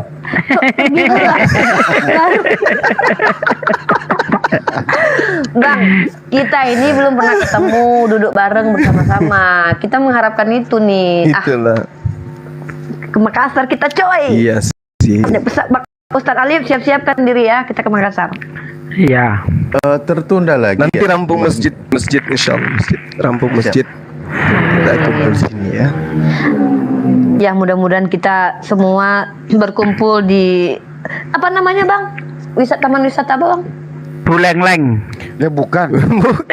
Wisata rumah hobbit. Wisata rumah hobbit Bolangi kok Bolangi. Alah. Yang ada di Makassar. Mau ngomong Bolangi kok salah Bulengleng. Bulengleng bukannya di Bali ya? Buleleng. Dan saya nanti mau promosi Dinda tentang wisata rumah Hobbit. Ketika kolam renangnya tuh udah ready. Kalau sekarang teman-teman kita datang kan kolam renang belum ready kan ini. Tapi saya dijanji sama pekerja Februari udah bisa difungsikan. Iya bisa, biar bisa dipromokan lewat Instagram, TikTok semua gitu Bang. Jadi biar nyebar ke seluruh Itu caranya Indonesia. gini Akhi, biar bisa datang semua. Setiap koin yang masuk ini jangan dikemana-manakan, nanti untuk biaya orang yang mau datang ke sana. Boleh. Boleh Bang. Nggak masalah itu, diatur aja. Mantap, itu keren. Ini yang di Komal ini aja berarti ya. Iyalah. Bayangkan saja kalau yang 250.000 di netizen di Zulkifli Ambas itu datang semua ke sana kan. Subhanallah. Tapi ya kalau seandainya kita Habis beras meet and 2 greet, kilo. 2 karung beras. 2 ton. 2 ton. 2 ton beras. Iya. Ya, nanti insya Allah kita juga doakan Bang Zuma ya. Maksudnya gini, selama ini kita tahu bahwa masalah kristologi ini belum ada di ranah akademisnya Islam. Maksudnya pondok pesantren itu belum ada kristologi ini. Memang kristologi ini bukan ilmu yang ada paten, tapi kita perlu belajar hal ini, kristologi ini. Justru ini Uni, saya lihat masyarakat awam ini ya kan, yang nggak pernah tersentuh seperti ini, memandang dunia kristologi ini memincingkan mata, sebelah mata, seolah-olah kita ini nggak toleran atau bagaimana begitu. Saya lihat seperti itu sih, kawan-kawan saya itu seperti itu. Ya saya mana peduli, nggak urusan. Oh iya, Akhi, sekalian saya promosi berarti ya di sini ya. Kan banyak orang Sulawesi juga ini yang dengar. Teman-teman yang ada di Goa, Makassar, dan juga di Kabupaten Maros, dan juga yang ada di luar kota Makassar yang punya anak di Makassar kuliah atau sekolah yang ingin punya rumah dekat-dekat Makassar gitu ya. Kebetulan saya bangun perumahan di Kabupaten Maros, 2 titik, ada di area wisata Bantimurung, yang kedua di Tantra Lili belakang Kostrat, 77 unit, tipe 36, luas tanah 6 kali 13 meter persegi. Nah, teman-teman yang ingin punya rumah subsidi, ya, caranya gimana tuh? Kontak saya. DP 2 juta boleh nggak Bang? DP-nya berapa DP-nya? DP-nya berapa? DP 2 juta. Kalau di saya 20 pembeli pertama 0 DP. Wih, aku Bang daftar Bang. Bulanan Bang. Kalau bulanan itu 20 tahun, kulihat dari aturan pemerintah 20 tahun itu 900-an sampai 1 juta per bulan. Aku Bang. Aku satu. Aku satu Bang. Siapa tahu saya ingin jadi orang Makassar kan? Serius Bang, serius satu ya. Biar dekat sama Hijuma. Iya, berdekat-dekat kita Bang, berdekat. Iya. Tunggu tak sebutin dulu nomor manajer marketingku ya. Ya, Rifa ya, 1, Pak Disugi 1. Teman-teman yang pingin punya rumah, serius ini, yang pingin punya rumah daerah Makassar, Goa, Maros ya kesempatan, kenapa enggak dari kemarin aja ya aku bilang. Tahu Abang ini nanti dibilangnya channelnya Zulkifli Ambas jadi tempat promosi iklan. Ya, tapi ini kan usaha sendiri ya, jadi bukan orang punya. Nanti kalau misalnya ada teman khusus yang mualaf, antum nggak usah bayar DP, nggak usah bayar uang notaris. Pokoknya Anda bayar aja tiap bulan, terima kunci. Hubungi marketing saya, manajer saya 081 241 Jangan sebutin. Jangan Bang, stop. Nggak boleh sebutin nomor. Nggak boleh. Nanti kena bandit. Nah. Oh gitu. Kecuali Abang pakai bahasa Makassar. Kecuali Abang pakai bahasa Jawa. Jadi gimana ceritanya orang mau hubungiku? Pakai bahasa Makassar angkanya. Jangan pakai bahasa Indonesia, pakai angka Makassar. Misalnya kayak aku ya, Cie, Duo, Tigo gitu. Nomor yang ada di YouTube. Kan ada nomorku di YouTube ya. Abang lihatkan di YouTube aja, yang mau lihat nomornya coba cek ke YouTube Bang Zuma ya, teman-teman ya, buka Zulkifli Ambas, lihat di description box. Yang ini, yang promo infak sedekah masjid itu aja, kontak aja ke situ. Nomor itu. Iya. Jadi mualaf yang ingin punya rumah tanpa biaya-biaya, Begitu di ACC Oke, kalau begitu silakan aja. Kalau begitu saya murtad dulu terus mau alap kalau gitu Betul. Nakal bener ini. Nakal bener kalian ini ya. Tapi Bang Zuma, aku serius loh ya, itu buat investasi dan tabungan loh Bang. Daripada duit habis-habis terus, aku nabung satu. Bang Zuma, saya kalau berkenan, saya mau ngomong sama Ko Jerry boleh ya, karena kan di Makassar, MCI Makassar kan banyak tuh mualaf, mungkin butuh rumah juga kan. Boleh, sampaikan aja ke beliau. Kemarin dia kesini saya nggak sempat jumpa, soalnya sibuk. Ya, Karyango, betul, daerah Karyango. Rumah saya itu daerah Karyango. Di situ ada 77 unit dan modelnya pun bukan subsidi tapi komersil. Cuman harganya harga kok subsidi gitu. Tapi harus Makassar asli ya Bang ya? 5, 6. Boleh nggak orang luar gitu? Boleh nggak orang luar kayak KTP luar gitu? Bukan harus KTP Makassar bukan? Boleh. Kalau tanah Insya Allah pertanian yang gimana boleh. nanti diusahakan. Gini aja Bang, istilahnya nanti pakai apa gitu, pokoknya biar nabung sayanya Jadi Bang. berbisnis kita di sini. Saya mau nabung bang, saya mau nabung beneran Bang, serius. Kalau segitu tenang aja. Misalnya saya kan belum sanggup bayar udah nggak apa-apa, tenang aja. Nggak, kalau aku serius. Nggak, kalau aku serius nih buat nabung. Jadi kan nanti kalau ke Makassar ada rumahnya kan enak. Bang Andi ini cocok ini, harus ada rumah di sini Bang Andi. Iya. Kalau ini mau balik ke sini. Udah 2 rumahku di sana di. Ya maksudku jual aja itu baru beli di tempatku gitu loh Bang. ada di sama tak satu nggak ada yang pakai sama di Perumnas satu. Saudara-saudara masih mau lanjut diskusi kalau ada Oten ya, karena nggak enak di sini nggak ada room. Saya di bawah dulu aja ya, Afwan. Katanya ada yang mau naik pihak Oten tuh. Nanti paling saya hubungi adekku Bang. Ya silakan tuh. Naik Saya di bawah dulu ya. Ya. Oke Ustaz Alif, jangan lupa kalau mau jadi anak yatim Bang Zuma hubungi saya Ustaz Alif. Nanti paling saya hubungi adekku nanti atas nama adekku aja. Assalamualaikum warahmatullahi. Boleh kan saya tunggu kan. Assalamualaikum warahmatullahi wabarakatuh. Pilih yang disudutkan atau yang di mana ada yang Abang punya. jangan prioritasin Bang Handi lah, aku yang duluan daftar, Bang pun aneh. Iya. Sebelah rumahku nanti rumahnya di Ripa. Janganlah kita Kasih difitnah fitur kemarin. rahasia. Kita difitnah lagi. Lo kemarin lo. Bener kurang ajar itu orang fitnah. Iya kurang ajar, kita difitnah kemarin itu. Piti-piti kita. Bikin kampung debat. Oke, saya kira iklannya udah ya. Iklannya sudah. Saya serius teman-teman yang berminat. Silakan aja, itu kan teman-teman di kabupaten kadang anaknya kuliah di Makassar daripada ngontrak gitu ya kan. Investasi rumah itu jauh luar biasa gitu. Tiap tahun harganya naik ya kan. Jadi bisa menghubungi nomor kontak yang ada di channel saya. Sekira gitu dari saya teman-teman.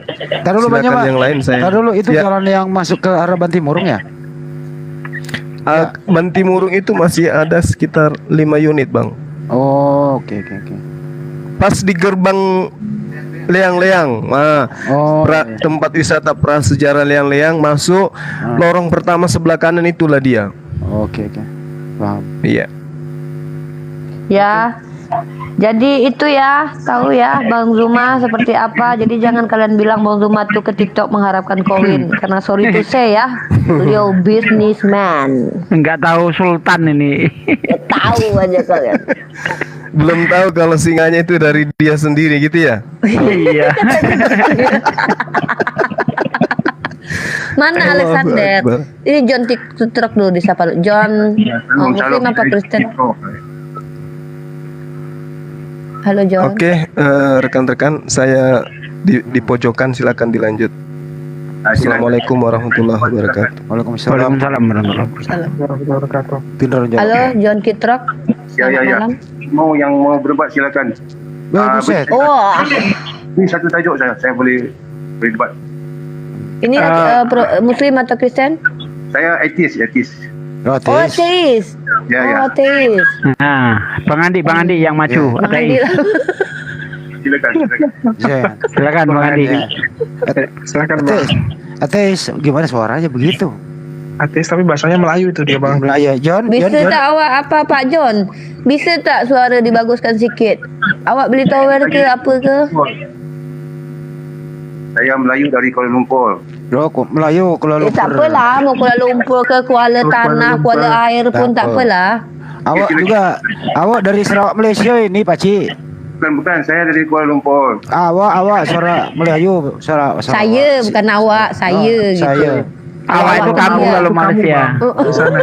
Jangan dibalik-balik, Kalau Bang. di Medan awak itu saya, tapi kalau di sana awak itu kamu. Cok. John.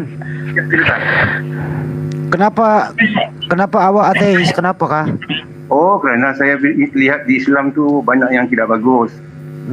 Apa tidak bagus kah? Ya, pertama ya, tentang itu penyembahan kepada berhala. Oh, Islam menyembah berhala kah? Ya, saya lihat di situ. Sebab apa? Lihat di surah Al-Fil ya. Di surah Al-Fil ada diterangkan mengenai di Islam itu sebelum Nabi Muhammad, Allah sedang berjuang melawan Abraha, di mana Abraha itu ingin menghapuskan Kaabah. Jadi Allah berpihak kepada berhala-berhala di situ. Turunkan itu burung ya. Terus sekarang masih ada Islam kah berhala kah? Ya. Masih ada Islam yang berhala kah? Warisan berhala itu masih ada. Di mana Awak tahu tak berhala apa? Awak sebutkan dulu makna dari berhala tu apa ke rupanya. Berhala itu sembahan orang-orang di Kaabah dahulu lah. Lalu umat Islam ni apa yang disembah dia? Cuba awak tunjuk dulu berhala Allah tu yang mana? Sekarang di Kaabah itu ada batu yang dicium-cium. Batu hitam. Mana bukti kalau umat Islam tu menyembah kepada batu tu? Dia disucikan batu tersebut. Awak kalau cium-cium bini awak nyembah bini awak ke? Awak nyium mamak awak nyembah mamak awak ke? Kan itu kita anggapan sebagai kudus, suci. Bukan cuma batu tu. Apa-apa kalau yang memang disucikannya suci, bukan cuma batu tu sesaja. Awak nak nuduh kami nak nyembah batu, awak tunjukkan ayat dia. Mana bukti kalau Allah adalah batu? Mana perintah kami sembah batu? Kamu menyucikan sempakmu tu, kamu cuci itu berarti sempakmu Tuhan gitu? Bukan mana awak ni? Underwear. Underwear. Anda kan nyuci apa? Nyuci underwear tu. Berarti underwear tu Tuhanmu gitu. Bukan gitu, kena lihat Awak ngaku ateis ke? Awak betul-betul ke ateis atau awak penyembah Yesus? Awak ngaku aje lah. Apa awak malu ke ngaku Kristen? Fotonya Santo Santa itu nih. Fotonya awak Santo Santa. ni hai tak gunalah macam serigala nak nyamar jadi domba tu lah. Kita kat kami ni tahu, tercium bau bangkai lah. Bukan gitu. Saya kaji, kita buat kajian tentang agama. Dan saya pun sudah 50 tahun di Islam. Saya tahu semua tentang Islam. Woi. Coba Al-Fatihah dulu. Bentar. Coba Alfil dibaca Arabnya coba kalau 50 tahun di Islam coba Alfil dibaca coba. Alfil dibaca. 130 aja Anaba. Tidak ada Alfil aja. Alfil. Dia kan tadi bawa surah Alfil tuh. Coba dibaca surah Alfil. Bukan, Quran di saya sekarang tidak ada Quran. Loh, 50 tahun di Islam Alfil nggak hafal gimana sih? Jangan bohong dong. Saya boleh turun bentar ya Ustaz Tatau, dinaikkan ya bentar ya Dek. Iya. Masuk Alfil 50 tahun di Islam Alfil nggak hafal. Bukan, ngapain aja? Coba Alfil dibaca dulu. Alam tara kaifa fa'ala rabbuka. Terus. Rabbuka biasa bil fil. Iya, alam terus. Lagi satu ini bukan untuk ujian. Bacalah. Awak bohong kat sini lah. Perlu diuji dulu. Kadang kan otak ini nyamar-nyamar gitu kan. Padahal Tuhannya pernah jadi bangkai 3 hari, ya kan? Tapi di sini mau tipu-tipu dia. Coba Alfil dulu dibaca. Kalau memang pernah 50 tahun di Islam coba. Awak bacalah. Antara kaifa fa'ala rabbuka bi ashabil fil. Lagi ditulislah nanti saya baca. Nipu. Ya udah, Alfil enggak hafal. Al-Fatihah apa? Al-Fatihah deh, Al-Fatihah. Al-Fatihah. Kena ya. Al-Fatihah coba, Al-Fatihah dibaca coba. Itu Al-Fatihah pun saya tahu juga. Iya coba dibaca. Al-Fatihah alhamdulillahirabbil alamin. Ar-Rahmanir-Rahim Maliki yaumiddin. Iya. Terus. 50 tahun macam gitu. Ya. 50 tahun bacaannya macam gitu di Islam. Aduh, bener-bener deh. Janganlah awak membohong-bohong tuh. Kami tuh hidung kami tuh dah terbiasa nyiumkan bau serigala berbulu domba. Awak tahu tak? Awak inilah askar tak berguna ini awak ini.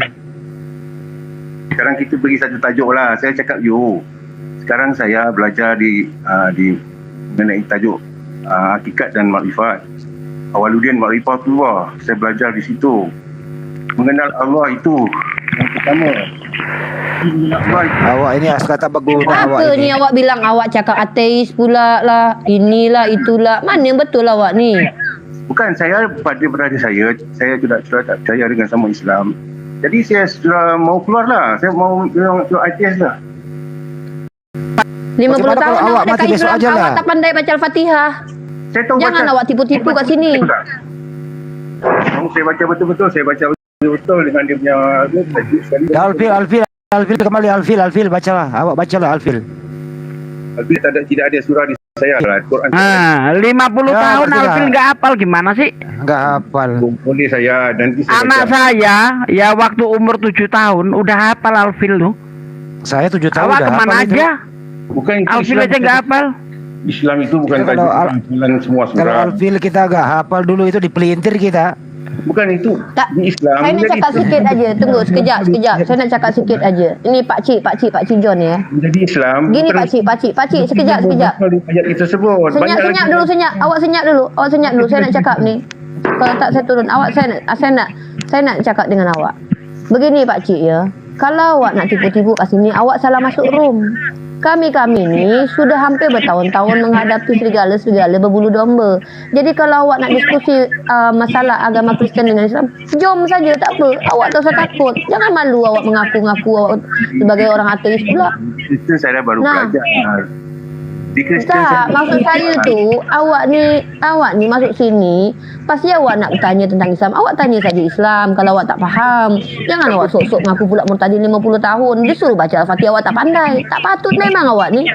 Saya perlu tanya semua saya tahu semua. Ya sudahlah, awak nak tanya apa dekat orang masalah Islam awak tanyalah, tapi awak senyap kalau orang Islam jelaskan ya. Sekarang awak cakap. Saya bicara. Sekarang saya belajar di hakikat dan makrifat. Saya belajar mengenal Allah Ta'ala. Jadi di surah di Islam itu, di surah apa? Surah An-Nas, dikatakan tidak ada sesuatu yang sama serupa dengan dia. Mana di Qul A'udzu birabbil nas kayak gitu bunyinya. Tidak ada yang serupa sesuatu dengannya. Ini gimana? Ayat yang mana Anas bunyinya seperti itu? Menggaruk awak ni. Tak jelas awak ni. 50 tahun kok artinya Anas saja nggak ngerti sih. Aduh, jangan tipu-tipu lah. Maksudnya itu al-ikhlas itu. Walam yakul lahu kufuwan ahad itu. Itu al-ikhlas bukan Anas. Kalau di Anas nggak ada itu. Yang bener aja kau. Tidak masalah. Kalau kau pandai kau terangkan. Jadi yang maksudnya Lah apa yang kau terangkan? Kamu aja udah salah bawa ayat. ya tidak ada sesuatu yang serupa dengan dia. Tak macam inilah macam ini. Kita tidak belajar ada kat di sini. Anas. Awak tanya aje lah. Saya kasih kesempatan awak bertanya lah. Awak pun menjelaskan pun awak tak pandai. Awak baca Al-Fatihah aja mengarut awak tak pandai. Jadi awak bertanya saja, biar kami yang jawab. Awak bertanya saja. Tanyalah. Sekarang ini yang mengenal Tuhan itu saya tanya Allah itu di mana? Siapa Allah itu? Belum dijawab. Ya, saya jawab. Tata. Iya. Jadi memang dalam Islam itu ya, walam yakul lahu kufuwan ahad. Tidak ada yang setara dengan dia atau laisa kamitslihi syai'un. Bahkan kalau di perjanjian lama Keluaran 9:14, Yesaya 40:18, Markus 12:32, tidak serupa dengan apapun Allah itu. Di kitab kamu juga ada. Ya, tidak ada yang serupa dengan Allah. Dengan apa kamu akan menyamakan? Sama dengan laisa kamitslihi syai'un itu. Atau walam yakul lahu kufuwan. Sama. Ayo, mau gimana? Asmaul Husna ya. Asmaul Husna. Asmaul Husna ada. Asmaul Husna Apa diterangkan. pula Asmaul Husna ni? Awak ni menggarut betul awak ni. Barang cakap aja lah. Ini pengajar Asmaul Husna you tak tahu macam mana saya nak terangkan. Tak, Pakcik. Macam ni, saya kasih awak kesempatan belajar dekat sini tentang Islam Awak tanya saja betul-betul. Saya mau lembut-lembut ni, saya mau santun ni Awak tanya Islam, kita orang jawab. Awak tanya saja. Tak usah awak menjelaskan awak tak faham. Okey, awak tak faham sangat apapun.